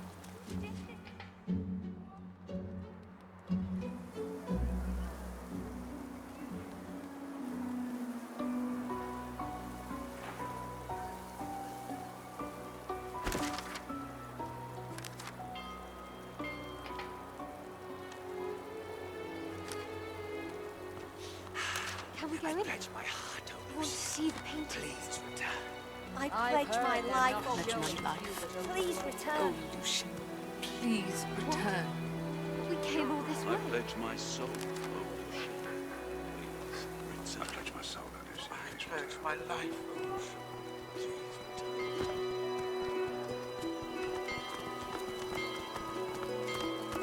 I'm glad Lucian wasn't around to see his son murdered by sorcerers. Those fiends at Rivellon's shame. I wish Eddard was here. It'd hearten him to see true faith in action.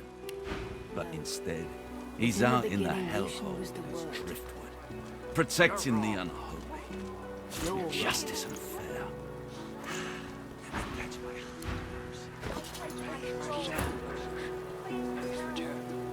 I pledge my soul, O Lucian. Please return. I pledge my life, oh Lucian. Please return. Trust in Lord Arnold.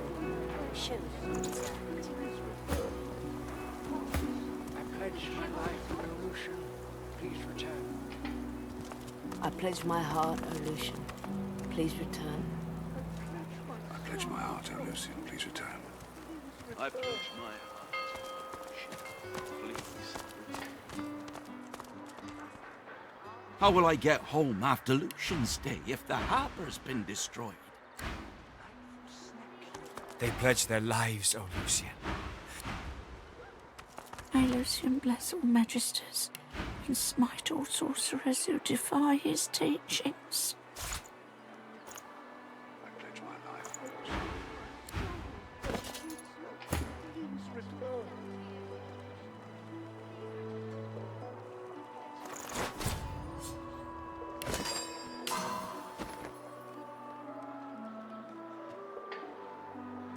No. It's in the beginning, Lucian was the word. You're wrong. You're wrong.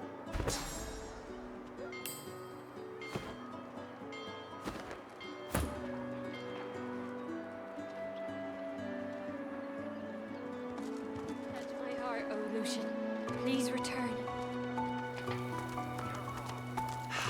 I pledge my soul, pledge my heart. Please return. Please return. I pledge my What? soul, O Lucian. We came all this way. I pledge my life, O Lucian. Please return. I pledge my soul, O Lucian. Please return. Lucian would weep if he saw how his sacrifice was in vain. The paladins were fools to rise up against the magisters. Dallas will surely crush them. Please return. All these fools think of Lucian as some kind of savior. I want to know why he sacrifices my homeland.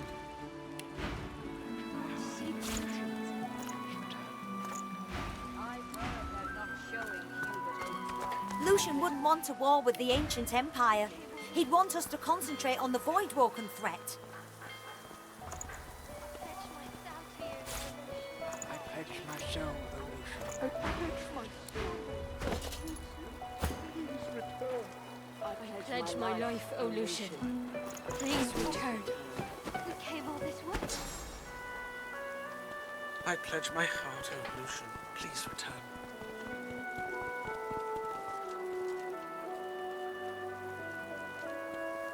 I pledge my heart, O Lucian. Please return. What?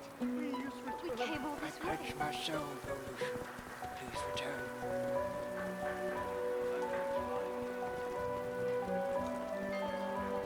I pledge my life, O Lucian. Please return. I pledge my soul, O Lucian. Pledge my life. Please return. Please return.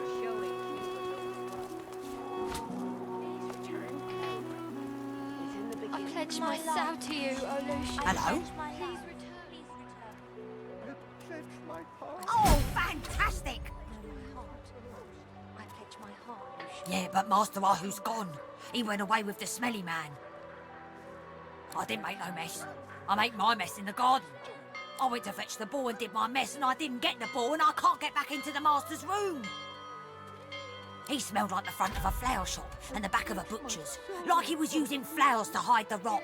And his clothes smelled of Louis. Louis's my friend. Please return. Oh, Lucian.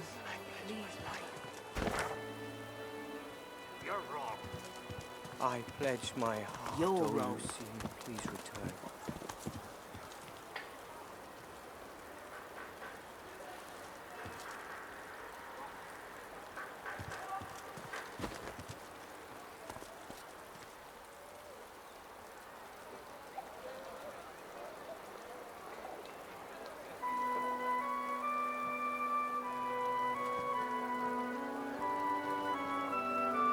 Hunters, I've got the wares you need.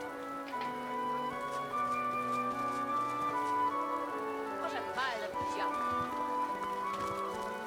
It got damaged in the fire. It'll fix it. You're confident. I'll give you that.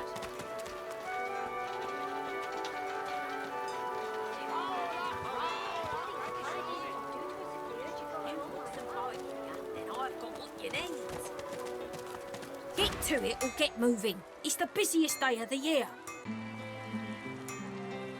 Now that you're all done, why don't you just skedaddle on out of here?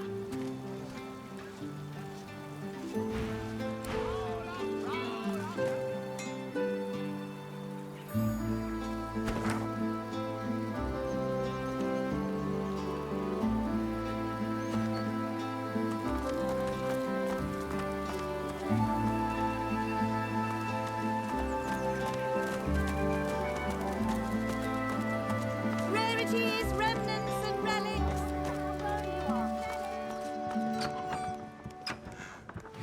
Yet another...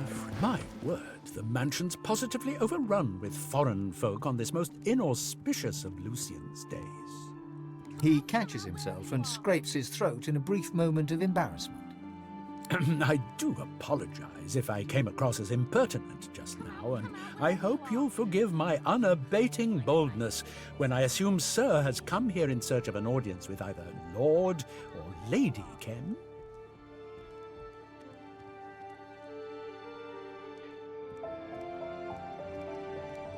Oh, I meant, of course, the lizard excellencies that have sought shelter under this esteemed roof in the aftermath of the dreadful attack that was inflicted upon the Imperial Consulate.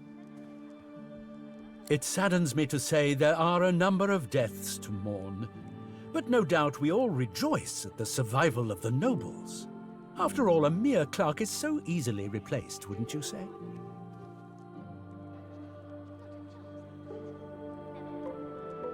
As you so rightfully point out, sir, quite unlike a butler. Who? Haven't seen him in a long time.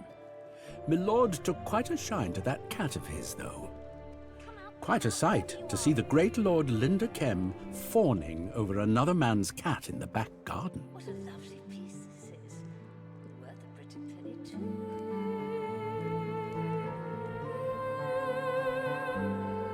I'm afraid I can't accommodate you with the opportunity to have a word with Milord Kem at this precise moment, sir.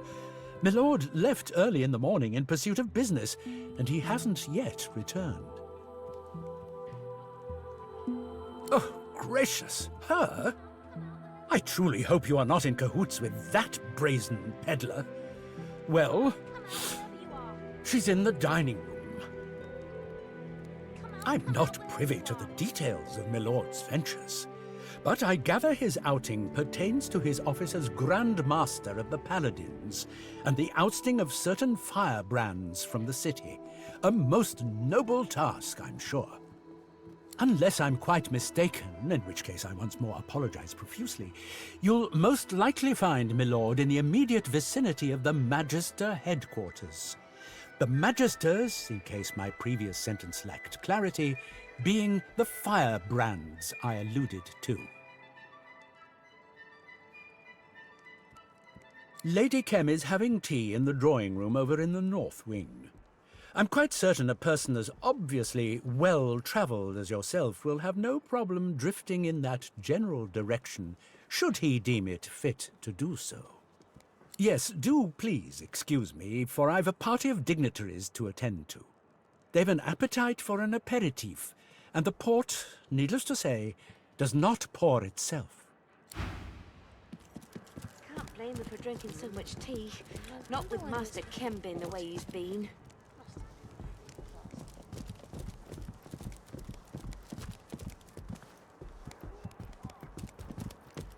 Oh dear, I wasn't expecting visitors. Can't blame her for drinking so much tea. You don't need this distraction. Why don't you go stroll in the garden or something? Charm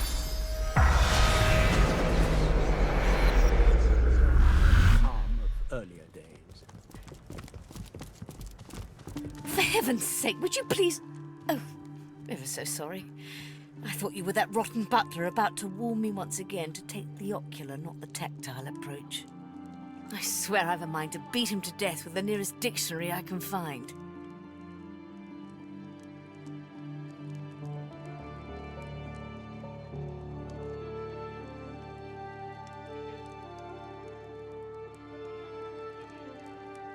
Because that little snob thinks me unworthy of being in his precious lord's mansion, appraising his precious lord's collection of antiques. Just you try judging the state of a Vadistian armoire if you're not even allowed to rummage through its drawers.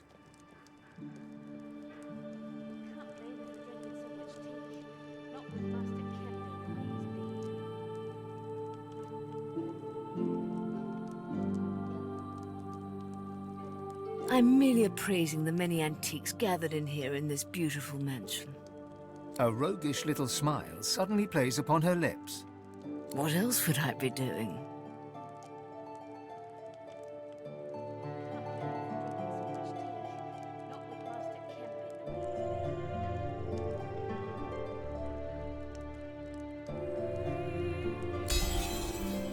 How very perceptive of you. I could use sharp eyes like that. Consider yourself invited.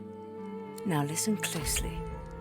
Rumor has it that Lord Kim's mansion is built upon a massive vault in which he hides his true valuables.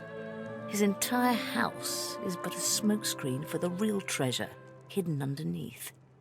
I've had no luck so far in locating this fabled vault, but if you do, I swear the entire hoard is yours. No questions asked. All I want in return for this information is a trio of curios that is said to be kept inside. The portrait of the divine, the cup of kings, and the scroll of eternity. Everything else is yours.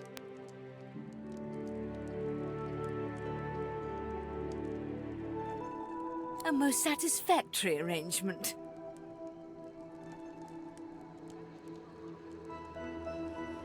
She shakes her head apologetically. There are only whispers of a vault and quieter whispers still of what it may contain. But at least you know now that it's there. Probably. Highly interesting. And highly valuable. Perhaps even quite out of your league. Anything else?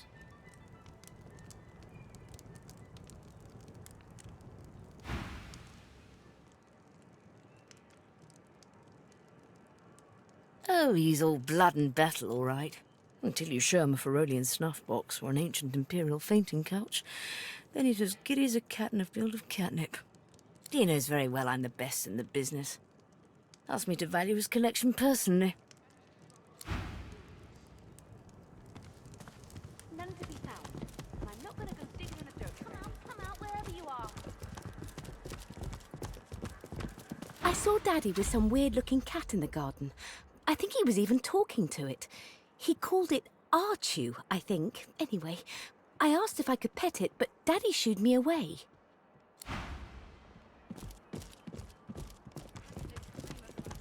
Come out, wherever you are.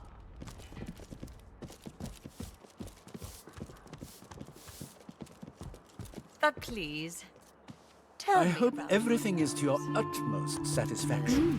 Yes, I must agree. I'll talk to my I husband. don't know that I have ever seen Lady Kim with her husband. Unusual, I should say. I don't believe you're here at my behest, are you, darling? Do feel free to rest your feet elsewhere in the manor before being on your way. Ta-ta.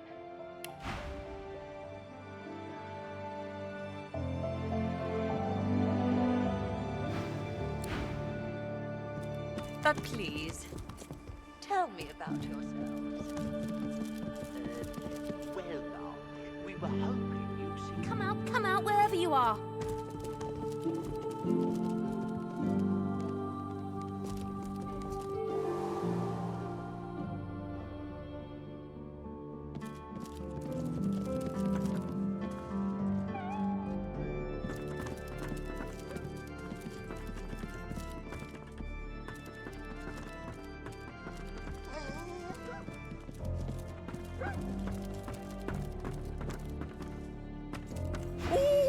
I bit the master, Kim, I did. I could have sworn it was another man in a master suit, but it weren't.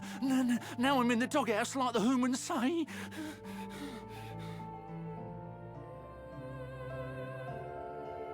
Oh, I couldn't help it. I swear, it came all smelled like when the garden man cuts down a decayed tree, like he was using flowers to hide the rots. Only nudging and tail wag the next time, I promise. No licking, though. I don't want to taste the rot again.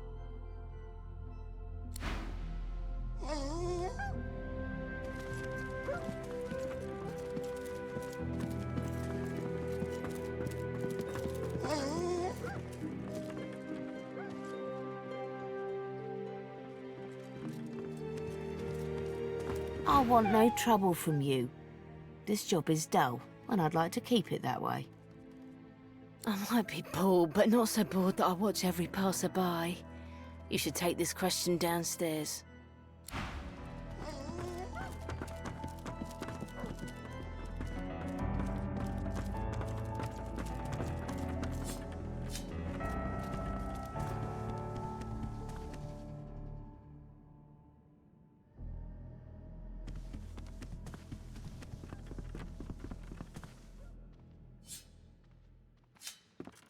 Lady Kem has been kind enough to host me until I can return to the kingdom. I vow to take greater care in whom I trust. I must seek to avoid further tragedy than we have already seen.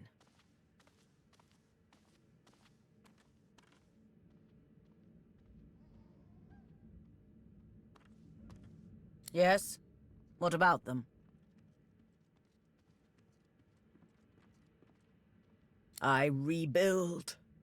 The dwarven people deserve answers. They deserve apologies. They deserve to walk the streets and sing their songs without fearing to offend their sovereign.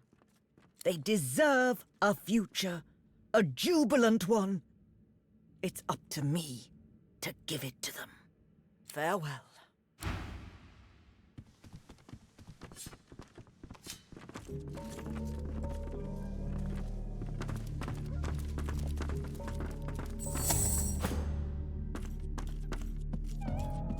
Lady Kem has been cut.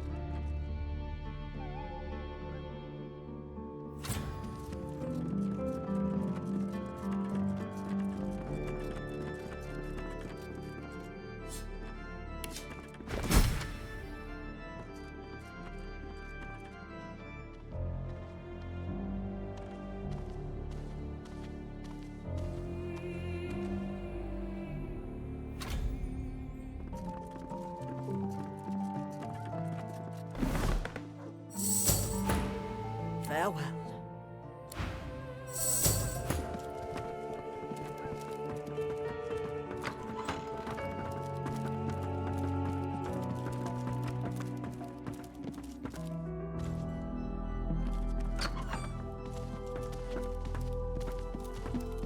Tragedy befell us at the consulate, but at least Lord Kem offered us pleasantries and protection. He's one of the few truly honorable souls left in this city.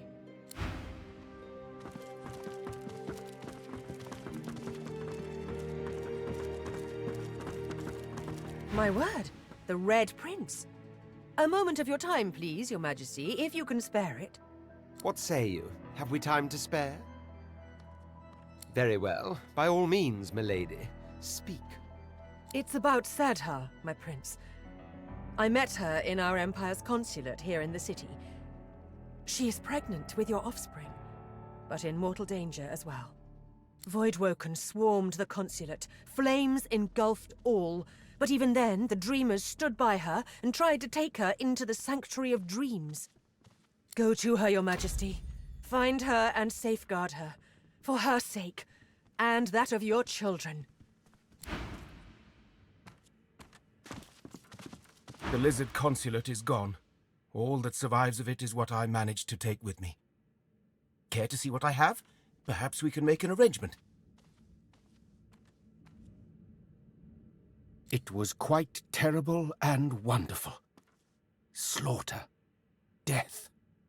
Opportunity. We were gathered there in anticipation of Lucian's Day, when suddenly the ground shook, monsters howled for blood, and fires raged around us. Many a great name perished in that sudden hell.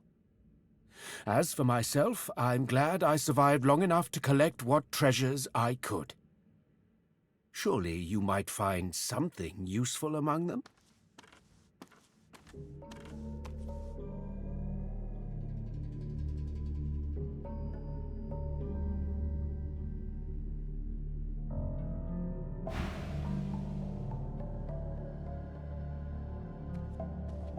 Oh, it was devastating, to be sure. But what good does mourning do for either the living or the dead? I found a spot of fortune in the flames. It would be wrong to squander it, yes? Our consulate may be gone, but I will not let us be reduced to utter beggars. I merely do what is necessary to fund our ongoing diplomatic efforts.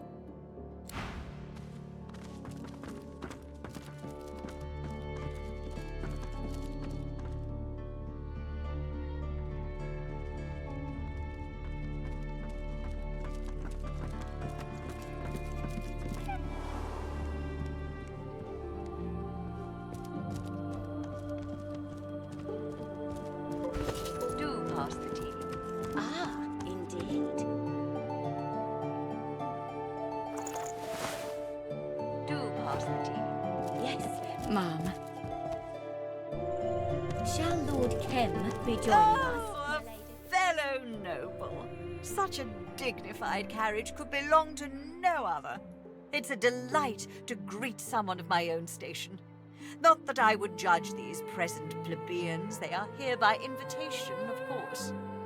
People like them keep the city's wheels turning and its boats afloat. Magicians among us, truly. An afternoon of hot tea and warm recitations is the least I can offer them.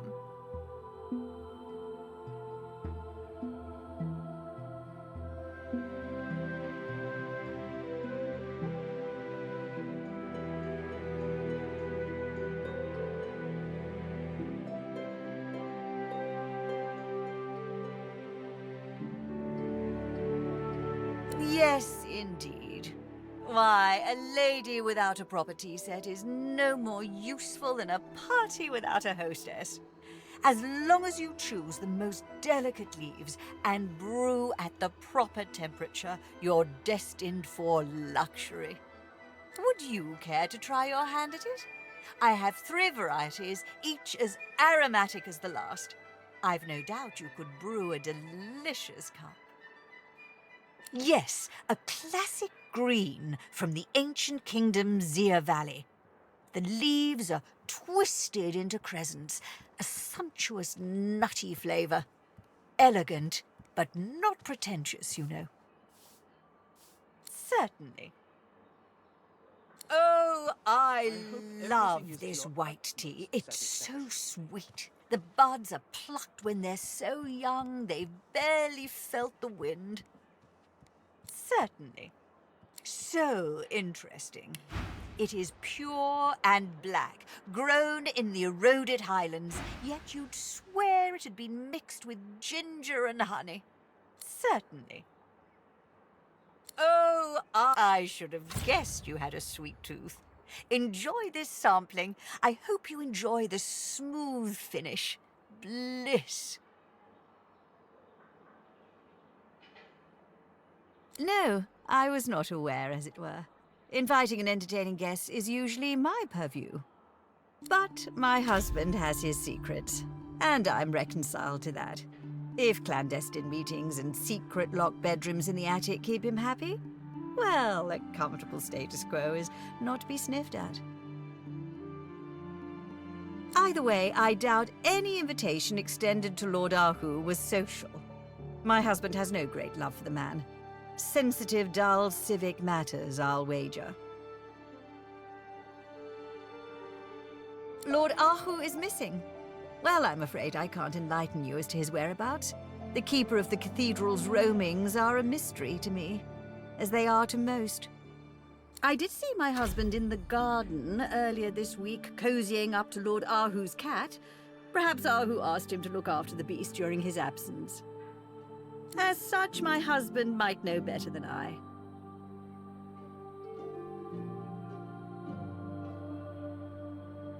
Every citizen of Arx gets at least one invitation to tea every year. We all deserve a taste of luxury from time to time, do we not? I may live in a resplendent mansion, but I still share my riches one lucky guest at a time. A pity my husband couldn't make it. He has his hands full, you see. Why, I barely ever see him myself. Lady Kem's bright cheeks fall and her jaw goes slack. She is lost in thought for but a moment, however, and puts on a brave and regal face. But I think you'll find present company more than adequate. Tea time is such a delight. Well, do make the most of your visit, and be sure to stroll through the gardens. I have quite a green thumb, you know. I planted every bulb and scattered every seed myself.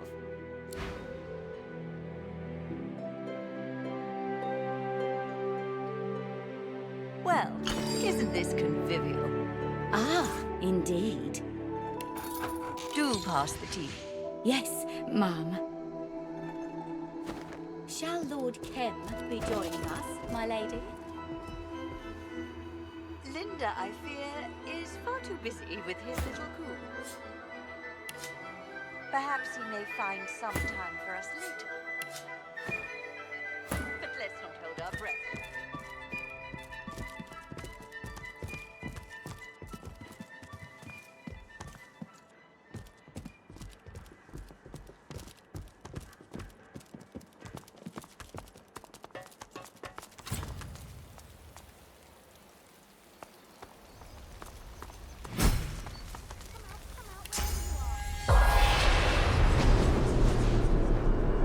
The statue reaches toward the sky, as though preparing to take flight. The bottom drops out from within you. She lifts you up, up, up.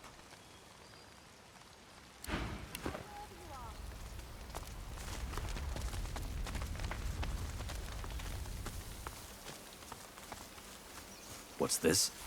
I found something.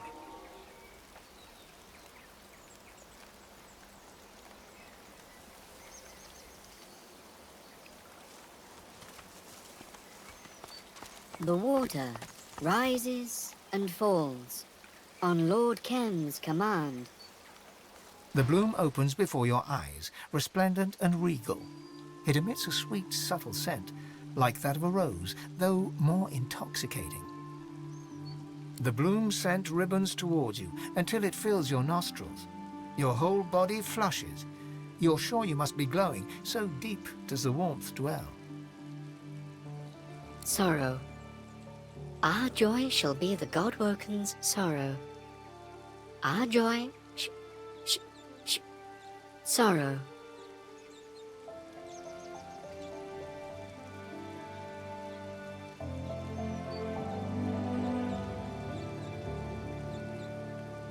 The unusual bloom continues unabated, as if parroting someone's words rather than speaking of its own accord.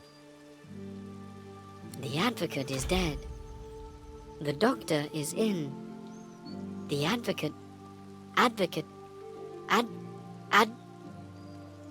The wolf. Take him. The wolf. Take the wolf. The flower has gone quiet. The water rises and falls on Lord Kem's command.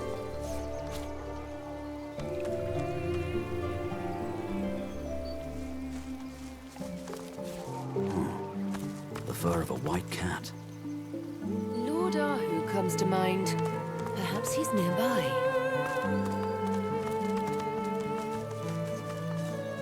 A glamorous bush. When not in flower, it barely stinks at all.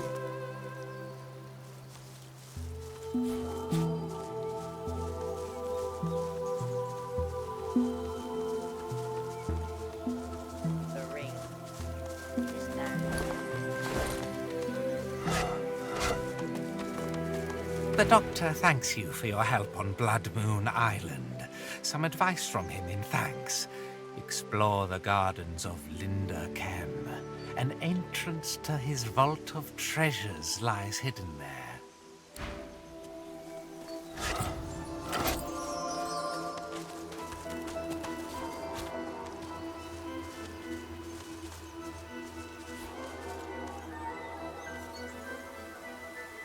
This plant has roots of steel.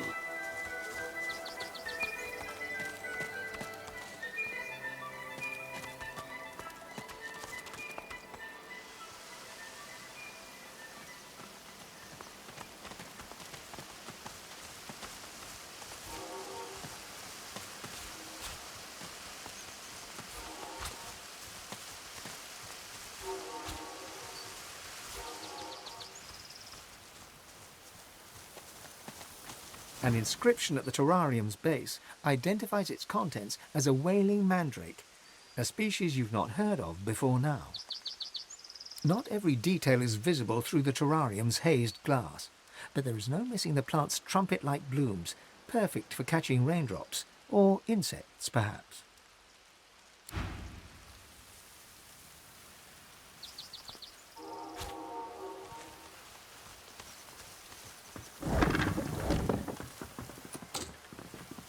No carrots, no thyme, no tarragon. I'm fresh out.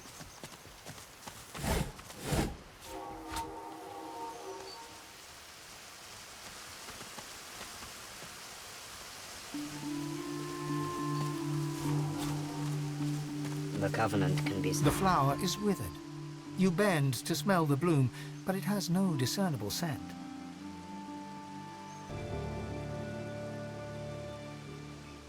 The moment you finger the silky flower, icy darkness pierces your heart.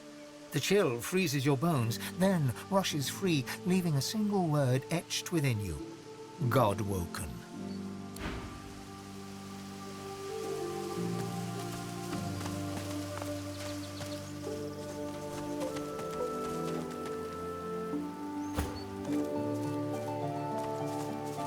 An inscription at the terrarium's base identifies its contents as a wailing mandrake, a species you've not heard of in spite of your impressive scholarship.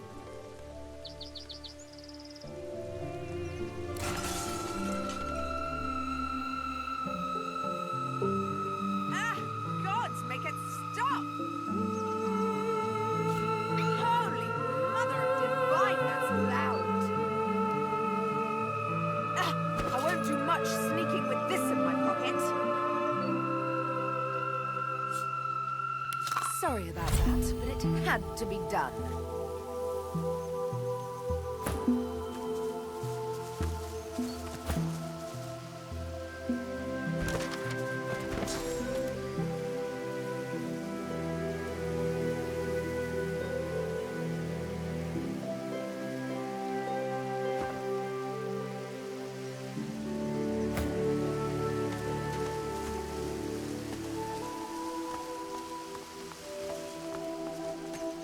The ring. This man. I'm not picking that up. I could try moving it.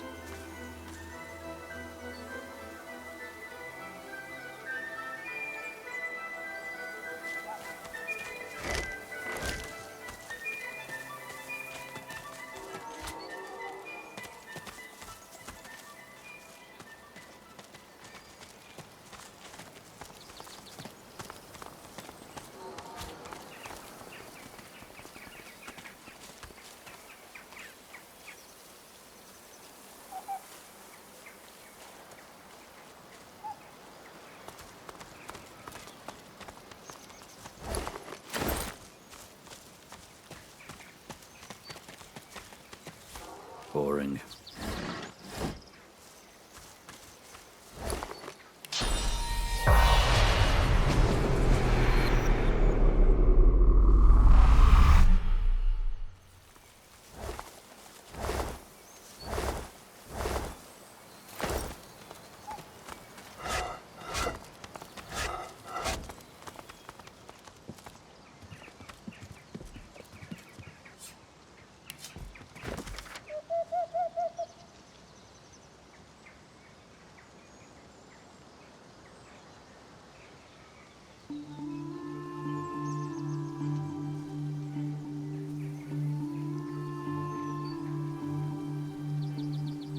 The elegant owl mistress glances up at you from her papers, a harried look on her face.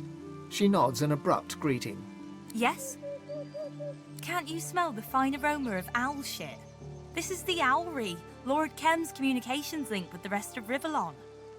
Right now, I'm sending my fluffy friends to mobilize paladins to readiness. War is imminent.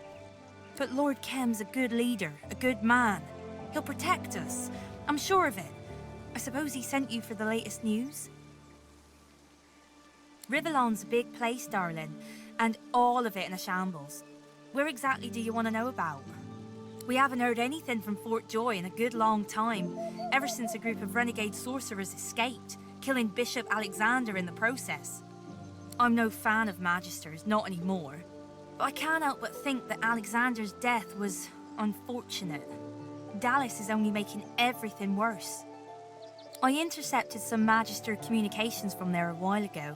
Seems like their Voidwoken problems have decreased lately, but they're not quite sure why. They're preparing for war with the Divine Order, with all three houses riled up in a frenzy. The House of Dreams are communing with dead warriors. The House of Lore are drawing up new maps for after the war. And the House of War? Well, the House of War are in their element. The biggest news of the Dwarven Queendom is usually the location of the Queen. And guess what? Queen Justinia is here in Arx. She's staying right here in Lord Kem's mansion.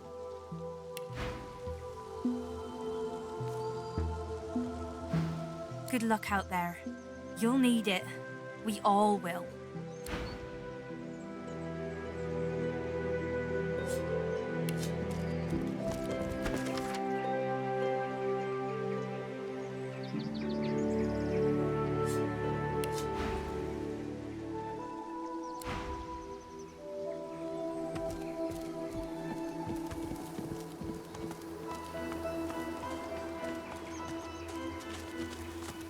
The spirit of the owl hops heavily from claw to claw, squinting up at you over his bulging, fluffy cheeks.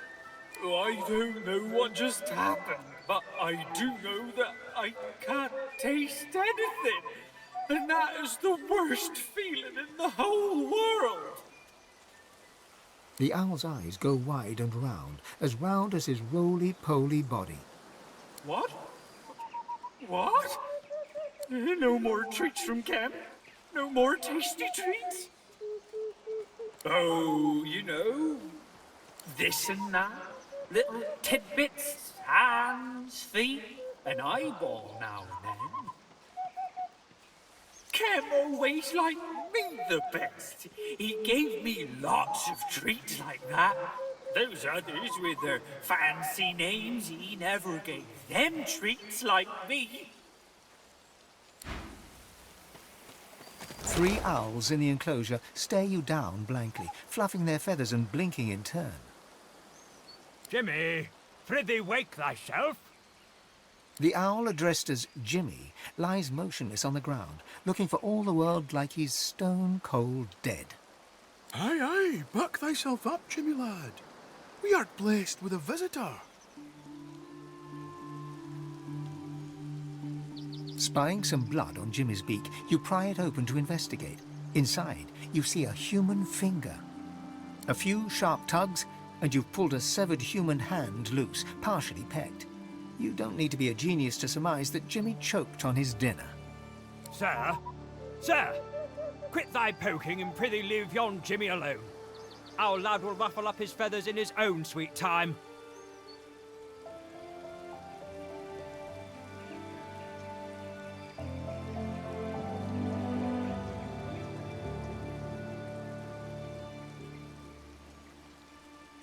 As you gingerly pack the rotting appendage in your backpack, you have occasion to wonder, not for the first time on this journey, what in the void am I doing?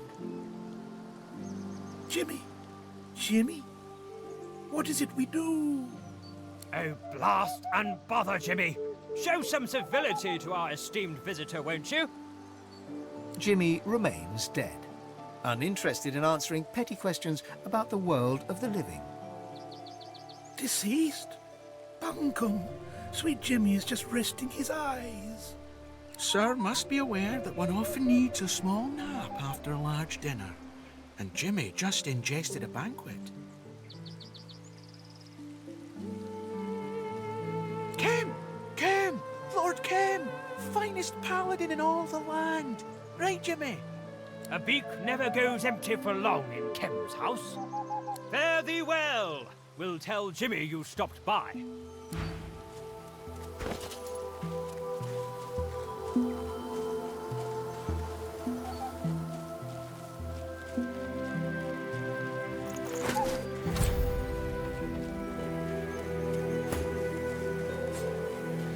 slink through Kem's mansion with the alacrity that comes with years of thievery.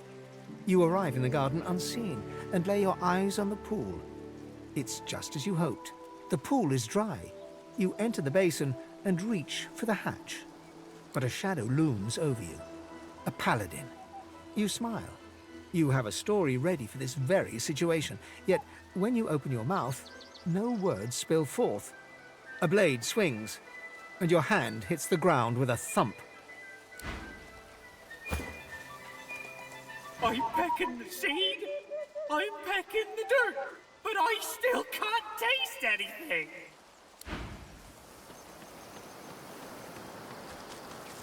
Another visit? Jimmy! Jimmy! Wake up! You guessed it. Jimmy is dead as a doornail. Oh, he sure did eat a big dinner. Fare thee well!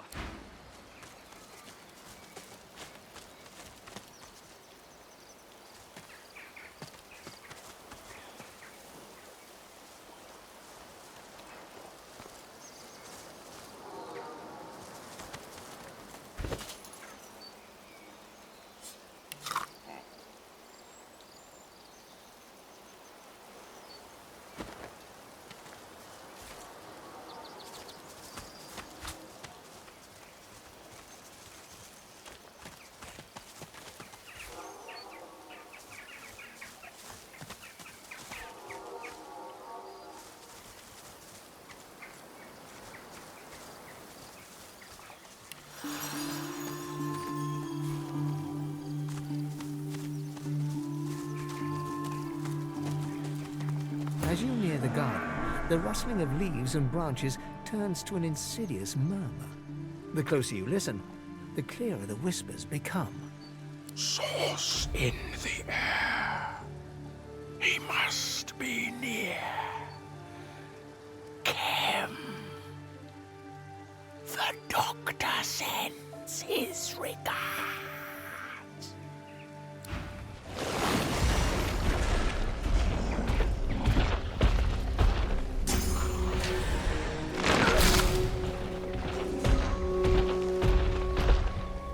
The doctor has some explaining to do.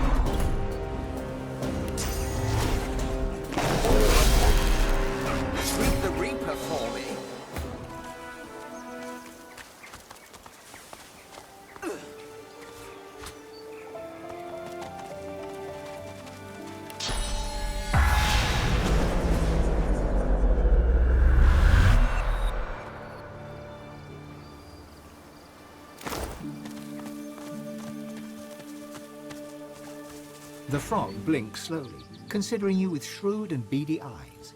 After a pointed pause, he opens his mouth, flicking his tongue out to catch an unfortunate fly right from the tip of your boot. Another blow-in. And this used to be such a nice neighborhood. Well, where should I start? Lethal plants is pretty high on the list. Not to mention kids rampaging in the pool, splashing about, doing Lucian knows what underwater, and scaring all the flies away. And then there are the self-styled heroes like you charging in there, thinking they're just gonna cut down that demonic foliage with a slice or two. Not likely. You heard me, mister. You're part of the problem. I tell you, I've had quite enough. Quite. With that, the frog turns his back to you with disdain.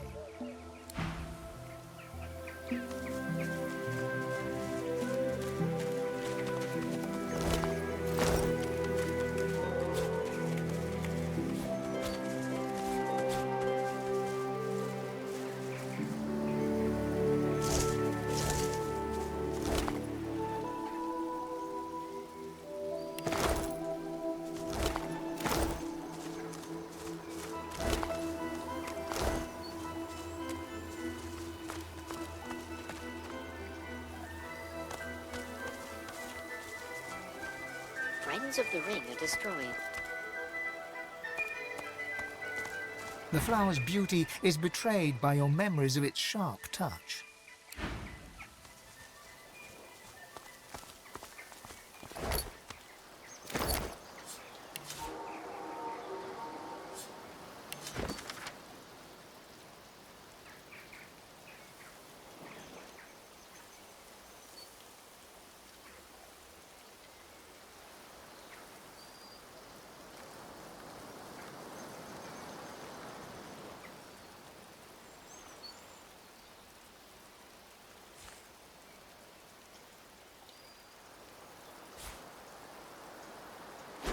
The doctor sees no one.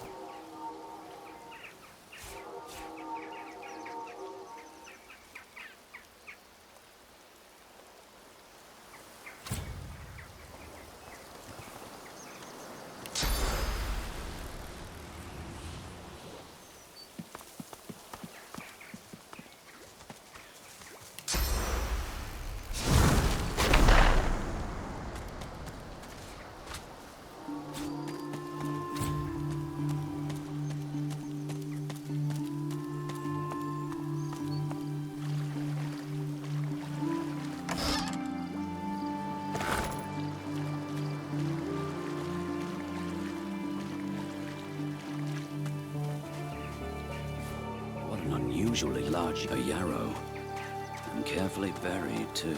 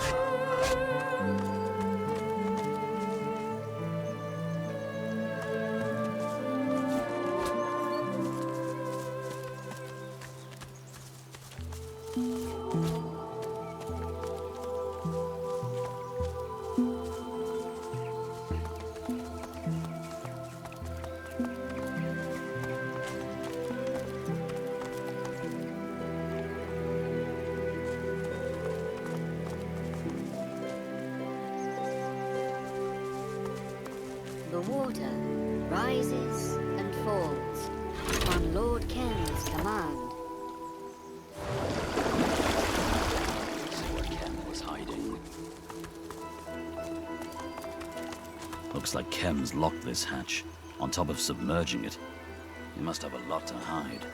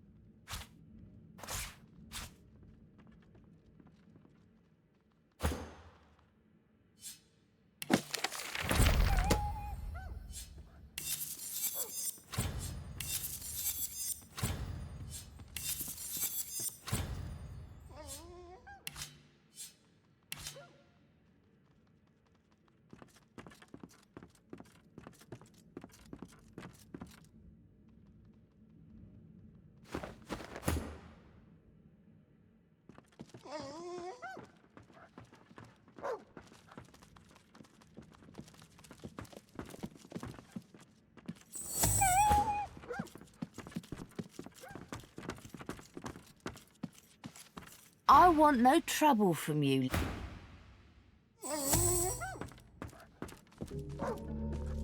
I'll keep my teeth firmly in my mouth next time.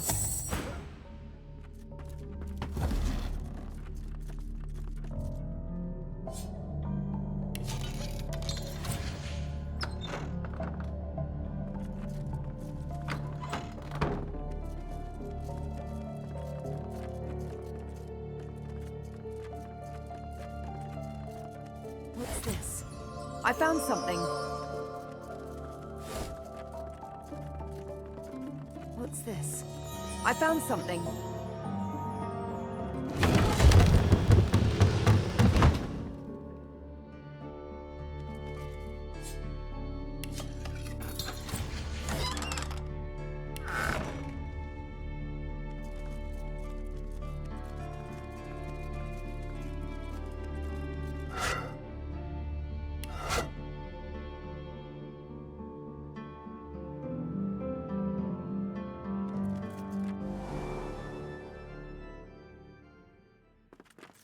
Careful, I've spotted a trap.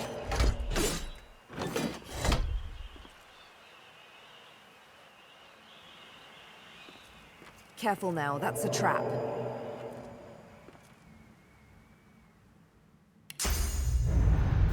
Careful, I've spotted a trap.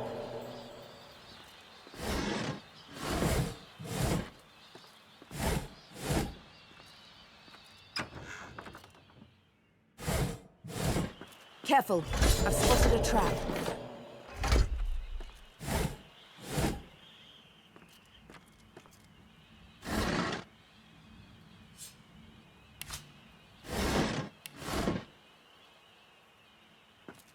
Careful now, that's a trap.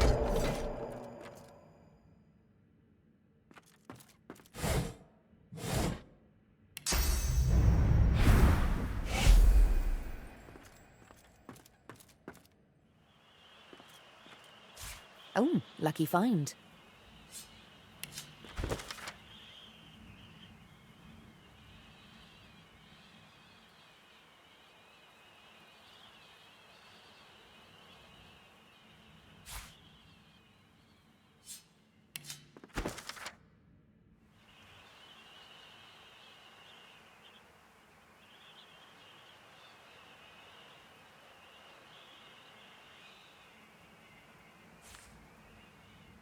Did Kem write this, do you suppose? Or did he just confiscate it from someone else?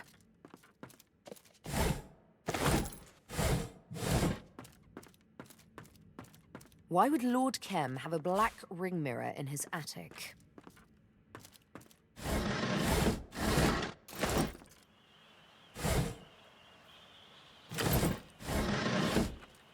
The surface of the mirror is smooth and unblemished.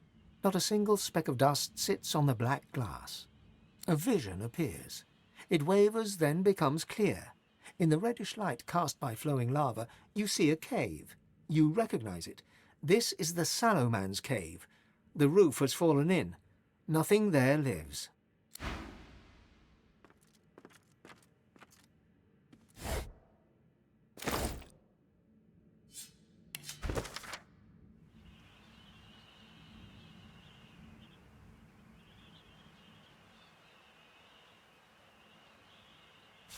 Nice.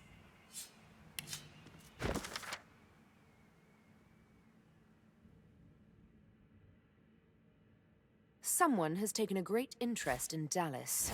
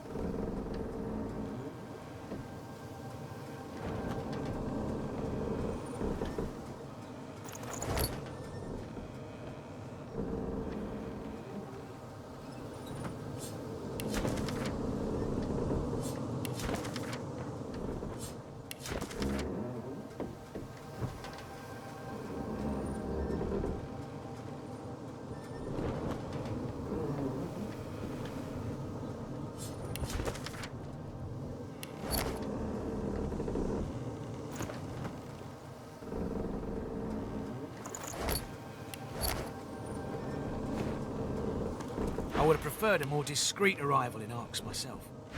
I am still a fugitive after all.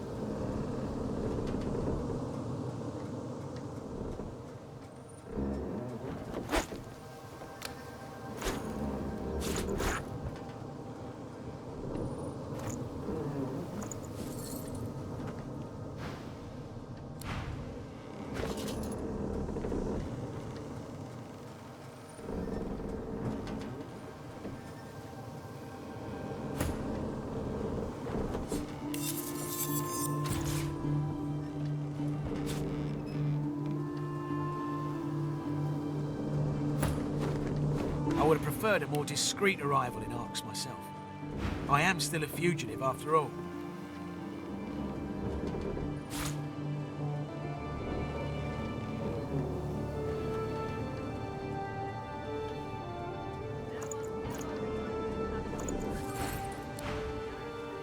You always bring me to such wonderfully destructive places. I'll never find somewhere quiet to settle down at this rate.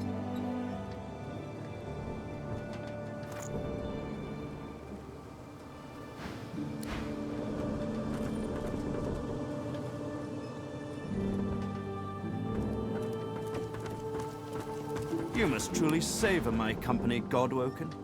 Something you wanted?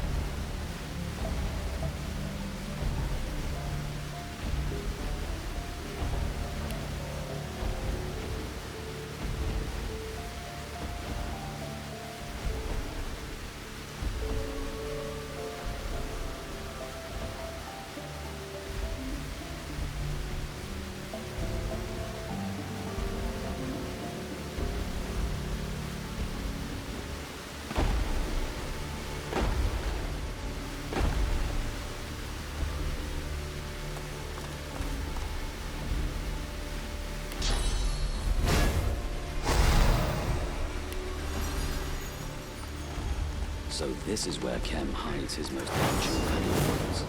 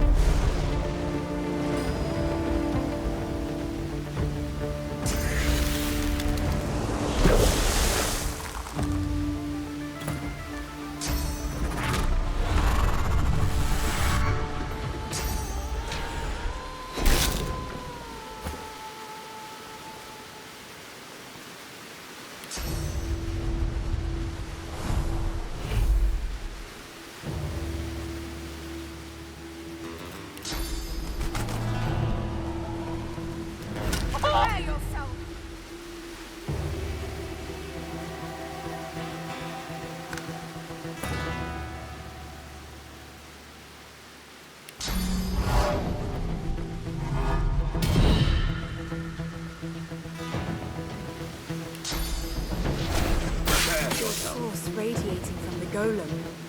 We can't defeat it while it contains such power.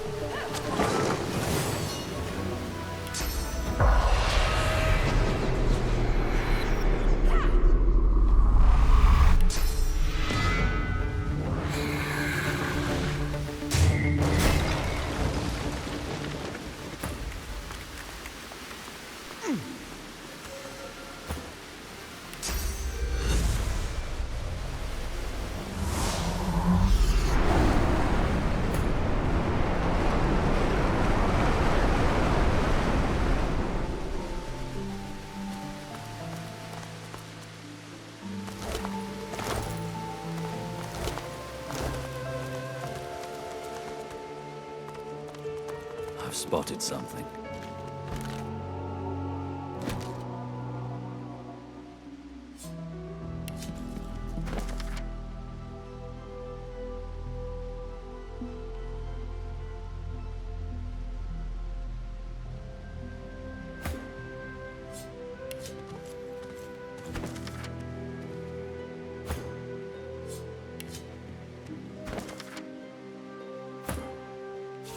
Lucky find.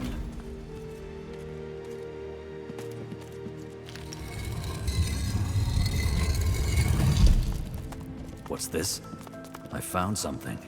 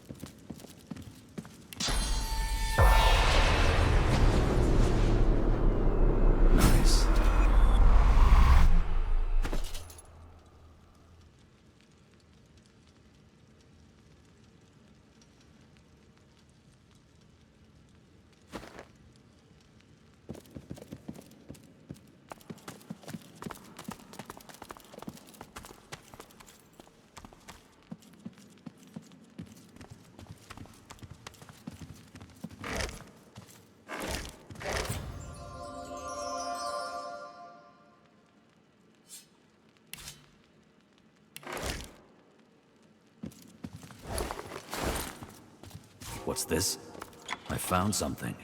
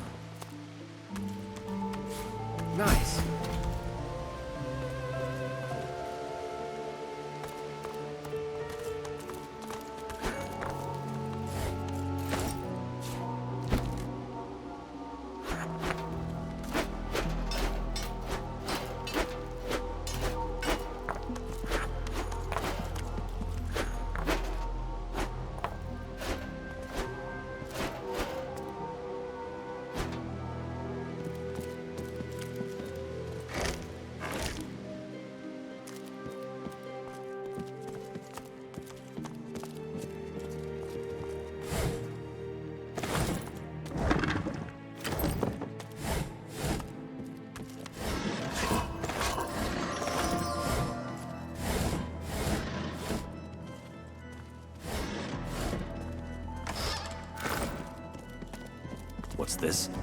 I found something.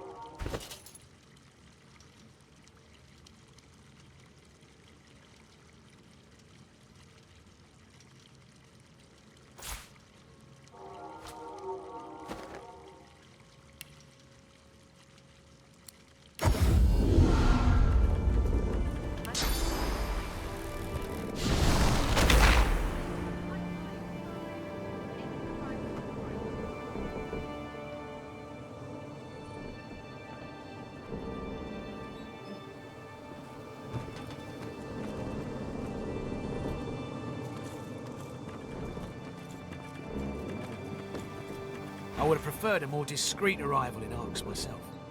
I am still a fugitive after all.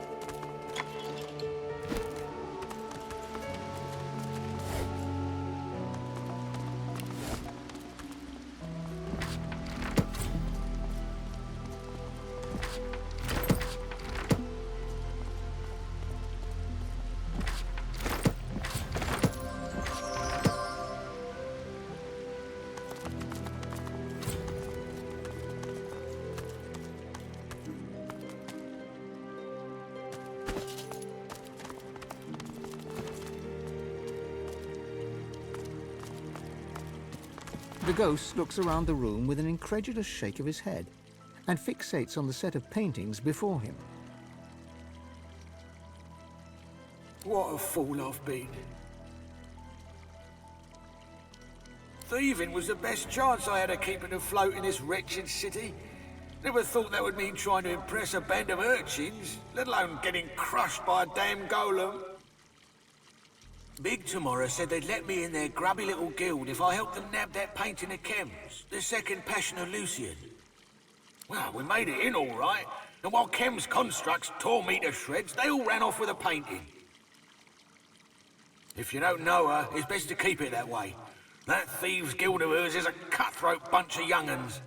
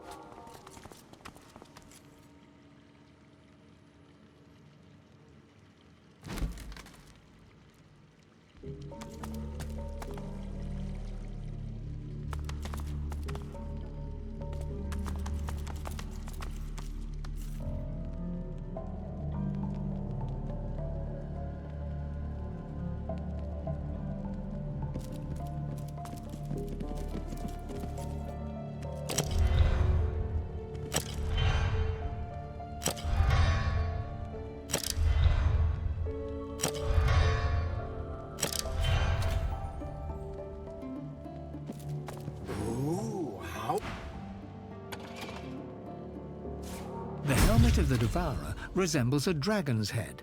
Longing pins you in place as ash begins to fall from above.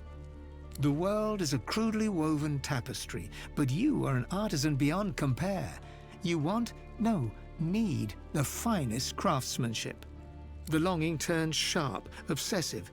You must return to your workshop. As the pangs fade, someone else lingers near you.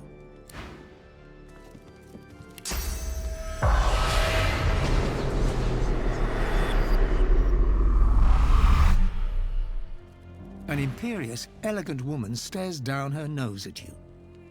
What are you looking at? Where have you taken me? This is not Arx. I must hear the voice of my finest creation again. I polished every piece with care for the Empress.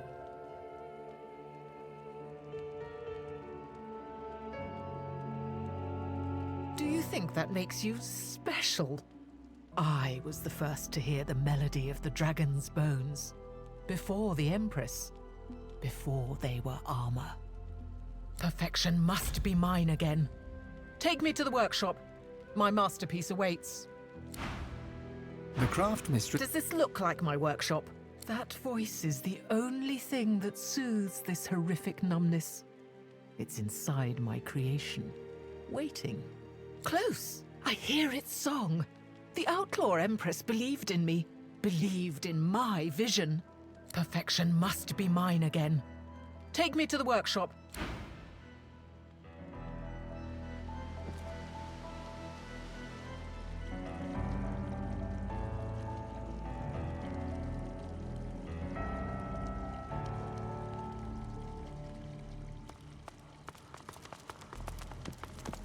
The first Passion of Lucian.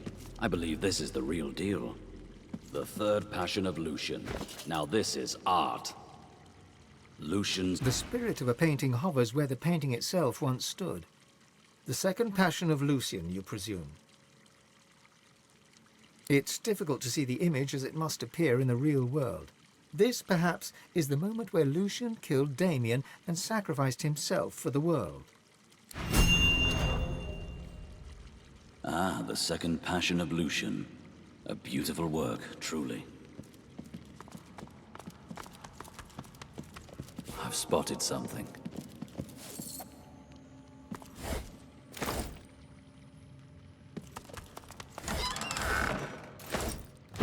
Good find.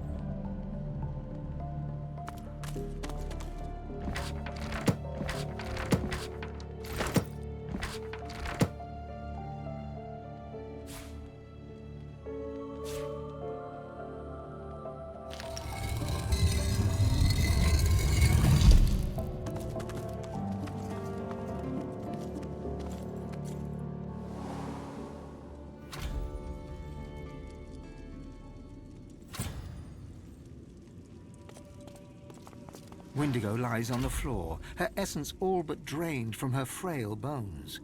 She shifts with a light clatter at the sight of you. The God King's punishment awaits. I pray it arrives soon.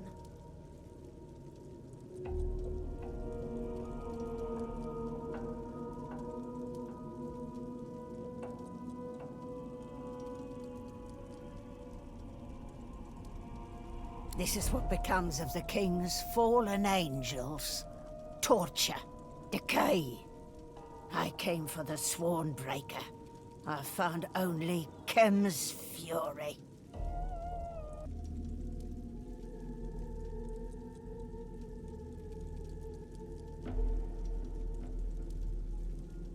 A shrine to the God King. Linda Kem's holy refuge.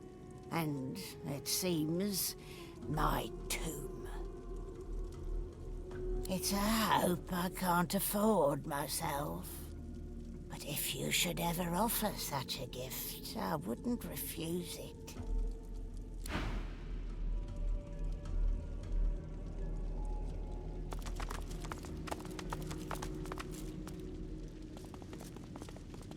A dagger of pain shoots through your head, halting your advance instantly. You hear a voice, soft and calm, yet laced with disappointment. Such a long journey you have undertaken, in the service of thieving charlatans, in pursuit of that which you will never obtain. A long, sad sigh reaches you from the depths of the void itself. I saw your abysmal treatment of my servant Isbale. Please, test my patience no further. This is your last chance. Abandon this folly, leave, and never return. I am the past. I will be the future. I am the God King. You are but a misguided servant. Heed my words and leave. I do not wish you harm unless you force my hand. Because my followers are many, my followers are everywhere. Your endeavors are pointless. The voice fades away, and with it, the pain.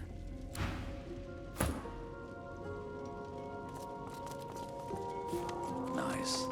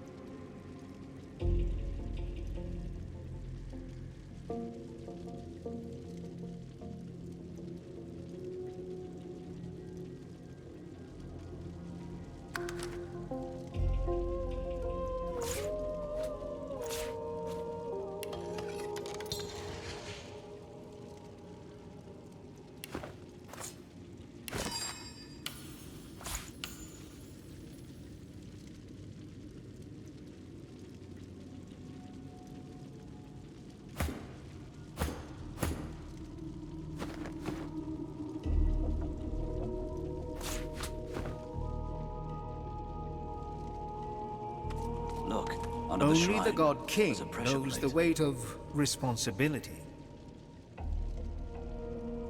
Only the God King knows the weight of responsibility.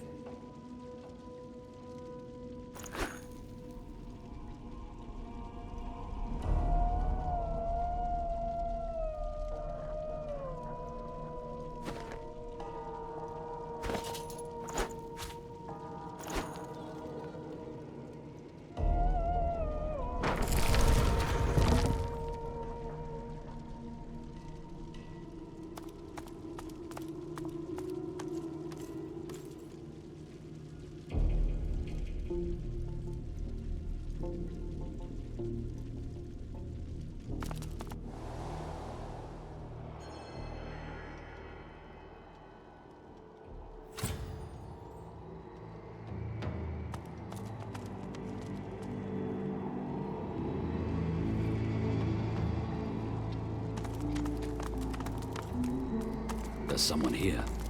He seems to be in great pain.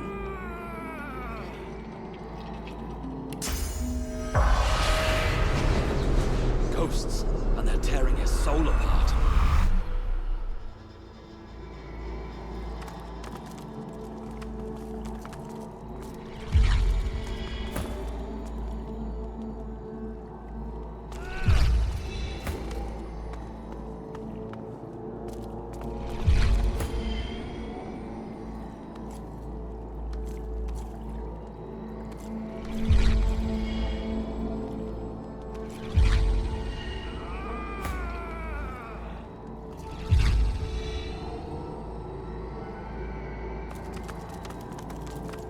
The man before you writhes in pain, oblivious to you. Otherworldly shackles are coiled all around him. The man raises his head with an anguished groan. I am Ahu.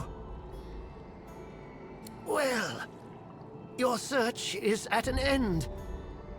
Apologies if you were expecting a more convivial setting. He coughs up a gout of blood.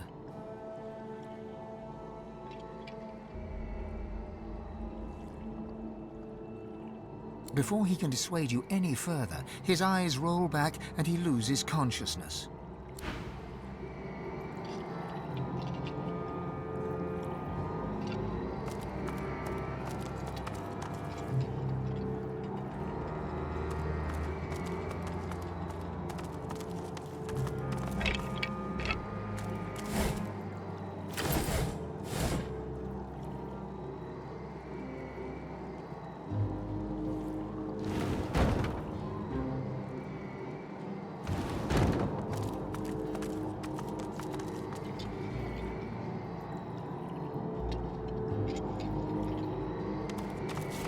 Nice.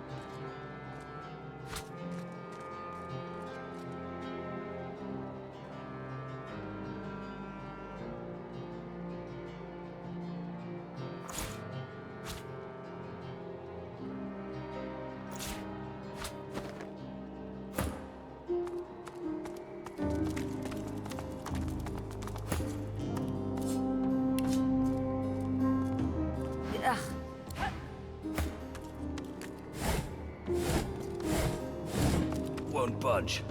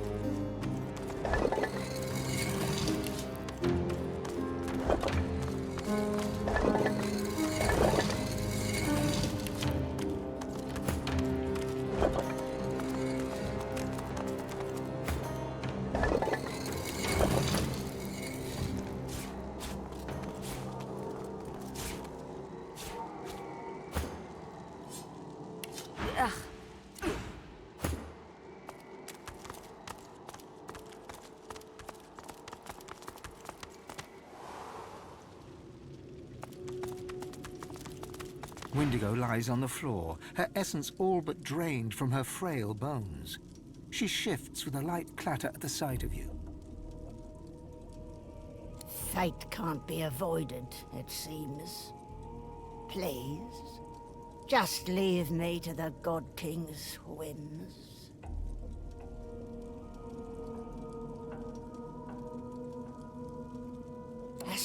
Swornbreaker?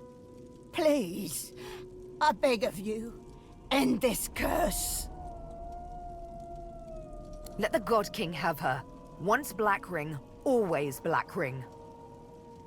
She can beg all she wants. The Swornbreaker is ours, and that's that. Has she once shown that she deserves our pity? It's all just a trick.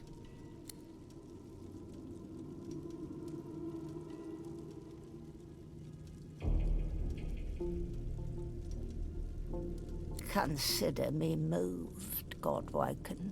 Your mercy is boundless. And now I break his shackles and end this misery. No goodbye has ever been sweeter.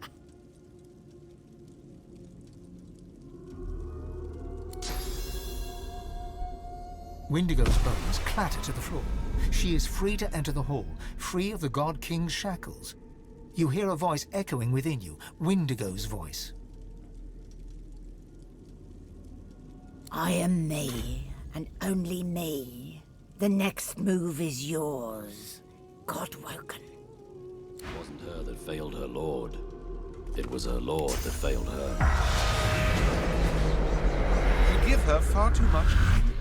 She was no more than a blundering slave, unfit for the lone task she was given. Wendigo's spirit quakes. She is no longer the arrogant banshee that summoned a kraken and brought down a magister vessel, but a fearful child bracing for parental punishment. He's close, so close. Can't you feel him, Godwoken? The king approaches. A moment of silence passes, and then Wendigo's scream splits the air. He's tearing away my soul, Godwoken. Cast me to the void if you must, but do not let him take me.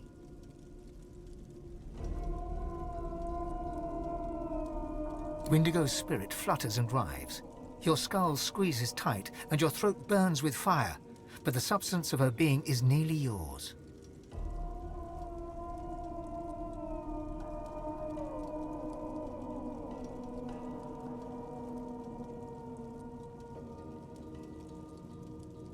Your head shrieks as if split in two as the God King severs your link to the spirit. Wendigo looks to you in horror as the king seizes his property and collects on her promise.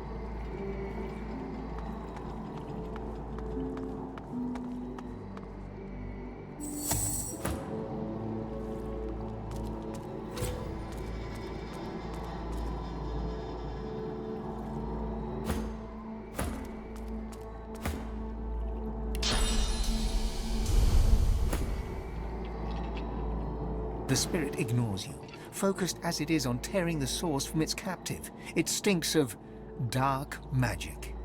There's nothing in the spirit but pain, its own and that of its captive. He resists the agony, but it's only a matter of time before the spirits tear his source away. The pain begins to hurt you too.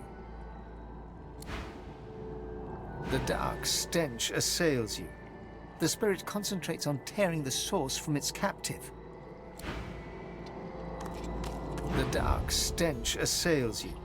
The spirit seizes the pain you inflict upon it and turns it back on you. The pain you share nears unbearable levels, and the spirit begins to smile. This is the pinnacle of its existence. And then it exists no more. The pain it gave you ebbs away.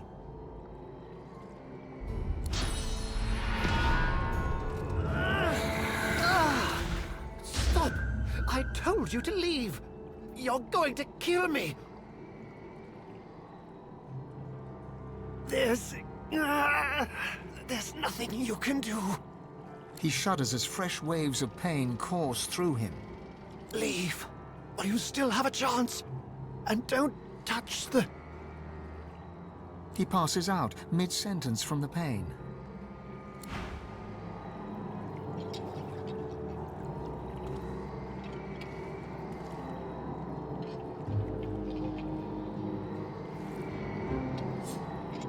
The dark stench. The spirit seizes the pain you inflict upon it and turns it back on you.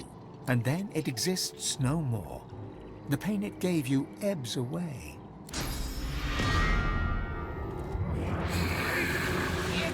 Stop! Yeah! Stop! Please stop! The pain! It's too much! His face goes slack as the pain renders him senseless. The man doesn't respond. He's out cold.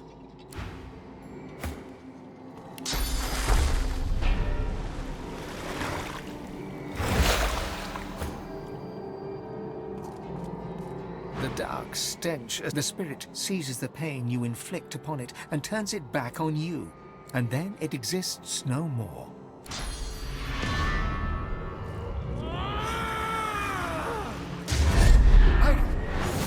I can't fight. I'm too weak. Yes.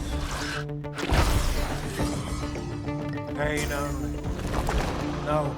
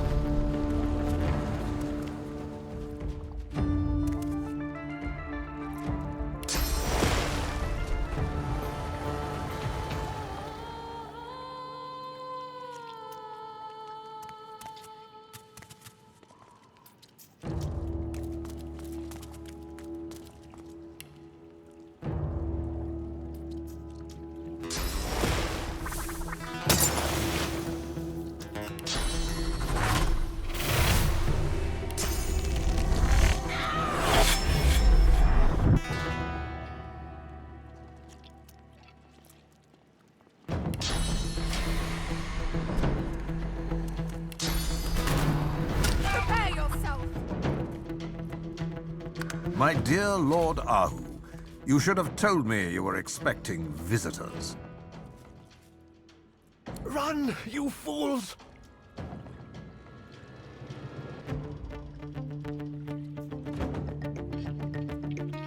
That, I'm afraid, is a matter of perspective.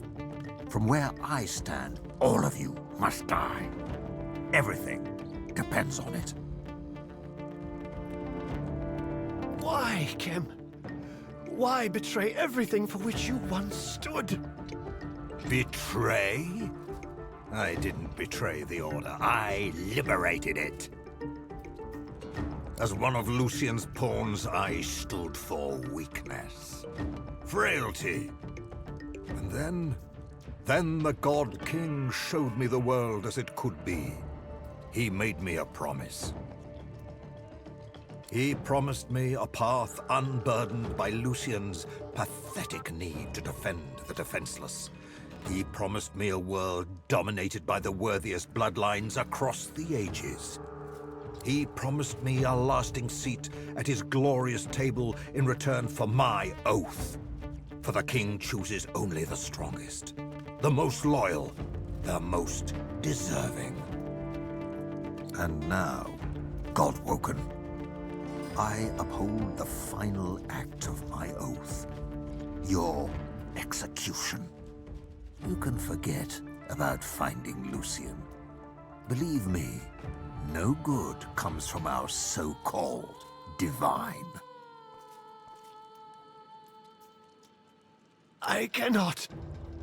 I am near drained of my source. You were always weak, wizard. You just never knew it. It's time for me to teach you the truth.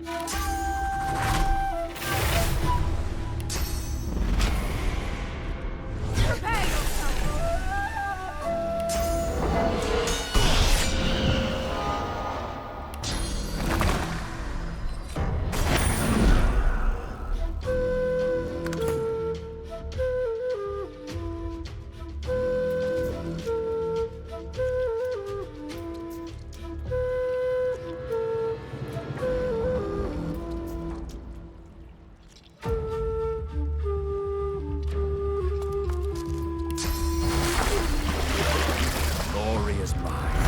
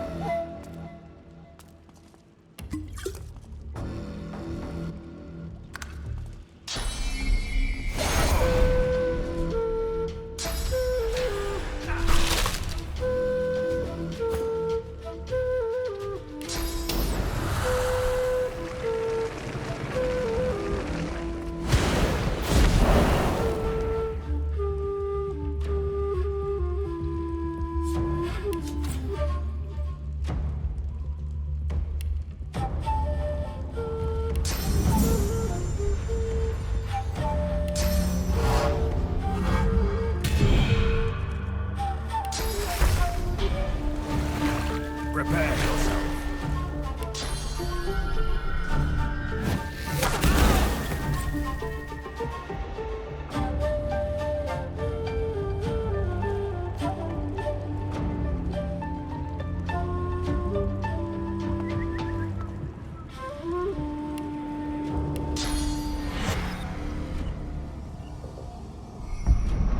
Glory is mine.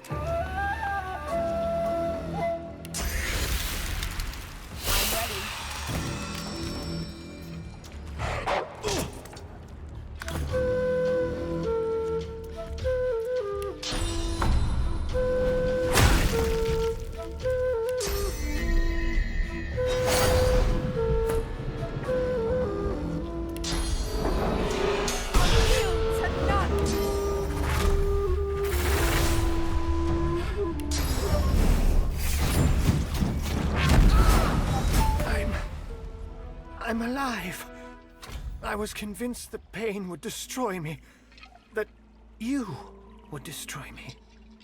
But you freed me instead. The pain is gone. I feel almost whole.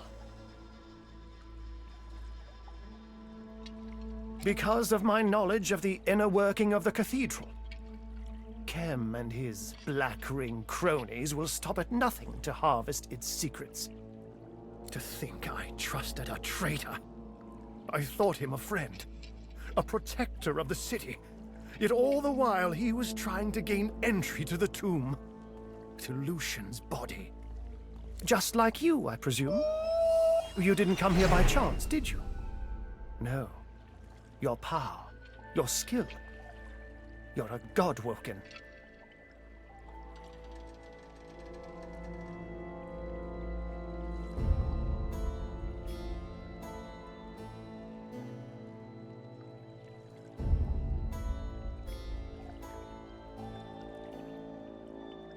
Out of the kindness of your heart? No, I think not, Godwoken. You want something. You want to enter the tomb of Lucian, don't you?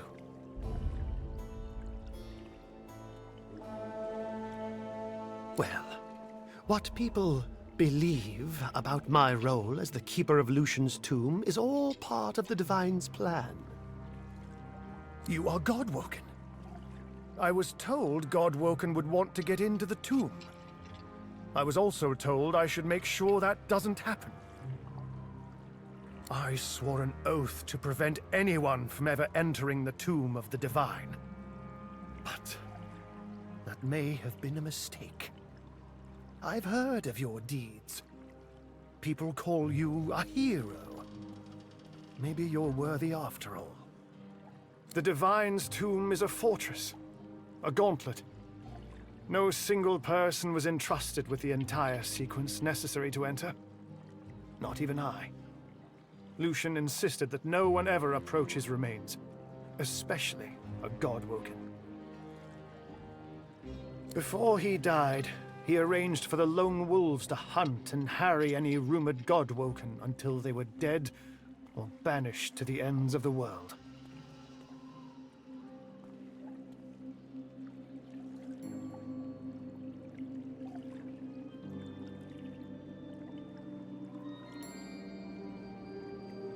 Ahu nods impatiently. Within Lucian's body resides the very power of the gods. The power to seed a new divine. He insisted this power remain there, eternally sealed within the tomb. To what ends, I don't know. But I know that even in his great wisdom, Lucian could not have foreseen times like these. The void's silent scream is about to engulf us. This is why I will help you. Because I believe only a new divine can save Rivellon. To pass the path of blood, you must bypass the statue of Lucian. The Scroll of Atonement, when used with a source amulet, will provide an alternative route. Have you by any chance met Sanders, the toy maker? He is one of the engineers who designed the Path of Blood on behalf of Lucian. He's a genius, but his ways are, let's say, idiosyncratic. He works as a toy seller now, right here in Arx. You may tell Sanders I sent you. Sanders is the expert, but once you claim the amulet and the scroll, I'll explain how to use them. But be warned, bypassing Lucian's statue is just the beginning. I may be able to forewarn you of the dangers you'll face, but you must still face them. I'll be recovering in my chambers at the cathedral. I will answer as best as I can. The Divine worked in mysterious ways, and it was not our place to question him. I hope his spirit will forgive me for breaking my oath. He knew that his mortal remains would hold great power. The servants of the Void would naturally seek this power. We can never allow the Black Ring to lay their hands on his remains. Good luck, Godwoken.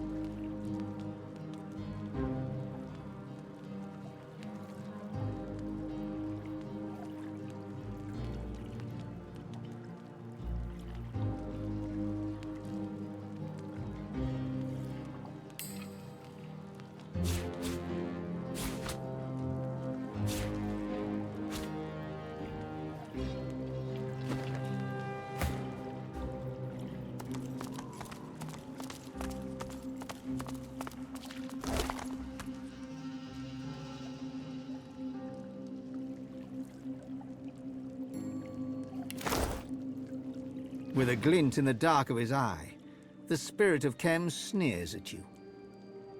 I am sworn to the king, and sworn I remain, Godwoken. I owe you nothing. My aims are, no less than the God King's triumph. That's all you can know.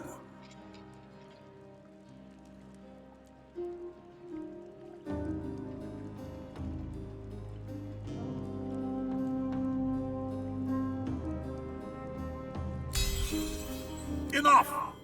Is it not obvious to you? To own this city is to own the cathedral, to own the tomb, to own Lucian. Lucian is the key. The Seven may be dead, but their essence still lives within his rotting corpse. When the God King claims that final pearl of divinity, his reign will begin. Imagine it, Godwoken, a pure and perfect world. Cowards will no longer beg for scraps at warriors' feet. The fruits of our own labor will belong only to us. The divinity held within Lucian's cadaver belongs only to the King's chosen. And you are not worthy.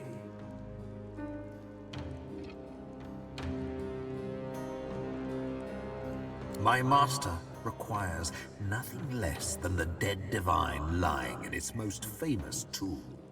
there is still the wisp of the Seven residing within him. A single wisp separating the rightful king from his kingdom.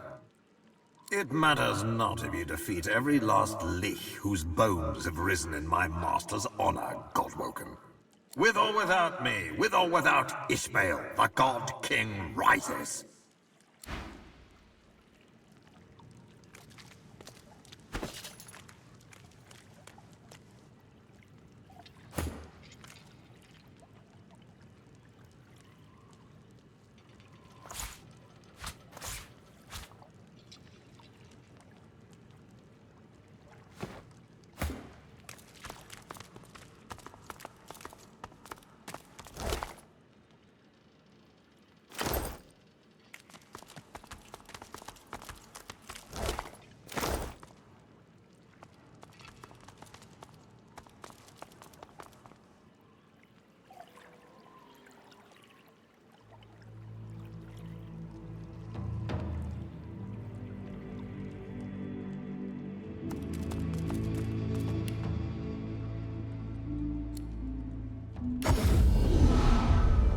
Ifan, good to see you again.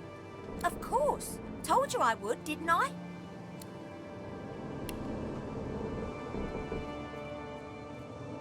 Sure thing. I'll start hunting that down right away. Don't wait up.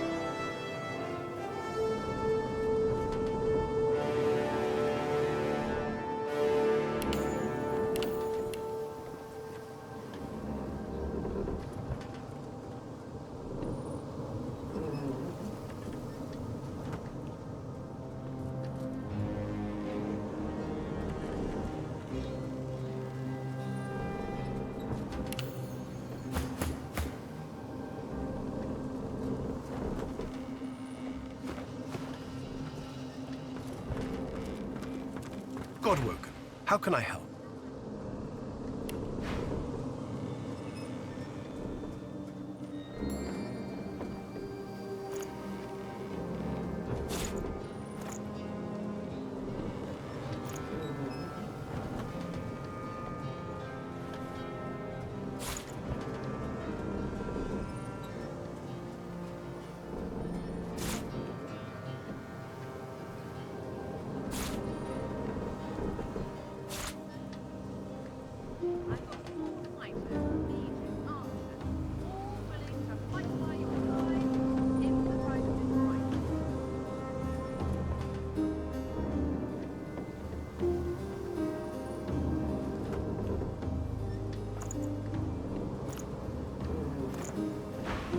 Go with honor.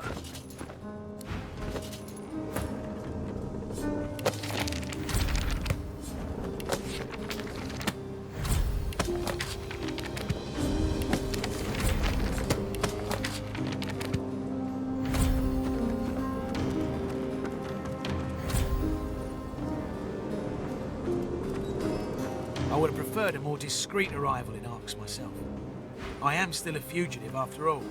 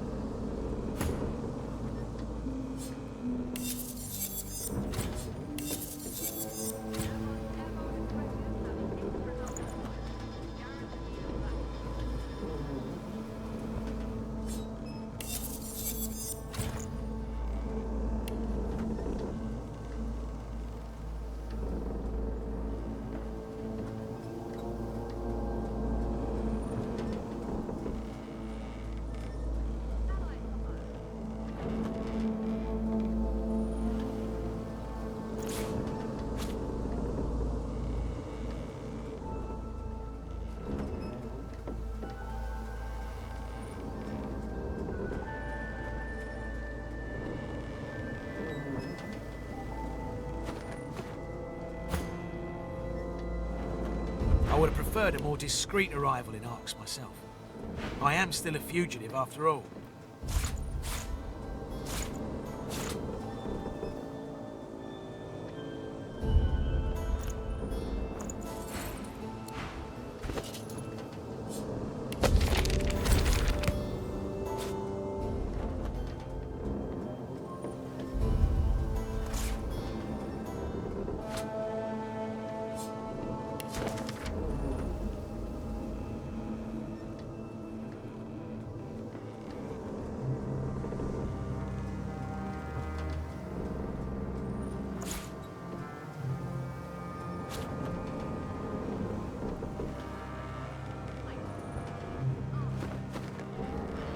You always bring me to such wonderfully destructive places.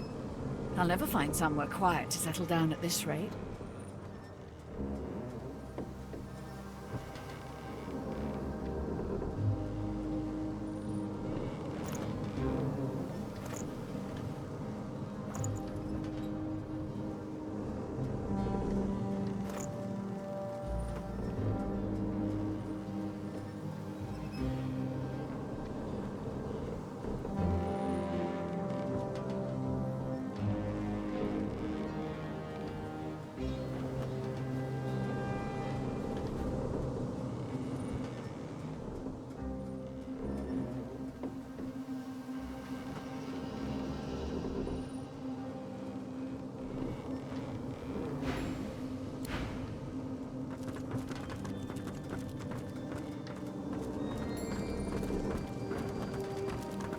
You must truly savor my company, Godwoken.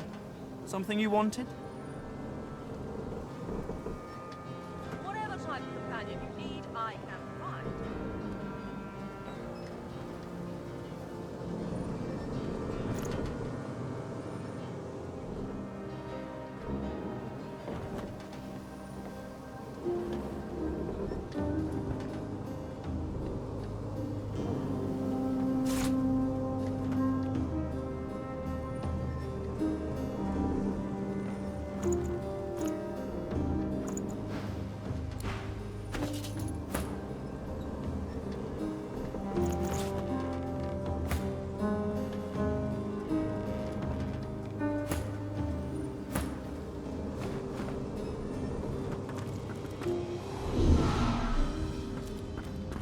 Like to take a look at what I've been working on?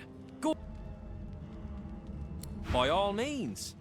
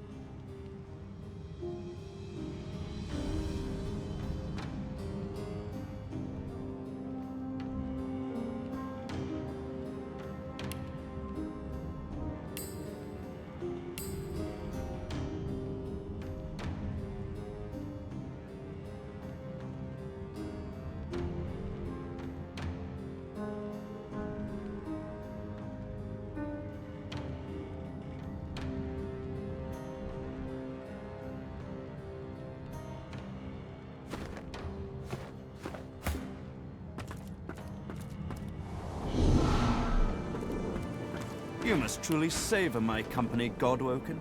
Something you wanted?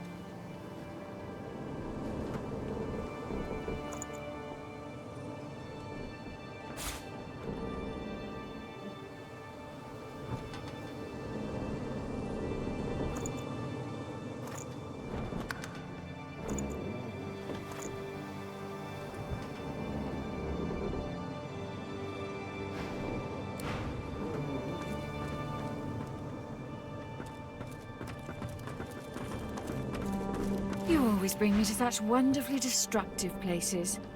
I'll never find somewhere quiet to settle down at this rate.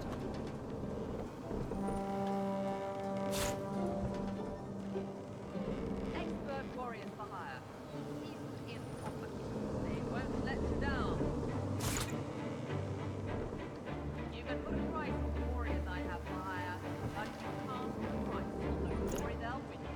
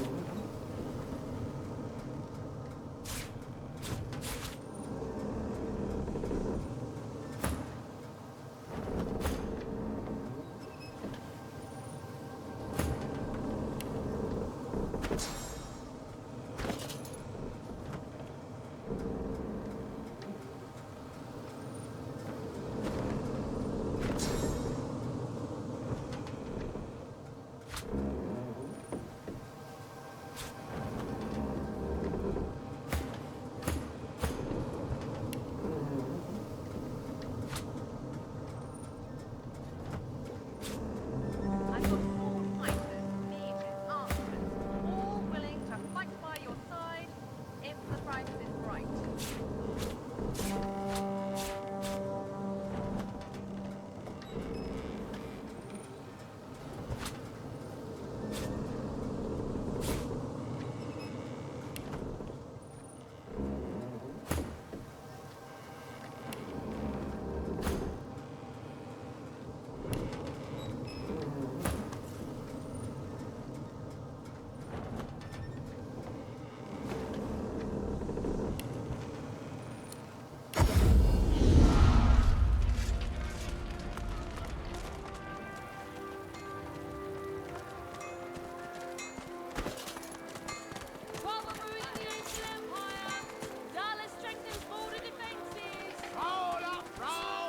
Business must be booming for you, all them broken weapons. Dead Magisters don't tend to buy weapons. Still, the paladins. Paladins don't need them either. They took the weapons off the Dead Magisters.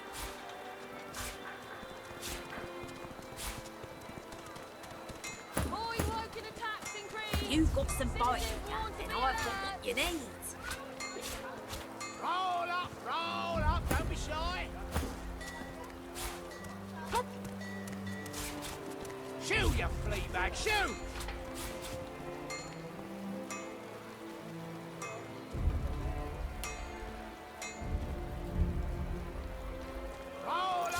You've got some fighting, and I've got what you need.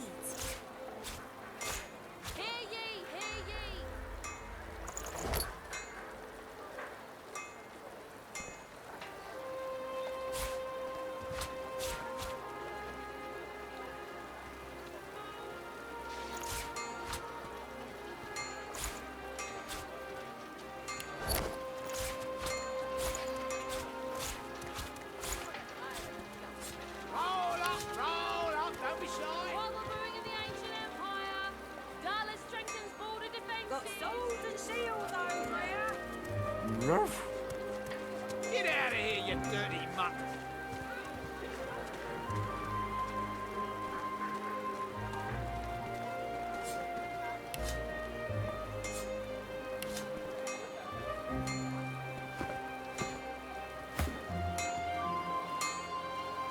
Get to it or get moving. It's the busiest day of the year.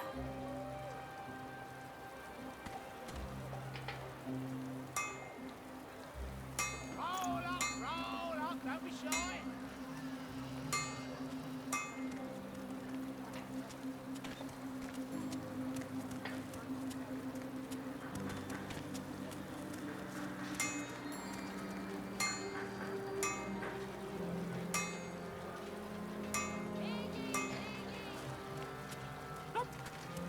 Get out of here, you dirty mutt! Roll up, don't be shy.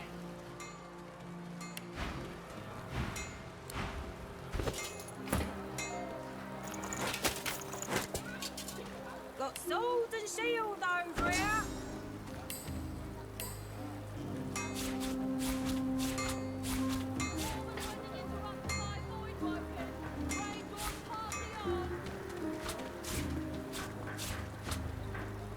Roll up, don't be shy.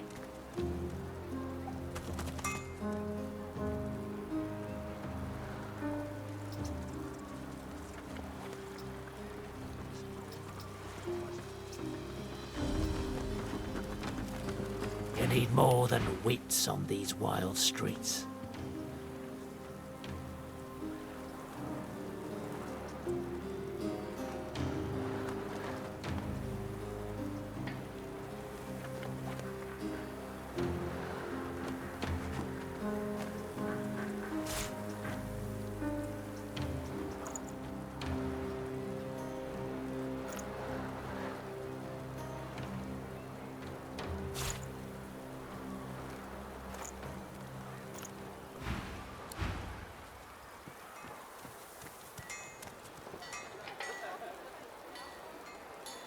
Paladins don't need them either. They took the weapons off the dead magisters. Roll up, don't be shy. Queen Justinia confronts rebel factions. Dwarven royal stands tall.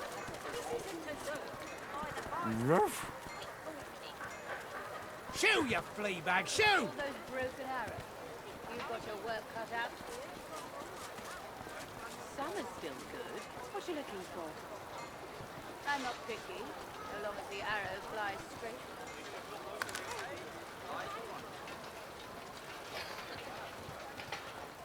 Hunters. Hear ye, hear ye! What a pile of junk. They got damage to the fight. It'll fix it. You're confident. Roll I'll up, give you that. roll up, don't be You shy. fix them fine. And I've got it ends.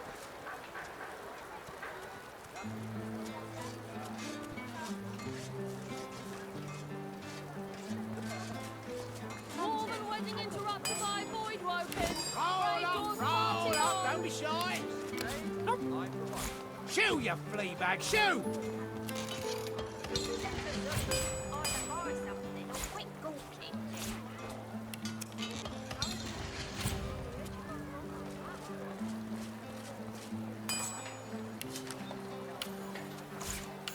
Roll up, don't be shy. Queen Justinia confronts Those broken arrows. You've got your work cut out for you. Summer's still good. What you looking for?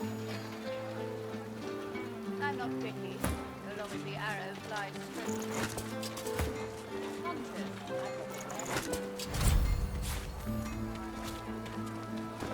You fix them fine. And I've got it ends.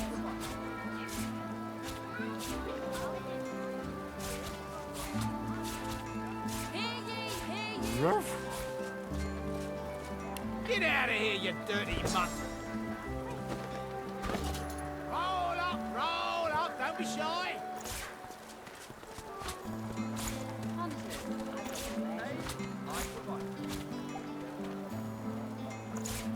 Business must be booming for you, all their broken weapons. Dead magisters don't tend to buy really good. Roll up, don't be shy. Still, Paladins. Paladins don't need them either. They took the weapons off the dead magisters.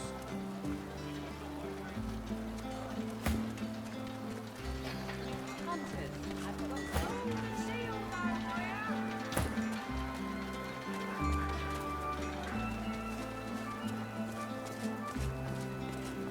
Queen Justinia confronts rebel factions. What can I do for you?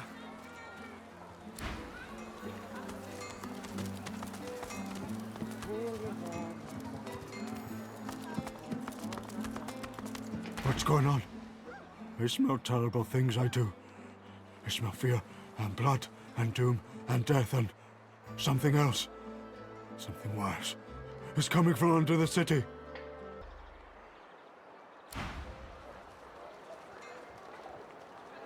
Hunters. I've got the wares you need.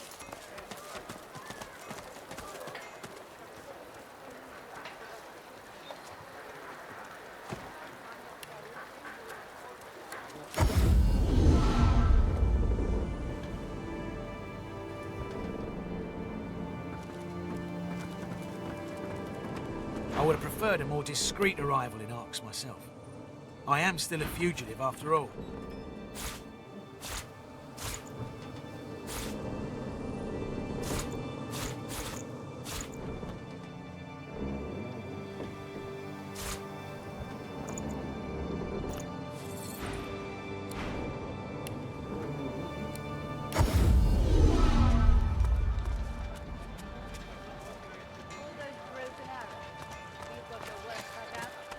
What can I do for you? New book already out of I'm not picky, so long as the arrow flies.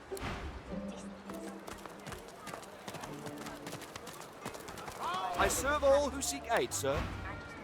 Didn't even let him surrender. Not too loud.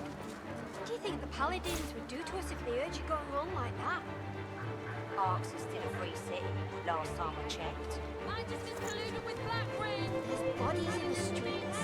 This place isn't free, not anymore.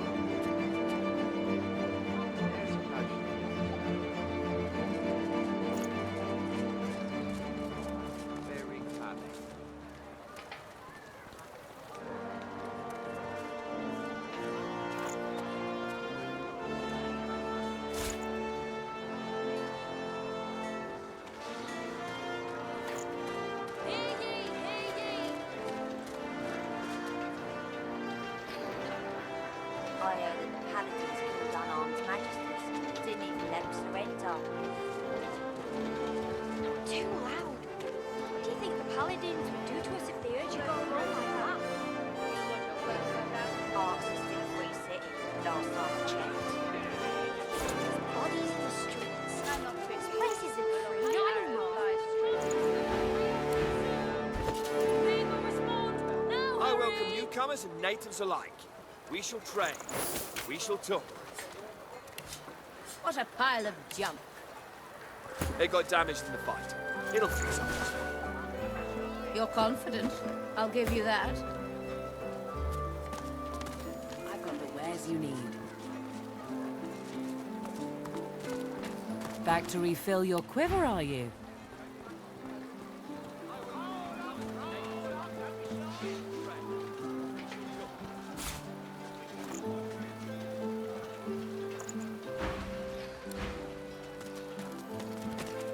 Browse as you must, but do respect my wares. They are too fragile for coarse fingers. I've got the wares you need.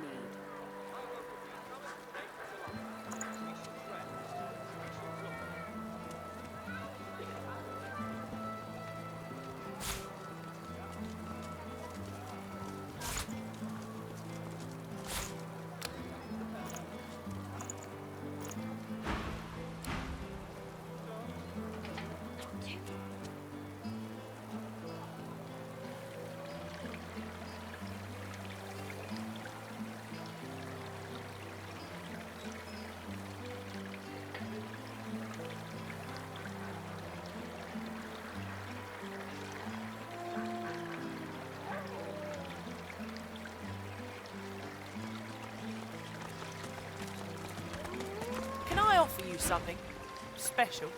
Something with a hint of the forbidden? Something with a... Why, sir?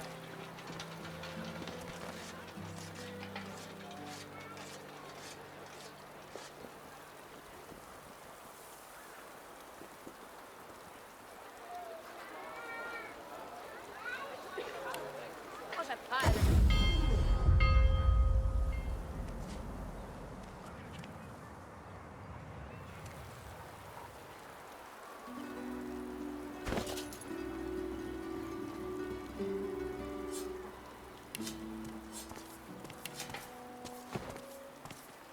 Most marvelous magic right at your fingertips. Pieces of our collective soul. Yours to buy.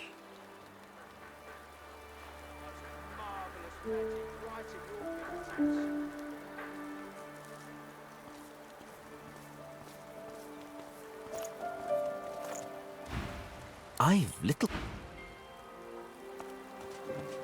You have the trust of Lord Ark.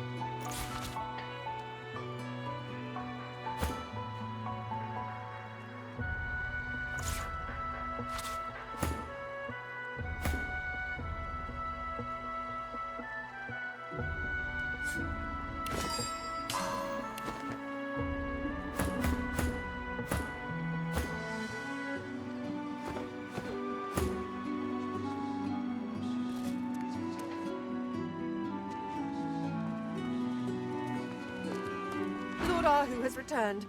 Some good news at last. Lord Ahu has returned. Thank the gods. Thank you. We owe you a great debt. I haven't seen the likes of her the whole time I've been stationed here. And A ball gripped in her mouth, the dog happily wags her tail. Godwoken, you return.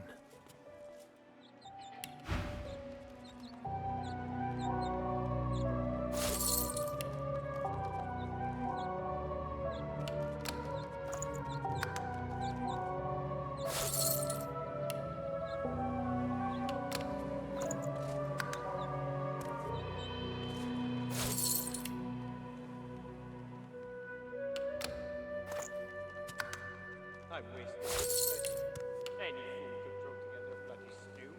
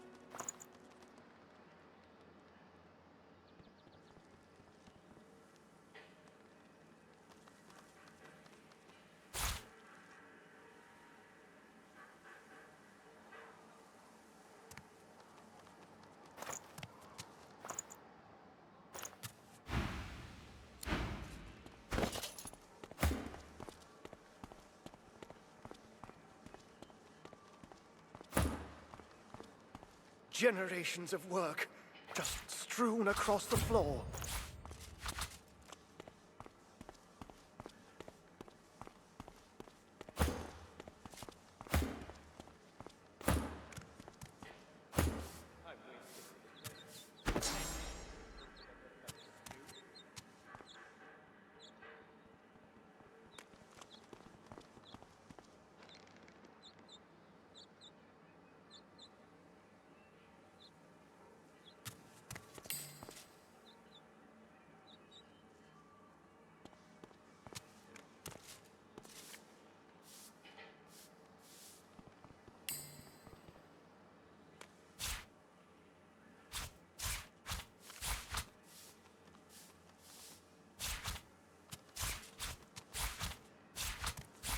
I'm wasted in this place. Any fool can throw together a bloody stew.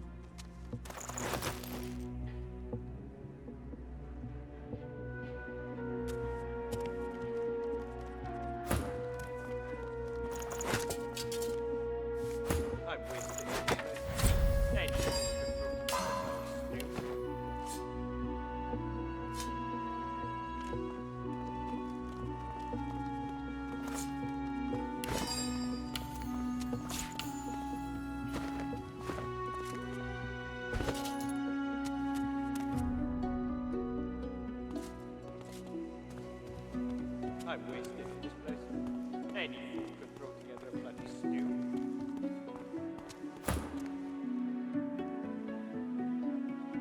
Generations of work, just strewn across the floor.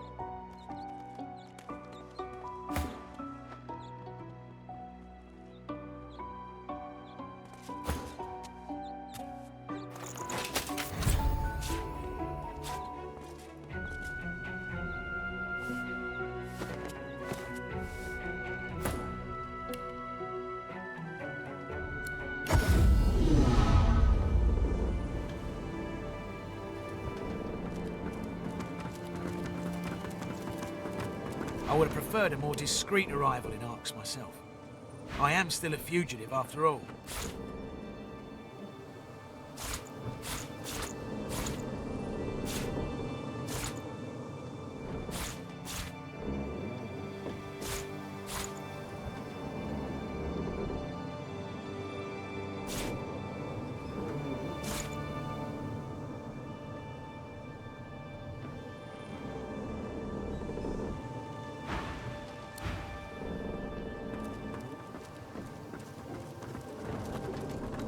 Godwoken, how can I help?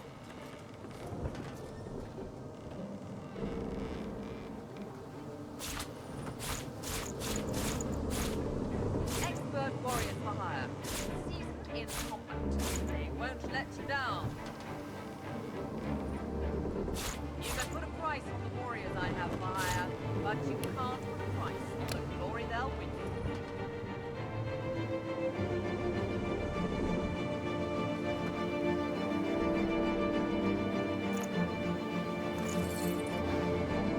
Go with honor.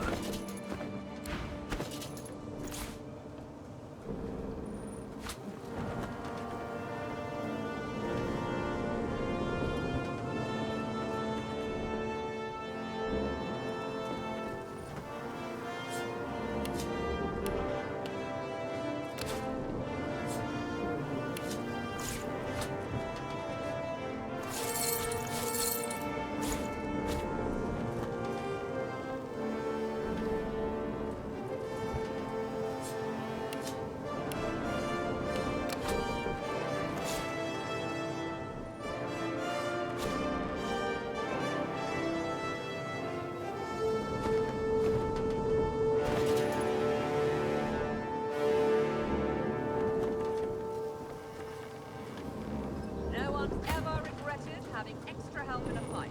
I'll guarantee you that.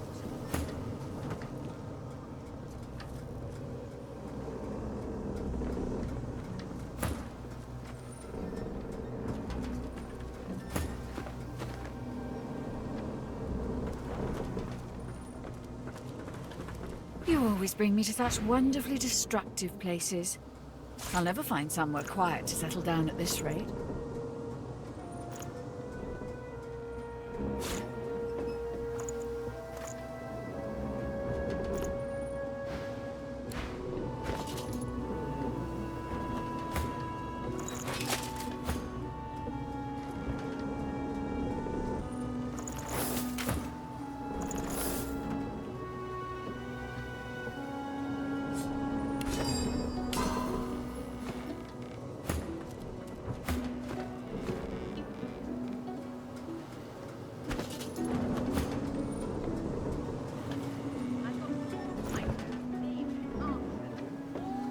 You're lucky that I enjoy a bumpy ride, my dear.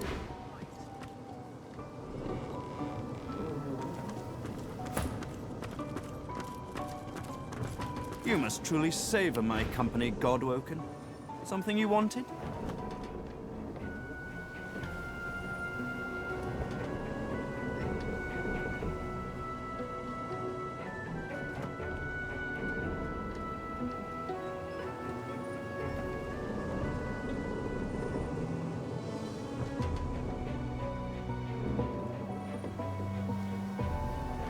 Whatever type of companion you need, I can provide.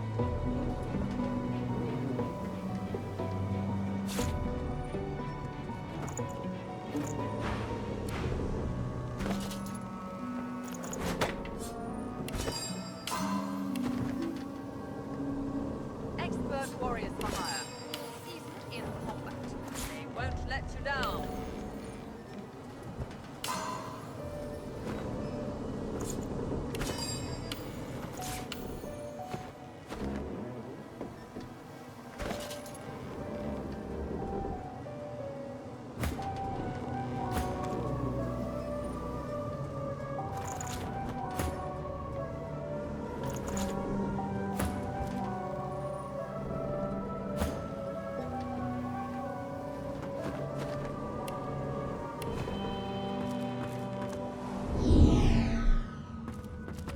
Like to take a look at what I've been working on? Go on!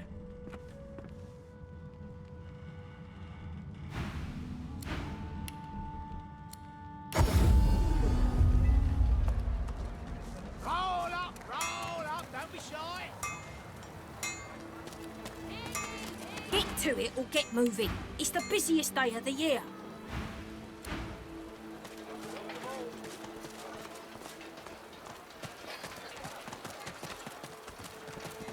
Back to refill your quiver, are you? You off to hunt, lizard? Browse as you must, but do respect. Natives alike. All those We shall broken travel. arrows. We You shall got your talk. work cut I out serve for all you. who seek aid, sir. This place isn't free, not anymore. No hurry! Hang up quickly, as long as the arrow flies true.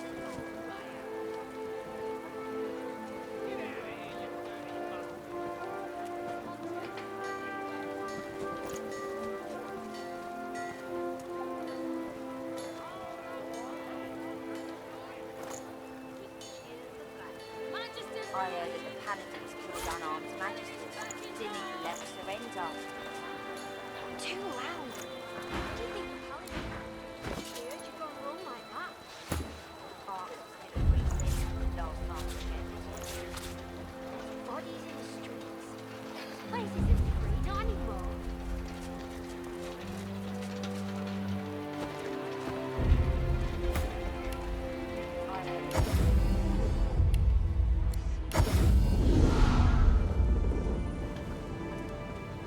Godwoken, how can I help?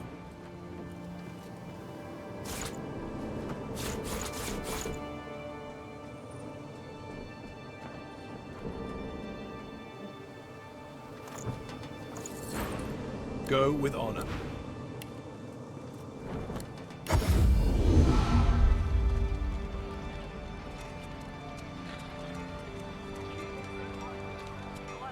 You need.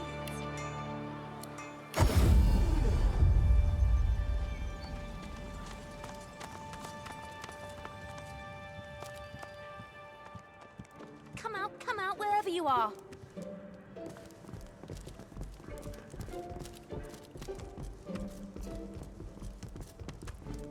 Why, hello again. Master Ken been the way he's been. Did you find them?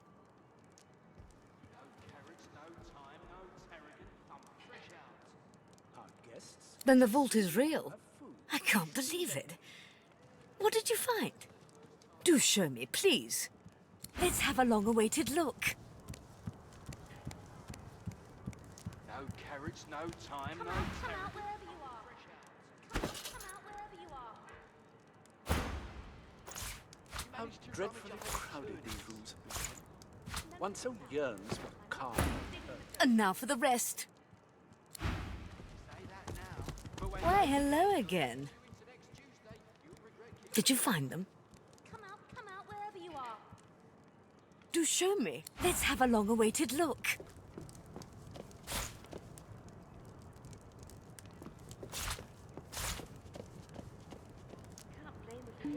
Come out wherever you are.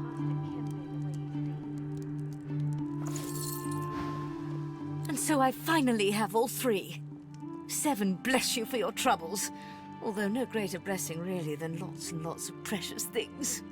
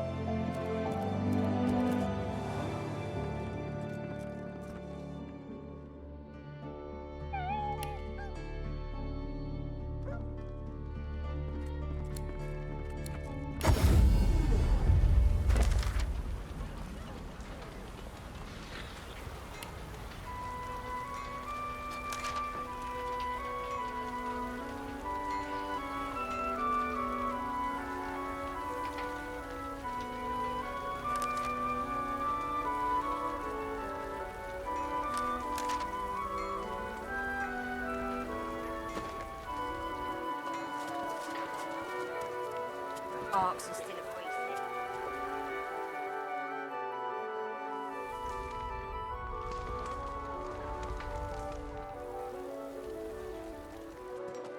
There is no better city in the world than Arks, stranger.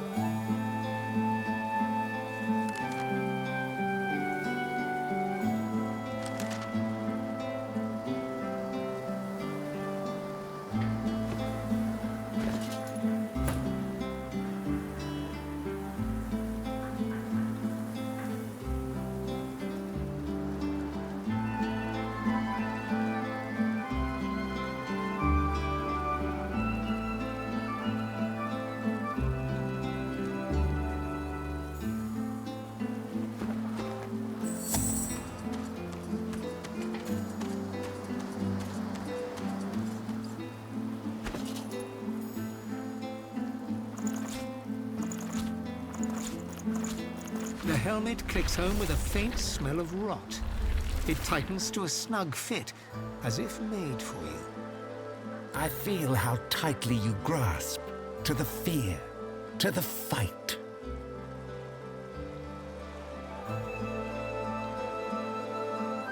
Let go. You need them no longer. We are one.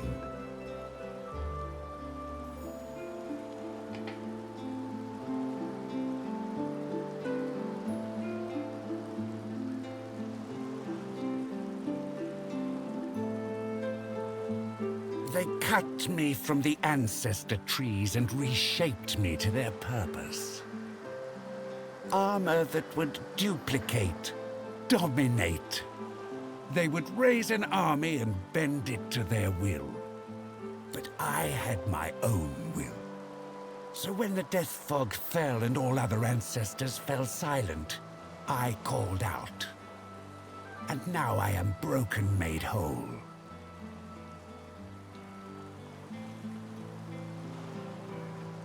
Only for them bring fire and death fog to our forests again? No. That cycle ends. Another begins. With you. My mind is fractured, incomplete. If I have enough hosts, perhaps I will be whole.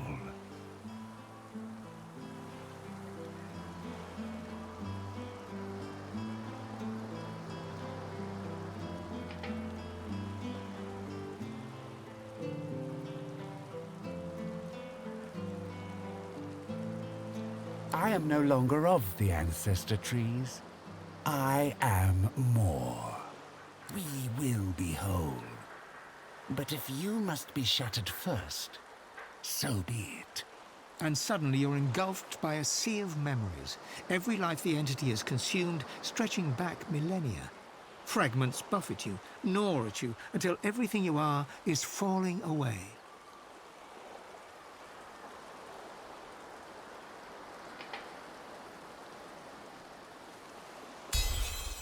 You think to cling within your shell? Very well. I have tasted it now. And suddenly the tide reverses. It is your own memories bearing down on you now, crushing you beneath the weight of every trauma, every regret, every failure.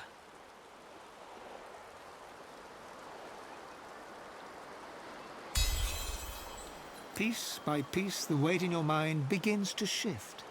You sense a presence alongside you, Diana, lending her strength to yours. No. We are one. We are whole. The voice breaks, and suddenly your mind is your own again. Instead of one dominating presence, you briefly feel thousands, joyous and suddenly free. One by one, they fade and are gone.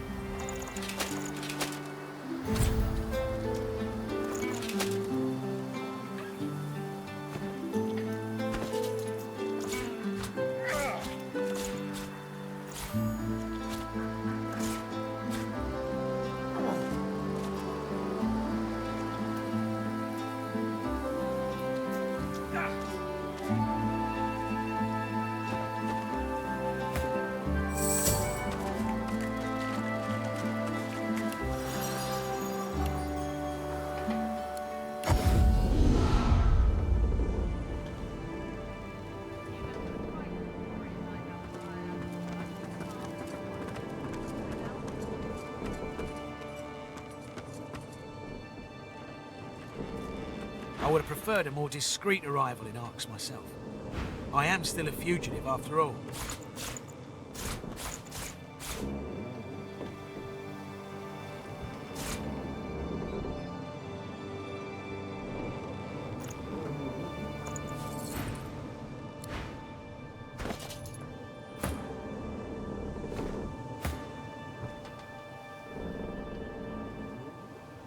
always bring me to such wonderfully destructive places. I'll never find somewhere quiet to settle down at this rate.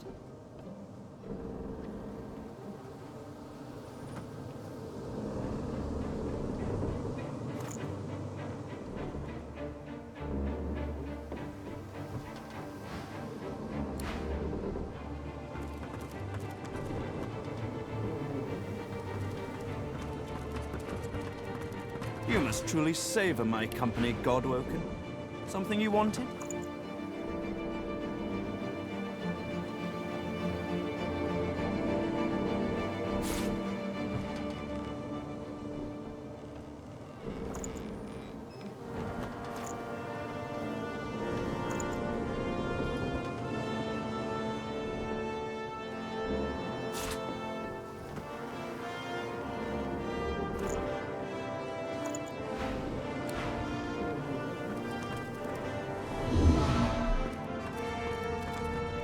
Like to take a look at what I've been working on? Go on.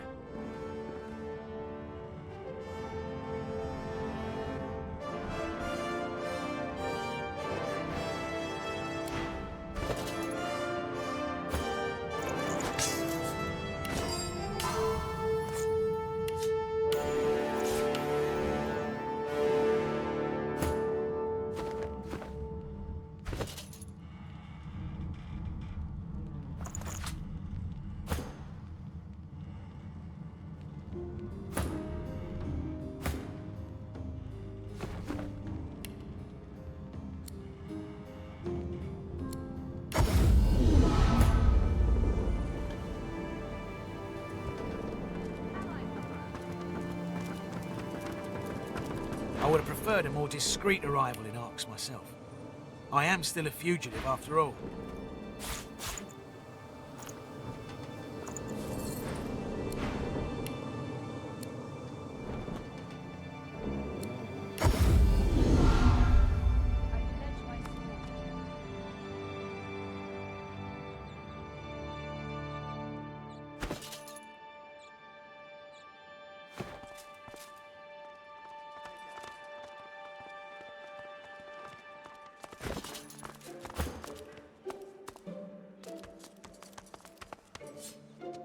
You see it all.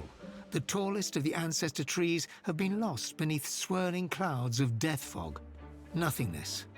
Emptiness. You sag to the earth, utterly lost, and then you feel it. Not all is dead down in the valley. Spores given off by the ancestor trees. The presence within needs to grow, and it will show you how. But first, you must learn to protect yourself. You are not alone any longer. Later. The dead stone of the city weighs on you. You feel the life teeming within it, frantic and desperately lonely. But not for long. You lift the helm. This is your purpose.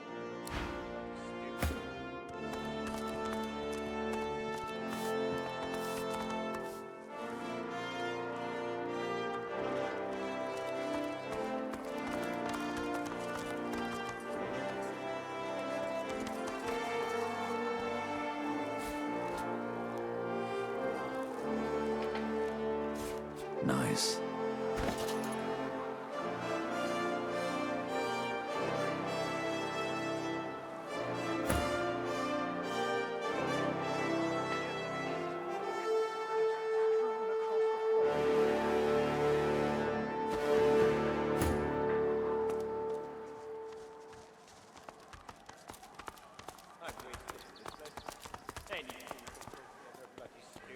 Godwoken, you return.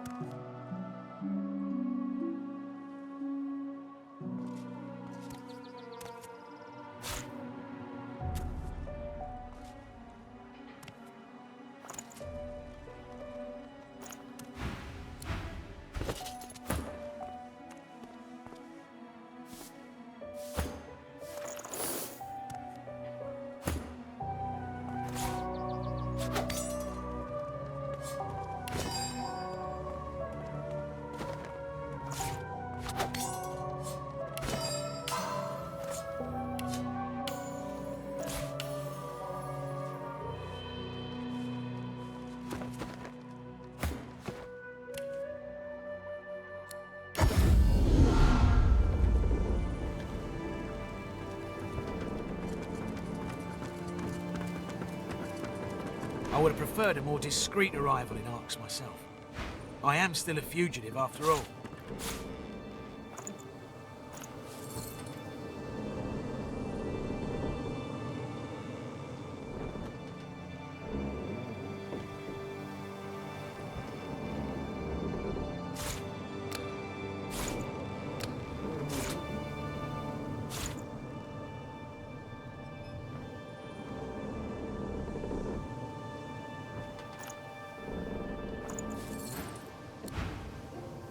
You always bring me to such wonderfully destructive places.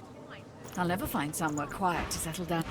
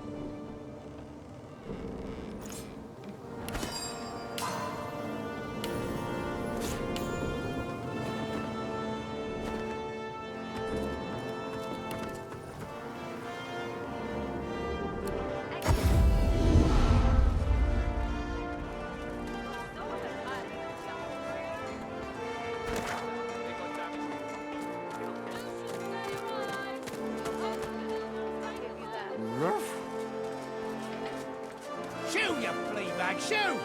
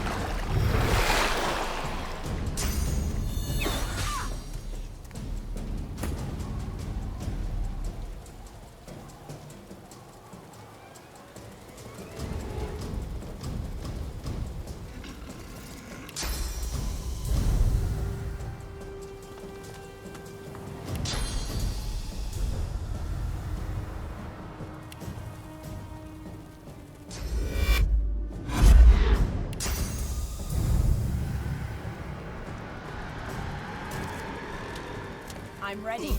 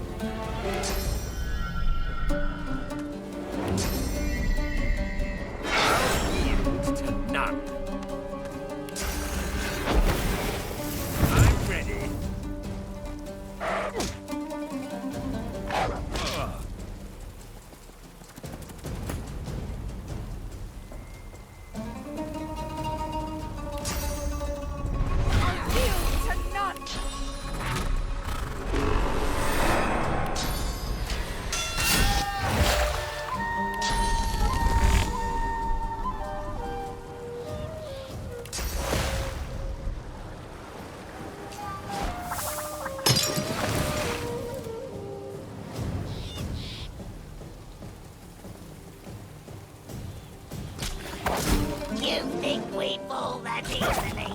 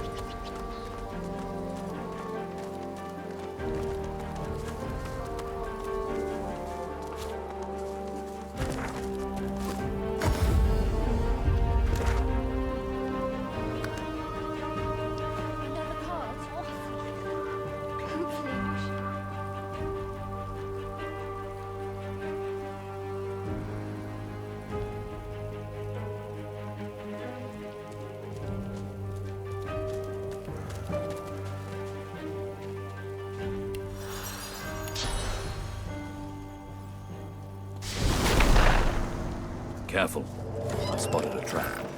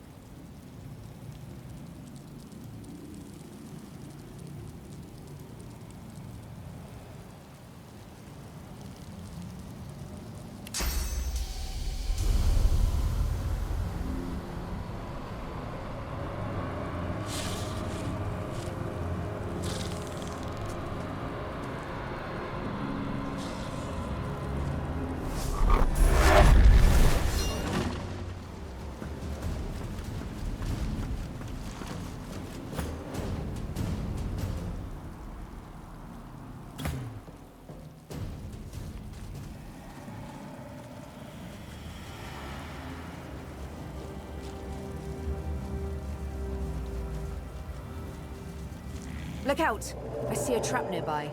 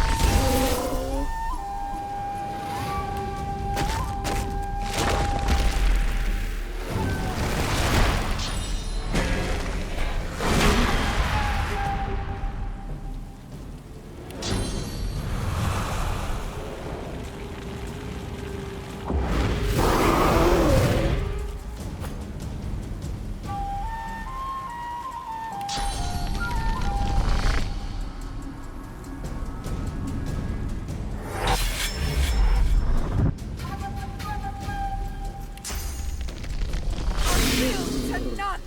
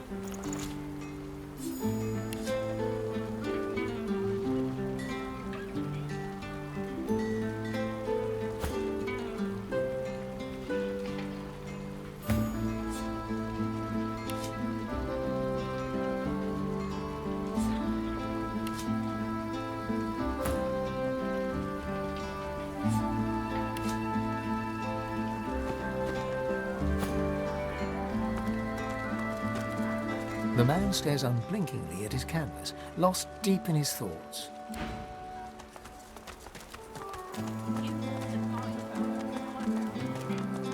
All those broken arrows. You've got your work cut out. Side about. I think you might be my favorite. Shh, don't tell the others. Every fine trinket here catches your eye. The joy of them dances within you. This is where you belong. The craft, the detail. You could spend the rest of your life here. Then your longing is crushed underfoot. In its wake, ashes fall from the ceiling. Oppressive heat presses in as a low growl rumbles against your ear. The fire around you intensifies. The ash is a choking cloud, yet it is only an illusion, and one you resolutely ignore. The pressure in your skull is like a white-hot spike driving deep. It weakens, starting to fade, and you hear a roar of protest. The ash vanishes, along with the oppressive heat. The workshop is just as it was, save for a chilly presence nearby.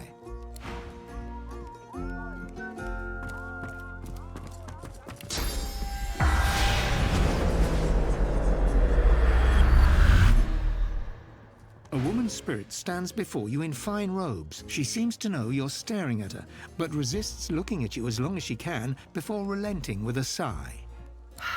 Yes, I am Craft Mistress Pia Graciela. Your interest can wait. There is work to be done.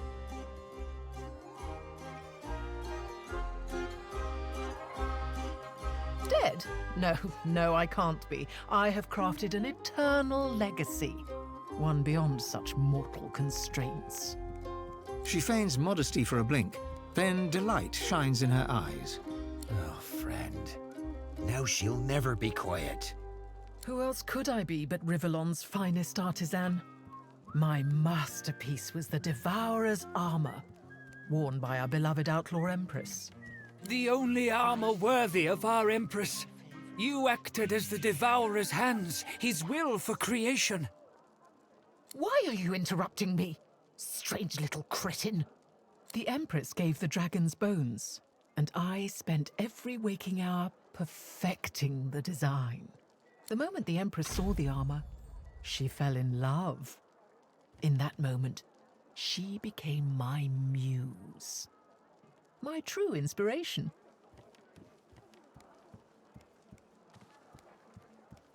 I wept just to see her. The Empress held sublime power whenever she wore the armor, empowered by my own two hands. The craft mistress stares off into the distance, so deep in her memory that she seems to have forgotten you entirely. The dwarf smiles. Need some chatter to pass the time, friend? I wish I knew. Would love to be in the hall with the rest of my kin. But I'm a man of action, not magic. The spirit keeps glancing back. How can I help? The spirit of the cultist turns to you. My soul is bound to your whim, Blessed One. How may I serve you this day? Release? What purpose would that serve? We are bound to this armor in the Devourer's name. As you eat our souls one by one, the dragon's magnificence will be unleashed. We will be unified in flesh and steel. The craft mistress is trying to look through you. If you're not here to talk about my art, I'm not interested.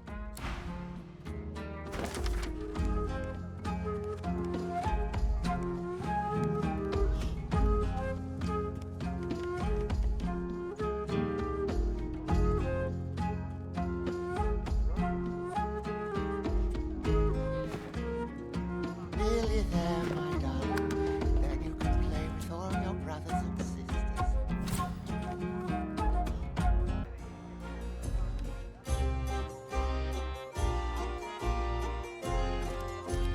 A new face. Welcome to my humble toy shop. Now, what can I do for you? I haven't had many callers of late, what with all the fuss and hubbub that's been going on outside.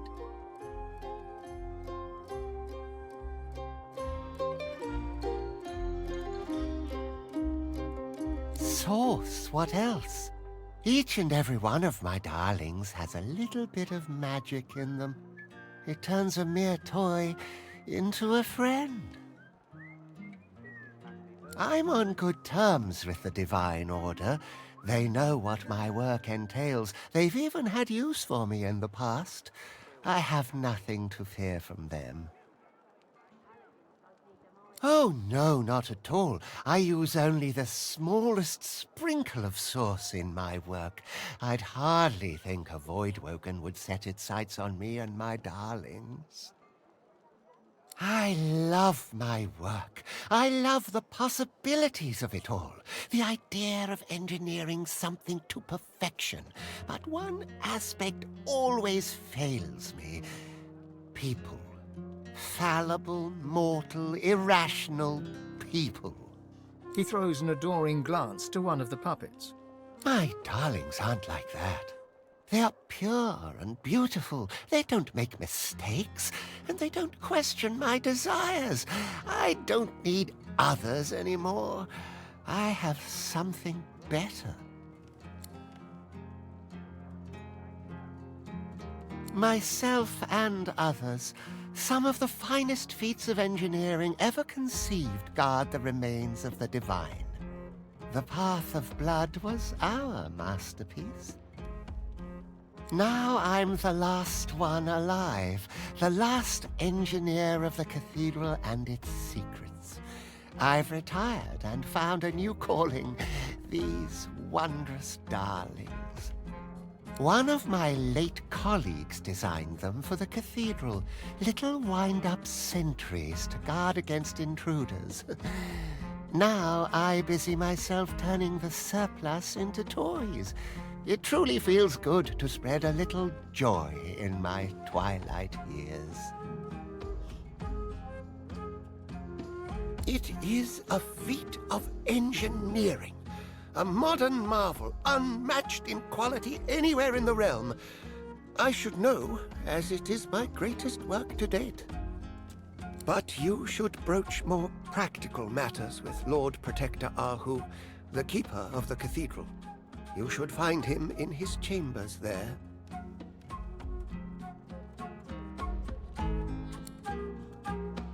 What of it? The Path of Blood is my legacy, and the legacy of my late departed fellows. I can't just give away its secrets, absolutely not.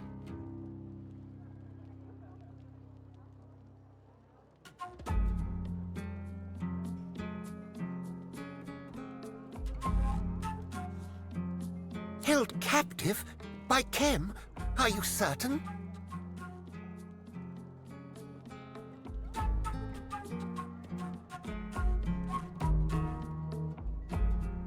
Then I was right to sequester myself here with my puppets. Trusting people is a folly. But it seems that you are to enter the tomb of the divine, and I am to help you get there. So be it.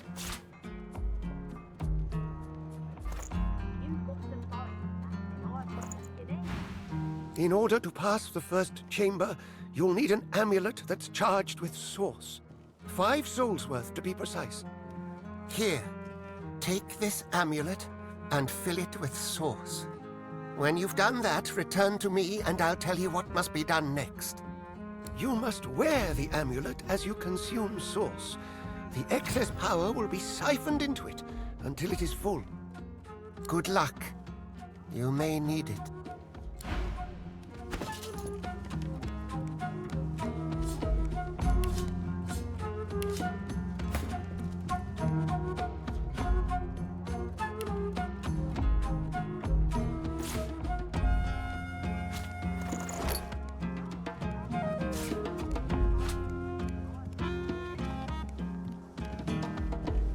Look at you, beautiful, inside and out.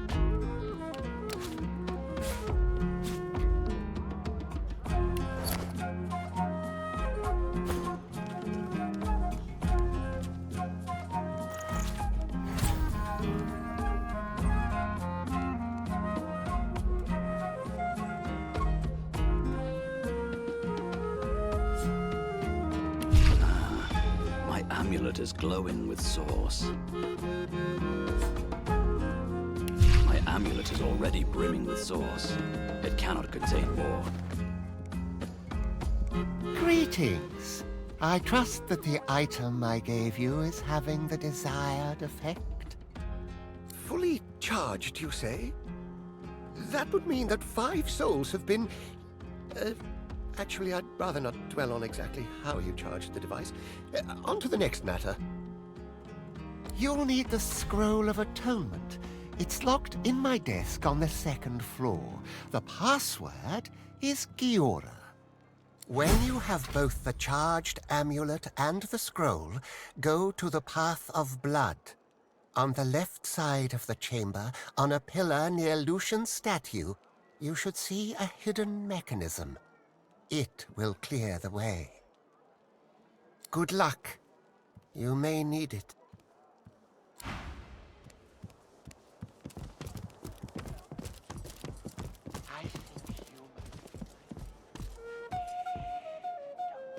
The puppet looks at you with what almost amounts to curiosity.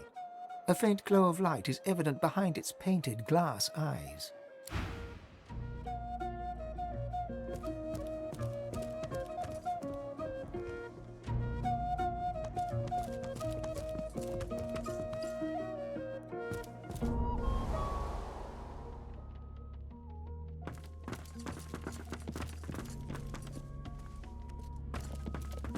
Papa's permission granted.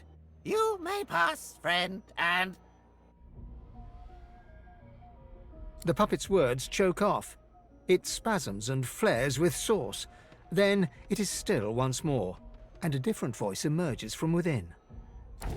You have hampered me long enough. This place will be your tomb, the only one you shall enter.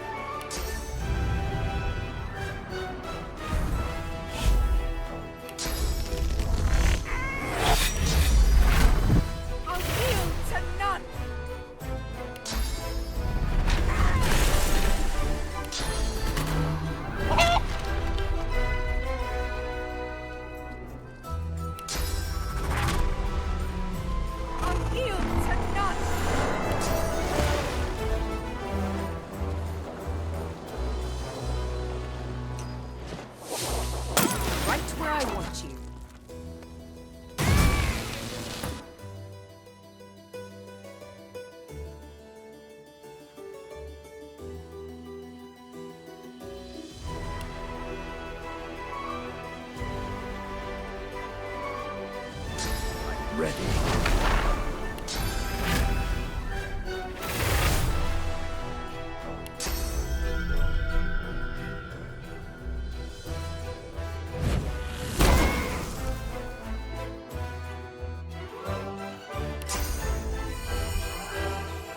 I yield to none.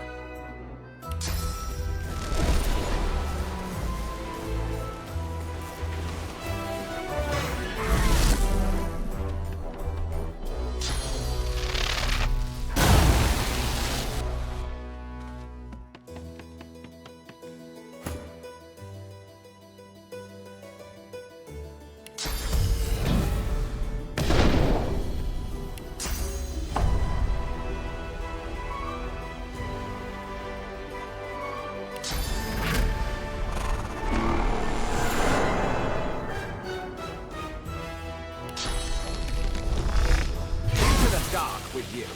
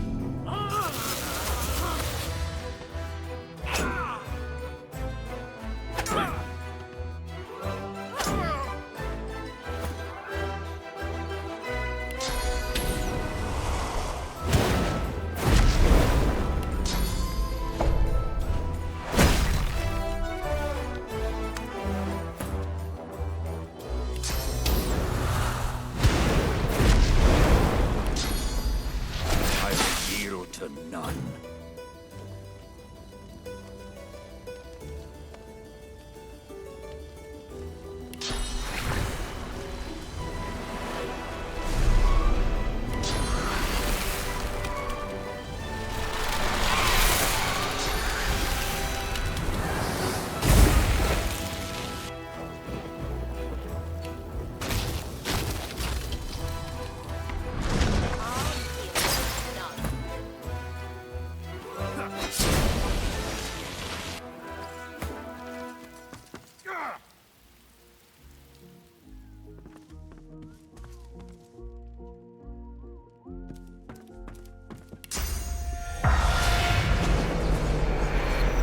The desk is locked tight. Instead of a keyhole, there's a gilded inlay that bears an engraving. It was all for you.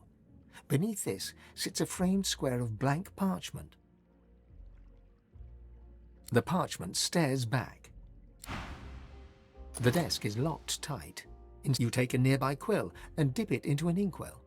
Then you poise its tip over the framed square of parchment.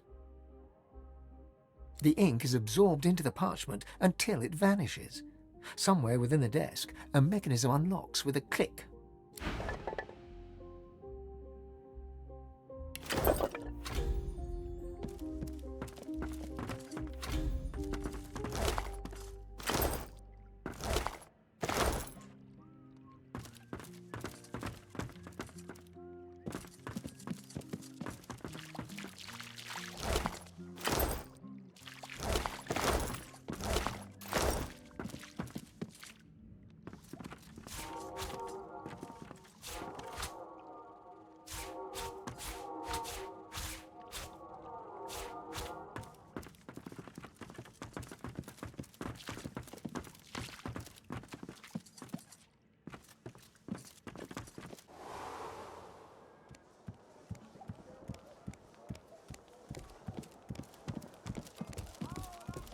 I believe I've told you all that you required.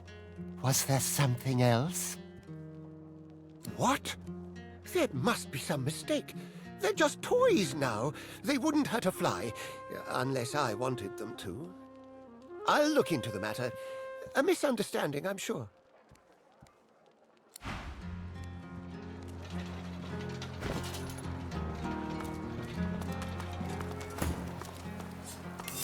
Hunters, I've got the wares you need. All those broken arrows. You've got your work cut out. Some are still good. What you looking for? I'm not picky, so long as the arrow flies straight.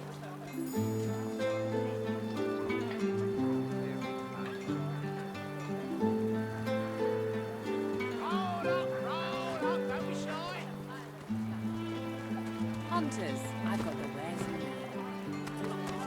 you need. You're confident? I'll give you that. Get out of here, you dirty mutt! Brave Doors party on! Roll up, don't be shy!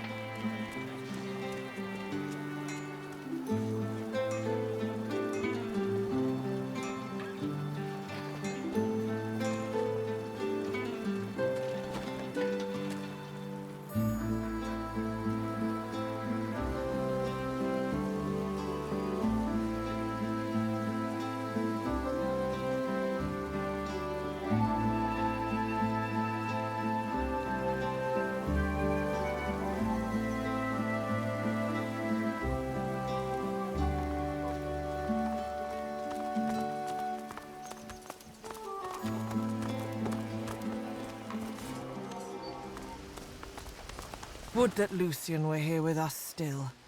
Void would never dare trespass while the Divine walked this sacred city. I'm sure it's a tale you've heard before, and I'm sure it has the same twist. And then there were Voidwoken. A few lizards managed to escape to Kem's estate. The rest... they were consumed by cursed flames. I'm sure your skill would prove invaluable were there Voidwoken left to slay. I'm afraid the terrors waiting within aren't so tangible, however. The priestess's eyes glaze over, and she shivers in fear. You'd have to be mad to continue. And if you managed to escape, you'd be madder still. I can't say more. Funny how it's our consulate that's burning, isn't it? Mark me, the ancient empire does not forget. And your loved ones. Join us in the endless Please, prayer. do whatever you can to help. The Divine will answer, but first we must ask.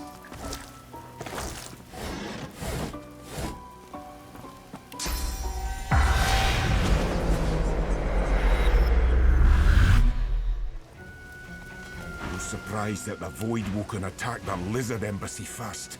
Them dreamers use sorcerer, I'm telling you. In shambles. Are the paladins just going to stand around while the city burns?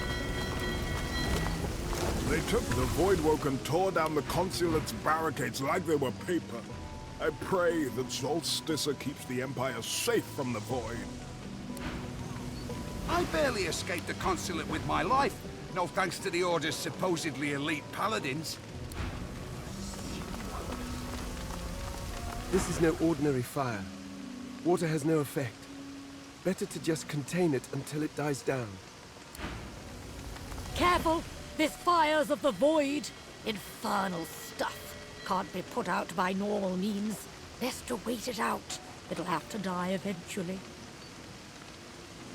Voidwoken. Arks used to be safe from those things. Not anymore. The lizards inside the consulate never stood a chance. It's all the bloody Magister's fault. They can add the dead to their butcher's bill. Because they're collaborating with the Black Ring. It's no coincidence that those monstrosities appeared just as we confronted them about their betrayal. At least Lord Kem's putting a stop to them now.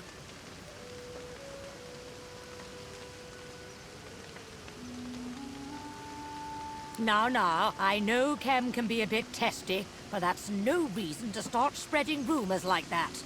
If you want to point fingers, start with the Magisters, but keep your crazy fables to yourself. By all means. But if you run into trouble, don't expect me to stick my neck out to help you.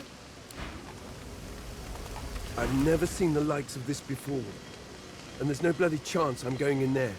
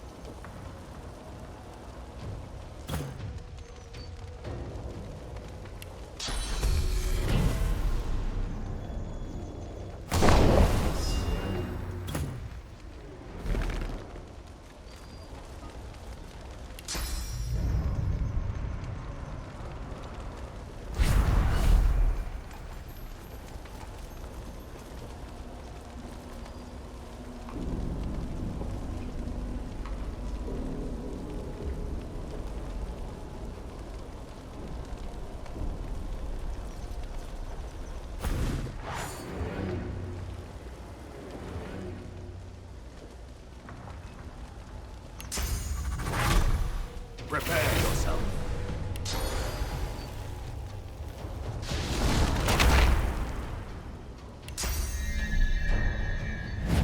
I yield to none.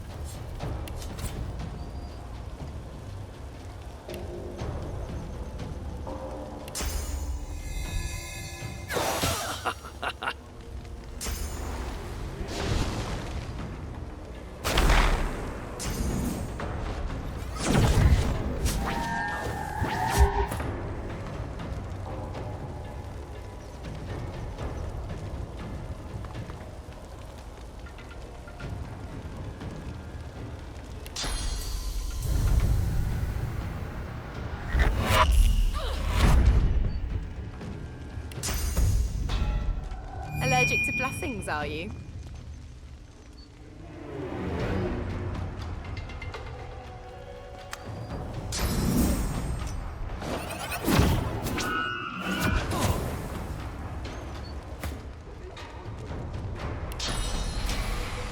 Prepare yourself.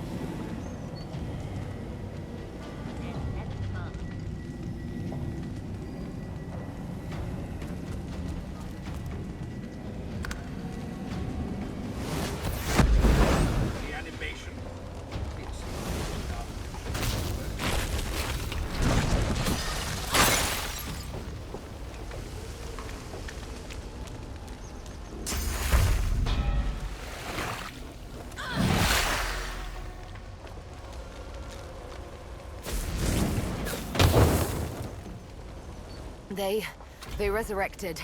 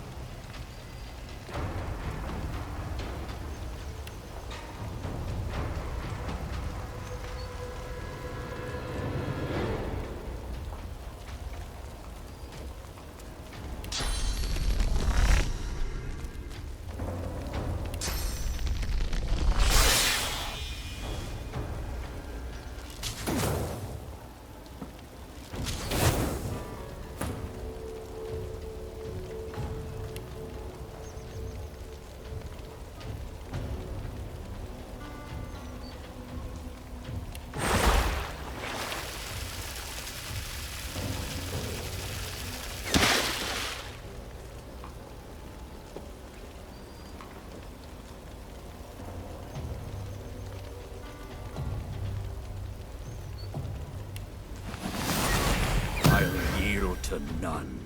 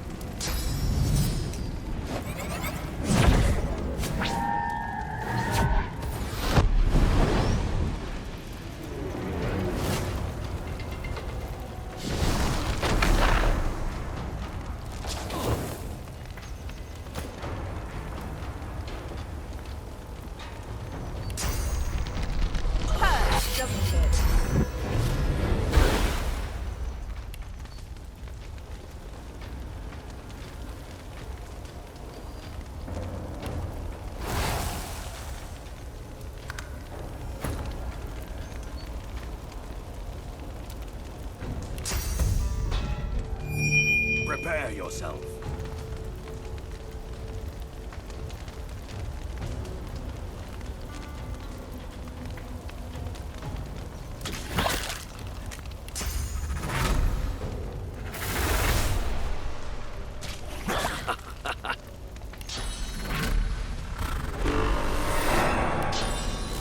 Glory is mine.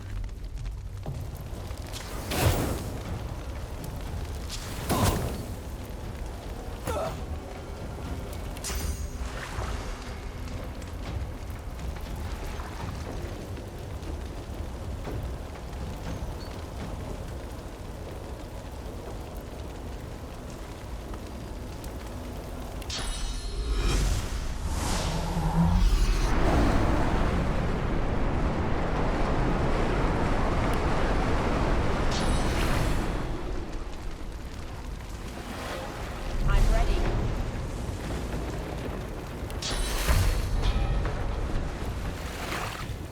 I'll yield to none.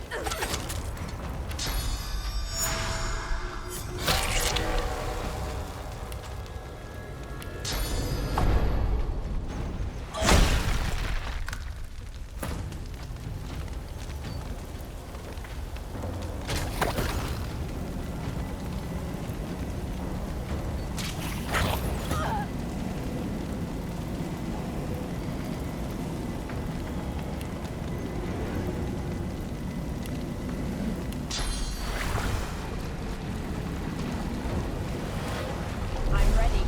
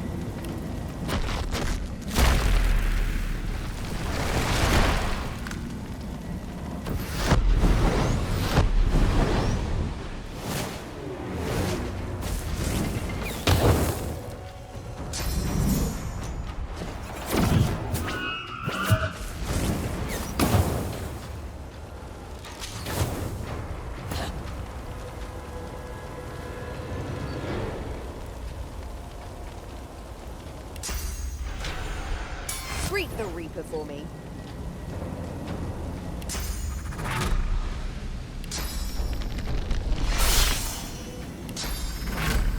I'll yield to none.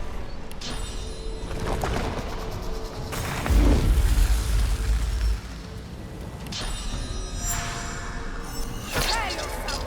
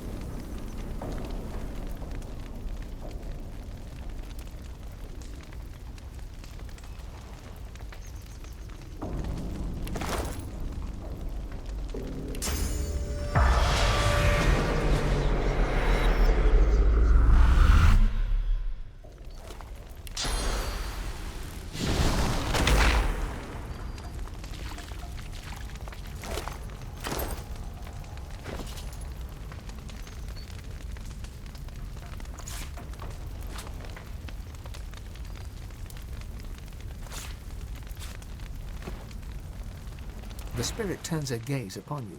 Her eyes blaze with cool disdain. Alert and focused, this spirit is not lost at all. She resists the inquiry, but before the door in her mind closes, you gather a single thought. The princess is likely to have escaped the destruction and can be found with the dreamers, wherever they are. The spirit resists. She bombards you with memories of everything but the dreamers and to where they escaped.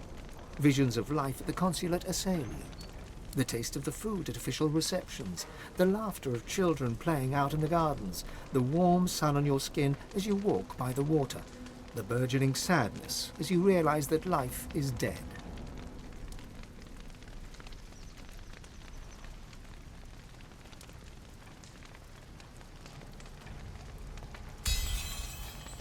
The vision appears. The dream is escaping out through the garden and into a pool. A figure accompanies them, an elegant female kin with the reddest of skin.